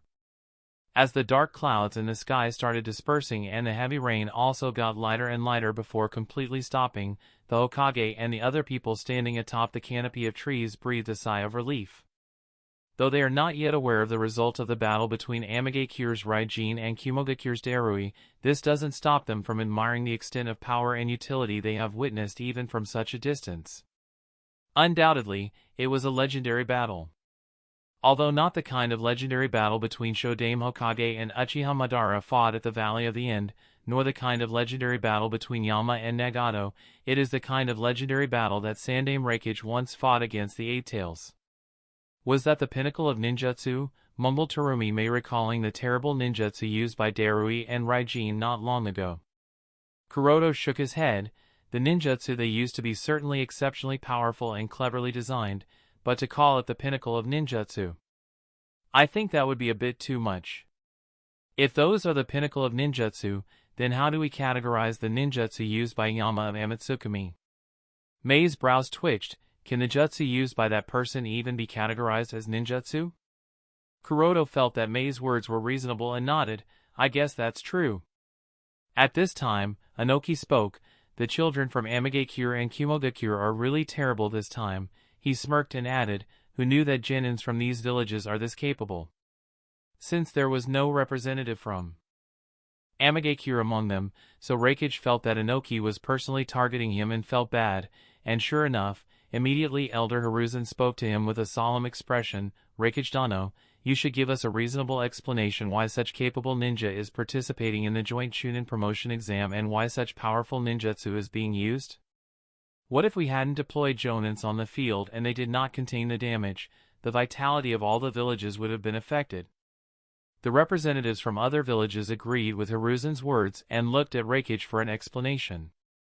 After all, the younger generation from all the villages are participating in the joint Chunin promotion exam, and if Kakashi and the others hadn't used the 4 purple flame formation to contain the final clash between Ryene and Darui, then the entire Forest of Death would have been seriously affected and most if not all the genins inside the Forest of Death might have died. Just as the Reikage was wondering how to respond to Hiruzen, suddenly a giant cloud of white smoke appeared in another part of the Forest of Death. The cloud of white smoke was so large that it was visible from the edge of the Forest of Death, causing everyone to look in its direction. Following the appearance of the cloud of white smoke, a giant toad jumped out from it and spat out a jet of oil from its mouth.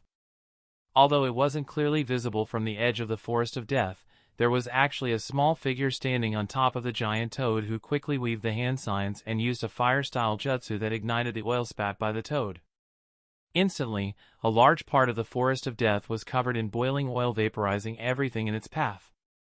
Looking at the extent of damage caused by the boiling oil, Reikage glanced at Hiruzen with an expression that meant to say, "And what do you have to say about that?" Feeling not only Reikage but others' questioning gaze as well, Hiruzen was speechless and looked at Kuroto and Tsunadeheim, both of whom shrugged helplessly. How are they supposed to criticize other villages when genins from Konohagakure are using such absurdly powerful ninjutsu?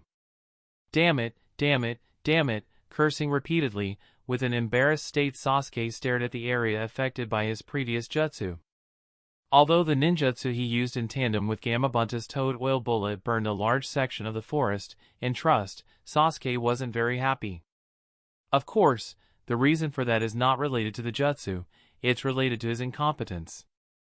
Having fully awakened and mastered the Sharingan to its 3-tomo state and having mastered several strong jutsu after the past 6 years of training, he was under the impression that by now he should have surpassed Kimimaro, and he wanted to return the same humiliation to the Otogakure ninja that the Otogakure ninja gave him 6 years ago in front of everyone.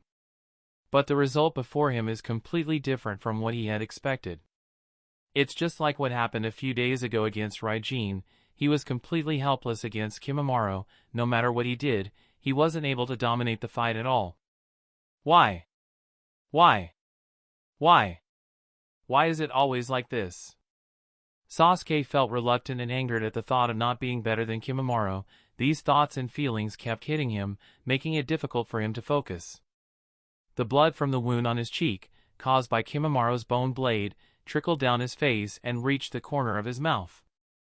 Feeling the salty taste of blood in his mouth, Sasuke clenched his hands. It wasn't just his cheek, there were other cut wounds on his body as well, left arm, ribs, back, and right leg. Feeling the burning pain from all these wounds, Sasuke knew Kimimaro was much stronger than him. He is just a genin from a small shinobi village. Why is he stronger than me? I am the genius of the Uchiha clan. I am the most talented in my generation. So, why am I always the one losing? All he wanted to do was redeem the name of the Uchiha clan, all he wanted to do was earn the praise of his father, but something would always get in his way, and that something was his incompetence that refused to part ways with him. Why am I never able to defeat the people I need to defeat? Let alone defeating Kimimaro. If he hadn't used the summoning jutsu to call Gamabunta for help, he would have died a moment ago by having his neck severed by Kimimaro's bone blade. Unaware of the thoughts in Sasuke's heart, after Gamabunta landed on the ground, he questioned doubtfully, "Hey, Sasuke, what kind of trouble have you encountered? Why did you ask me to use Toad Oil Bullet as soon as you summoned me?" "I am sorry for having called you without any warning, Gamabunta-sama, but I am facing a strong enemy," answered Sasuke, trying to calm his nerves. Understanding Sasuke's words, Gamabunta held the hilt of his tanto and asked, "Is it someone from the Akatsuki organization? Has Akatsuki attacked Konoha again?" Sasuke shook his head. "No, the enemy is not from the Akatsuki," and quickly explained, "It's from the Otogekyure and he is targeting my life.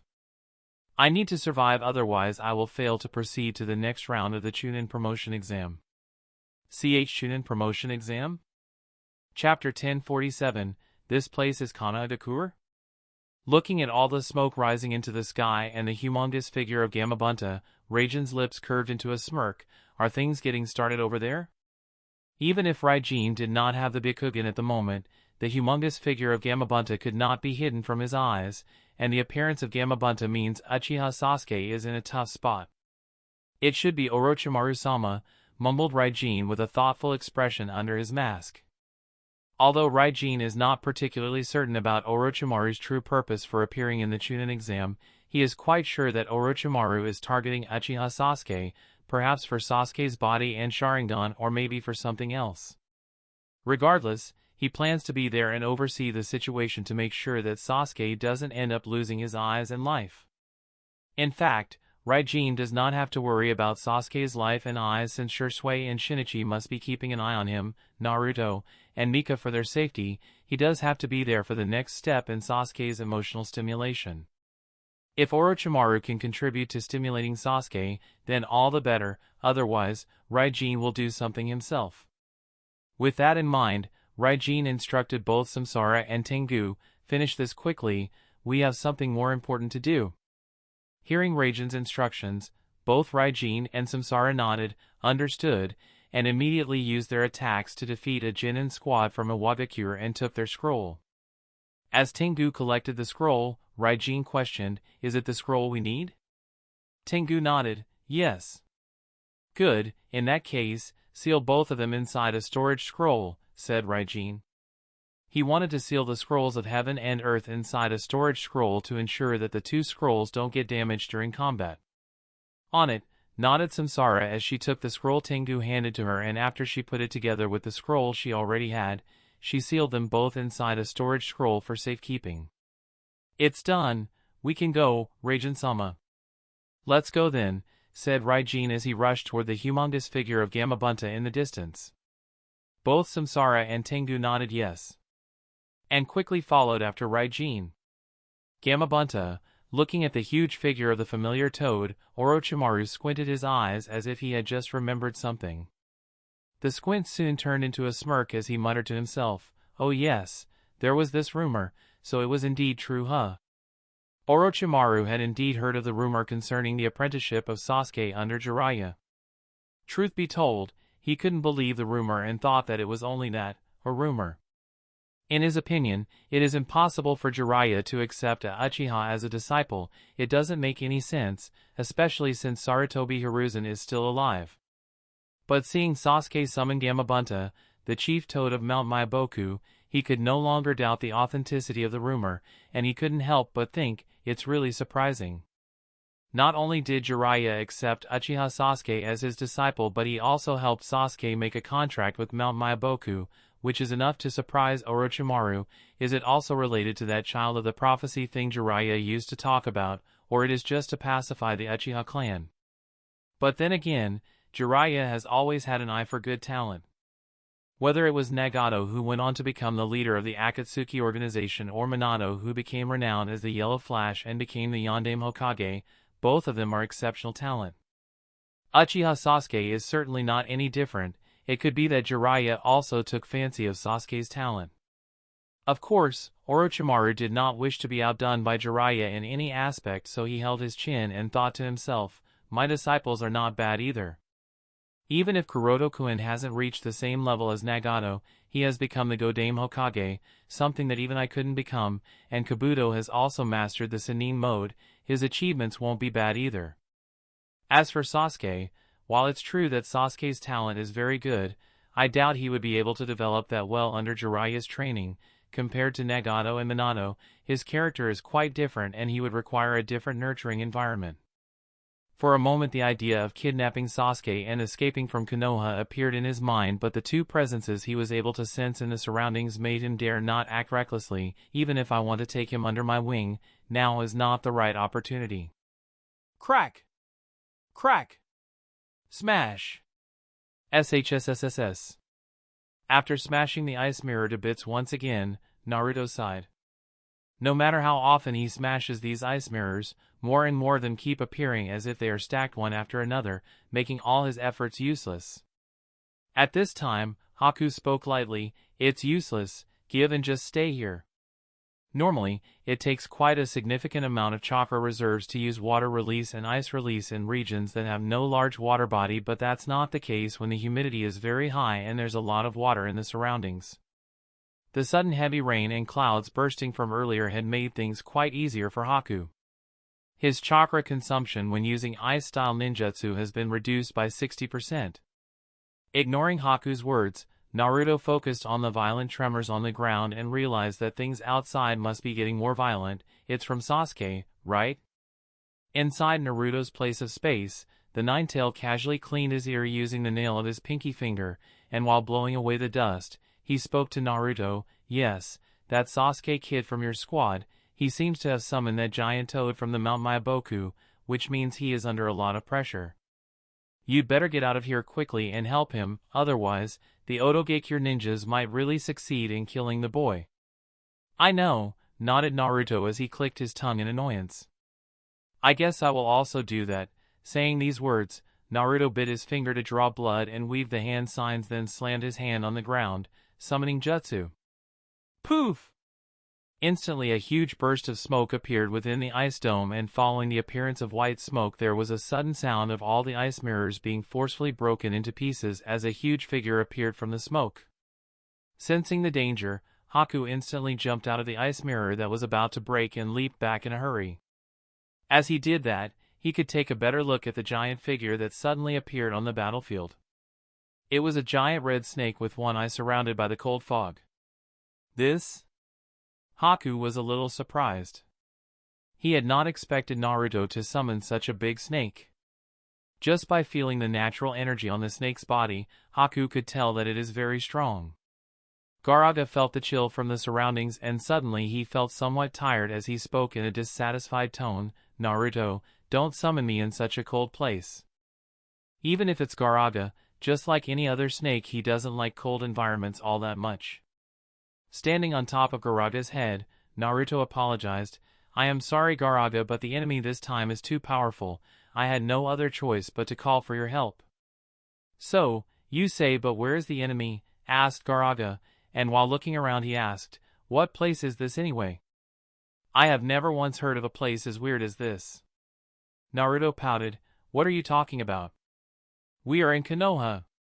Gaaraga looked around and noticed 3 different kinds of landforms, the first one filled with ice, the second filled with white bones, and the third filled with all kinds of crystals, all meeting at a single point, and couldn't but murmur in surprise, this is Konoha?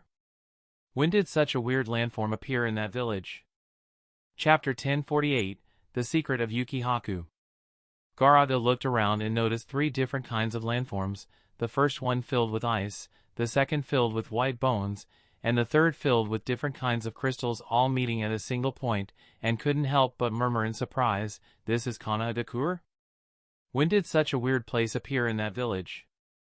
Understanding the giant snake's confusion, Naruto tried to explain to him, Gaaraga, that's because of the enemy's ninjutsu. The one I am fighting uses something called Edo Kekei Genkai thing. It's ice release. Similarly, my Sasuke and Mika-chan are fighting other two ninjas who have created these things. I see, so it turns out to be ice-style jutsu, nodded Gaaraga as he tried to adjust his body temperature to a cold and wet environment. At this time, several ice mirrors floating in the air appeared in front of Gaaraga and Naruto, and from one of those ice mirrors, Haku slightly leaned out his body and spoke, "In fact, there is no need for us to fight to this extent. All I need for you to do is not interfere with Kimimaro-kun, and we can avoid a pointless battle." Naruto folded his hands together and shouted, "If our roles were reversed and Sasuke was after Kimimaro-guy's life, what would you have done? Just stand still and watch or fight back and try to save him?" Haku was startled by Naruto's question, and shook his head. "I would have done everything in my power and more to save Kimimaro-kun. The same goes for me. I will do everything within my power and more to save Sasuke. Now get out of my way!" shouted Naruto at the top of his lungs. Haku shook his head. "I understand you. Both of us do not wish for any harm to come to our friends. That's why I cannot allow you to interfere. No matter what, I cannot allow you to pass through and interfere with Kimimaro-kun." Gaaraga snorted coldly. "Where do you think you are looking at? I am still here, and as long as I am here, no one is going to stop Naruto from doing what he wants." Then he twitched his tail violently, trying to shatter all the ice mirrors floating in the air. Crack! Crack! But before all the ice mirrors could be shattered, more of them appeared out of thin air. At the same time, layer by layer, ice started to encase Gaaraga's body. Crack! Crack! Of course, even if the temperature was decreasing, making his body sluggish, the size of Gaaraga's body was still huge, so even a twitch of its tail was enough to generate the mountain-shattering effect.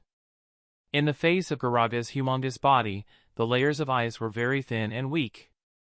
With just a simple collision, several of those layers were shattered. "It seems I have no other choice but to use that," muttered Haku, realizing just how ineffective his ice style is against Gaaraga. Needless to say, Haku has finally decided to use the trump card he has been hiding. With that thought in mind, Haku raised both his hands and slammed them together. Clap! Instantly, several icy blue marks appeared around Haku's body, including shadows under and over his eyes, as a majestic chakra fluctuation appeared from his body. "This child can use Senjutsu," mumbled Gaaraga in surprise upon feeling Haku's chakra and the surrounding natural energy entering the boy's body. Naruto was also surprised and stared at Haku in disbelief. One-san can use Senjutsu? But isn't that very rare and difficult to learn? From what he has been told, Senjutsu is very difficult to learn. Even he hasn't mastered it perfectly despite having learned how to use it several years ago. As Naruto and Gaaraga were in shock, they failed to immediately notice the sudden drop in the temperature around them that started to actually freeze Gaaraga's body, not just encase it in ice this time, and by the time they did notice, it seemed a bit too late, as Gaaraga's entire body seemed to have frozen in its place, as if the giant snake is nothing more than an ice sculpture. The reason Haku was able to learn Senjutsu, it's mainly because of his unique physique, and nobody understands Haku's body better than Kuroto. When Kuroto was developing the water chakra nature clone, his knowledge and experience pertaining to cloning were not that good. However, he was able to successfully create the clone. Of course, the factor of luck had to be taken into account, but the main credit goes to Haku's unique physique that seems to promote fusion.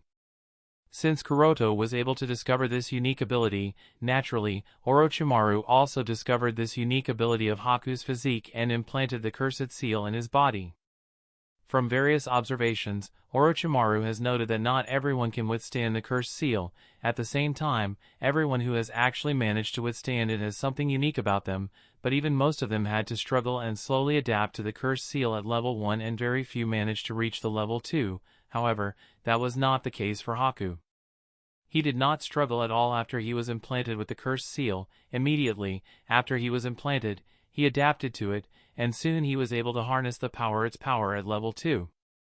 Based on Orochimaru's understanding, the reason Haku was able to easily adapt to the cursed seal was because of his unique physique that promotes fusion. Courtesy of the cursed seal implanted on his body by Orochimaru, Haku was exposed to natural energy and learned to feel it around him. Soon after he observed Kabuto's Sannin mode, he also learned that he could learn how to utilize natural energy and how to absorb it in order to enter the Sannin mode. He tried to do so but failed, so he did not bother with the Sannin mode too much. Then Orochimaru returned from the land of the dead and retrieved his chakra from Haku's body. As a result, the cursed seal on his body disappeared, and that's when he discovered that he could feel the natural energy much better than earlier. With the cursed seal gone, he tried to absorb natural energy once again and tried to learn the Sannin mode based on his observation of Kabuto's, and this time, he succeeded. Without the interference of Orochimaru's chakra through the cursed seal, Haku was able to absorb natural energy more easily and learned the Sannin mode. He did all this very silently without alerting anyone about it, simply because he did not wish to attract any attention to himself. In Otogekyure, strength is respected the most. Orochimaru's status is supreme, and then comes Kabuto, Kimimaro, and Tenzo.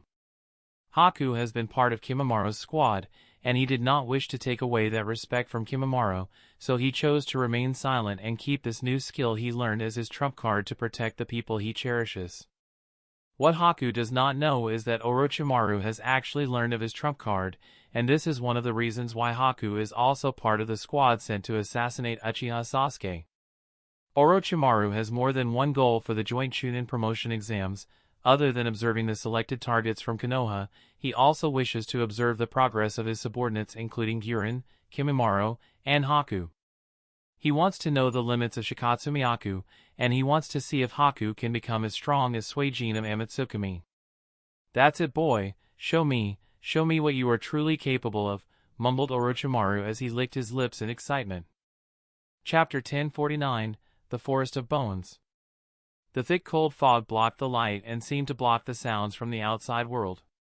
In the fog with flying ice shards, the world seemed to have fallen into a dead silence. Haku poked his face out from an ice mirror suspended in midair, and while staring at the red snake frozen into an ice sculpture, he thought, for such a powerful summon, a short period of being frozen shouldn't be enough to end its life, right?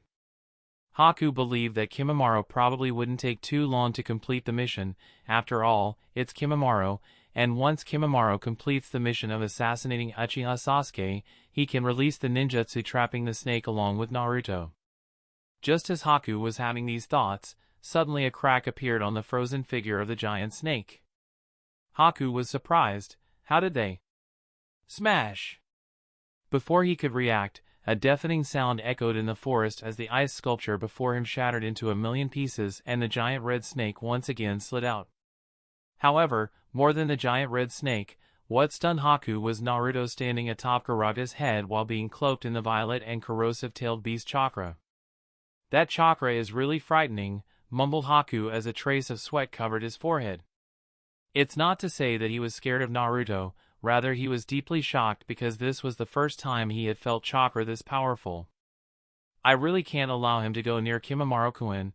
With such a thought, Haku waved his hands and countless kunai-shaped ice crystals crystallized around him and attacked both Naruto and Gaaraga simultaneously from all directions. Whoosh! In the face of countless ice crystals coming at him, Gaaraga coiled his body and spun it in circles to use the scales on it to resist the ice crystals. At the same time, Naruto, standing atop Garaga's head, waved his hand as a giant Ninetales chakra arm immediately stretched out and attacked Haku. Not good, thought Haku as he clapped his hands. Instantly the mist and vapors around him condensed into solid ice in the path of the chakra arms. Bang! A loud bang echoed as the Ninetales giant chakra arms collided with the ice, breaking it into countless pieces. To be able to break that barrier instantly, mumbled Haku in surprise as he further condensed more and more ice to defend against Ninetales' chakra arm.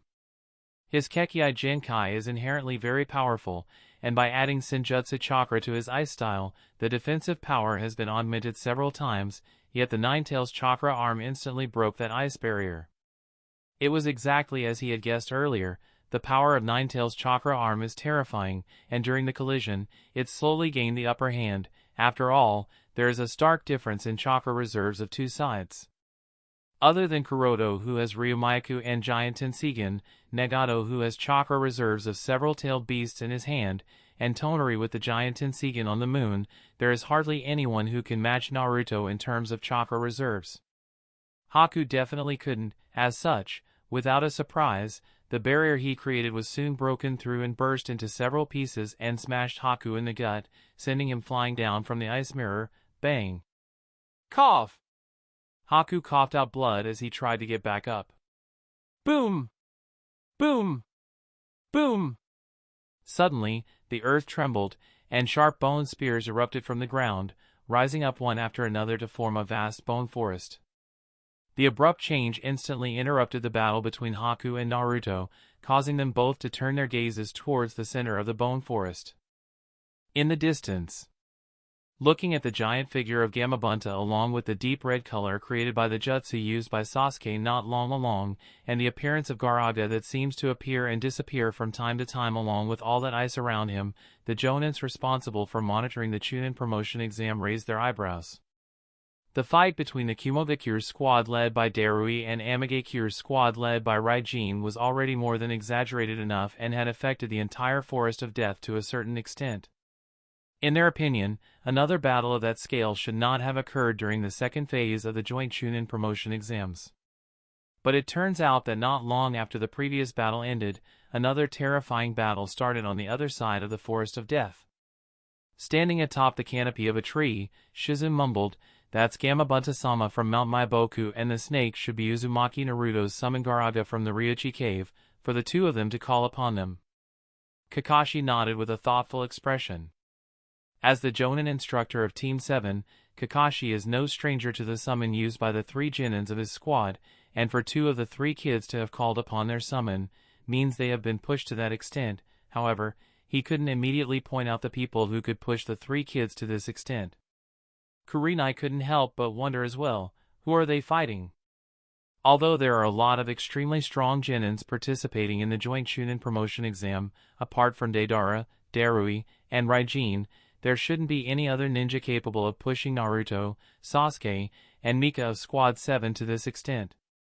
Maybe someone from Sunagakure or perhaps Kirigakure, suggested Hisashi. Since shinobi from Kumogakure, Iwagakure, and Amagakure have appeared somewhere or another and made major movement during the second phase of the exam, it wouldn't be surprising if the people fighting the Squad 7 are from Sunagakure or Kirigakure. After all, the participants from those two villages are no slouch either. Whoosh! At this time, an Umbu ninja appeared beside Kakashi and reported the matter. "Kakashi-sama, it has been verified that the ninjas fighting against your squad are from Otogakure, Kagaya Kimimaro, Yuki Haku, and Guren." "Otogakure ninjas?" muttered Asuma in surprise, and judging from the battle situation in the distance, he couldn't help but wonder, are ninjas from Otogakure this capable? As far as Asuma is aware, Otogakure is a newly established village, and it neither has any major achievements, nor fame unlike the 5 great shinobi villages or Amagakure. Heck, Otogakure is not even a proper shinobi village, and it certainly does not have. The only reason they even know of Otogakure is because of the agreement Konoha signed with several other small villages, and for such a village to push some of the strongest genins of Konoha to this extent, Asuma had to be surprised. Fortunately, we did not experience such a terrifying Chunin promotion exam back then, otherwise, we would have remained genins all over lives, muttered Shizune with a sigh. She felt pity for most of the unfortunate genins that were participating in this joint promotion exam. And the other jonins around her couldn't help agreeing with similar thoughts in their mind, save for one person, that is Might Guy. He was very excited and hoped that he can also get a chance to participate in such battles so that the flames of his youth can always burn brightly. Just as they were having such thoughts, suddenly, the earth trembled, and sharp bone spears erupted from the ground, rising up one after another to form a vast bone forest. Looking at the familiar forest of bones in the distance, Kurenai suddenly mumbled, "Fujin." Kakashi shook his head. "No, it has to be Kagaya Kimimaro of Otogakure." Then his expression turned serious and he said, "Although Shursui and Uchiha Shinichi are keeping a watch over Naruto, I feel like I should be there as well, just in case." Guy agreed. "In that case, let's go." Kakashi shook his head. "No, we cannot leave Fu unattended. I will go to check up on my squad, meanwhile, you guys keep a watch over Fu. Once I make sure that Naruto and the others are alright, I will join you guys. In Kakashi's opinion, with Guy watching over Fu, there shouldn't be any problem. Fair enough, said Guy. The others nodded in agreement. Chapter 1050, Did you not think of the consequences? Looking at the giant figure of Gamabunta along with the deep red color created by the jutsu used by Sasuke not long along, the appearance of Gaaraga that seems to appear and disappear from time to time along with all that ice around him, and the sudden appearance of a forest of bones, Shikamaru and the others frowned. Ino was very worried and shouted anxiously, Shikamaru, Sasuke-kun must be in trouble, we have to go over there and help them. The other Genins including Choji, Shino, and Sai looked at Shikamaru. Facing everyone's gaze, Shikamaru shook his head bitterly, we can't get involved in that kind of battle, with those giant summons there, we would only become a burden for them. Sakura said worriedly, but we can't leave them alone. What if? Shikamaru sighed and after pondering for a while, he suggested, well, we can get closer to take a look from a distance.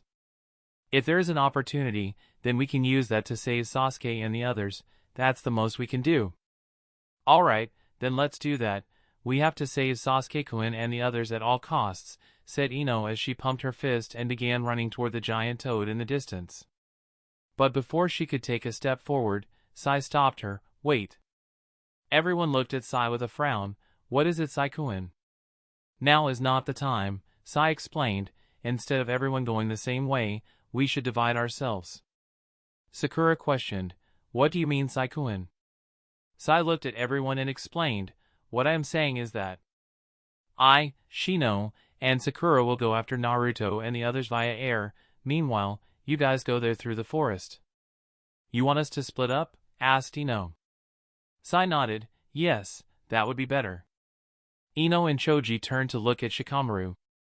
Shikamaru contemplated for a moment before nodding, well, sticking together doesn't seem to be working out for us the way I had hoped, Kiba, Tenten, and Shin even got injured and had to withdraw from the exam. Maybe acting separately would indeed be a better choice. Choji mumbled lightly while looking at his best friend, Shikamaru. Thank you, said Sai as he took out a scroll and began to draw an ink bird. Since the rain has stopped, he can continue to use his jutsu and within moments an ink bird had already taken to the sky with Sai, Shino, and Sakura standing on its back. Watching Sai, Shino, and Sakura leave, Ino asked Shikamaru, was that really the only option? I don't know, it's really troublesome, shrugged Shikamaru while shaking his head, and added as he jumped on a tree branch, in any case, let's go and see if Naruto needs our help. Alright, nodded Ino and Choji as they followed after him. At the battlefield. Hiya!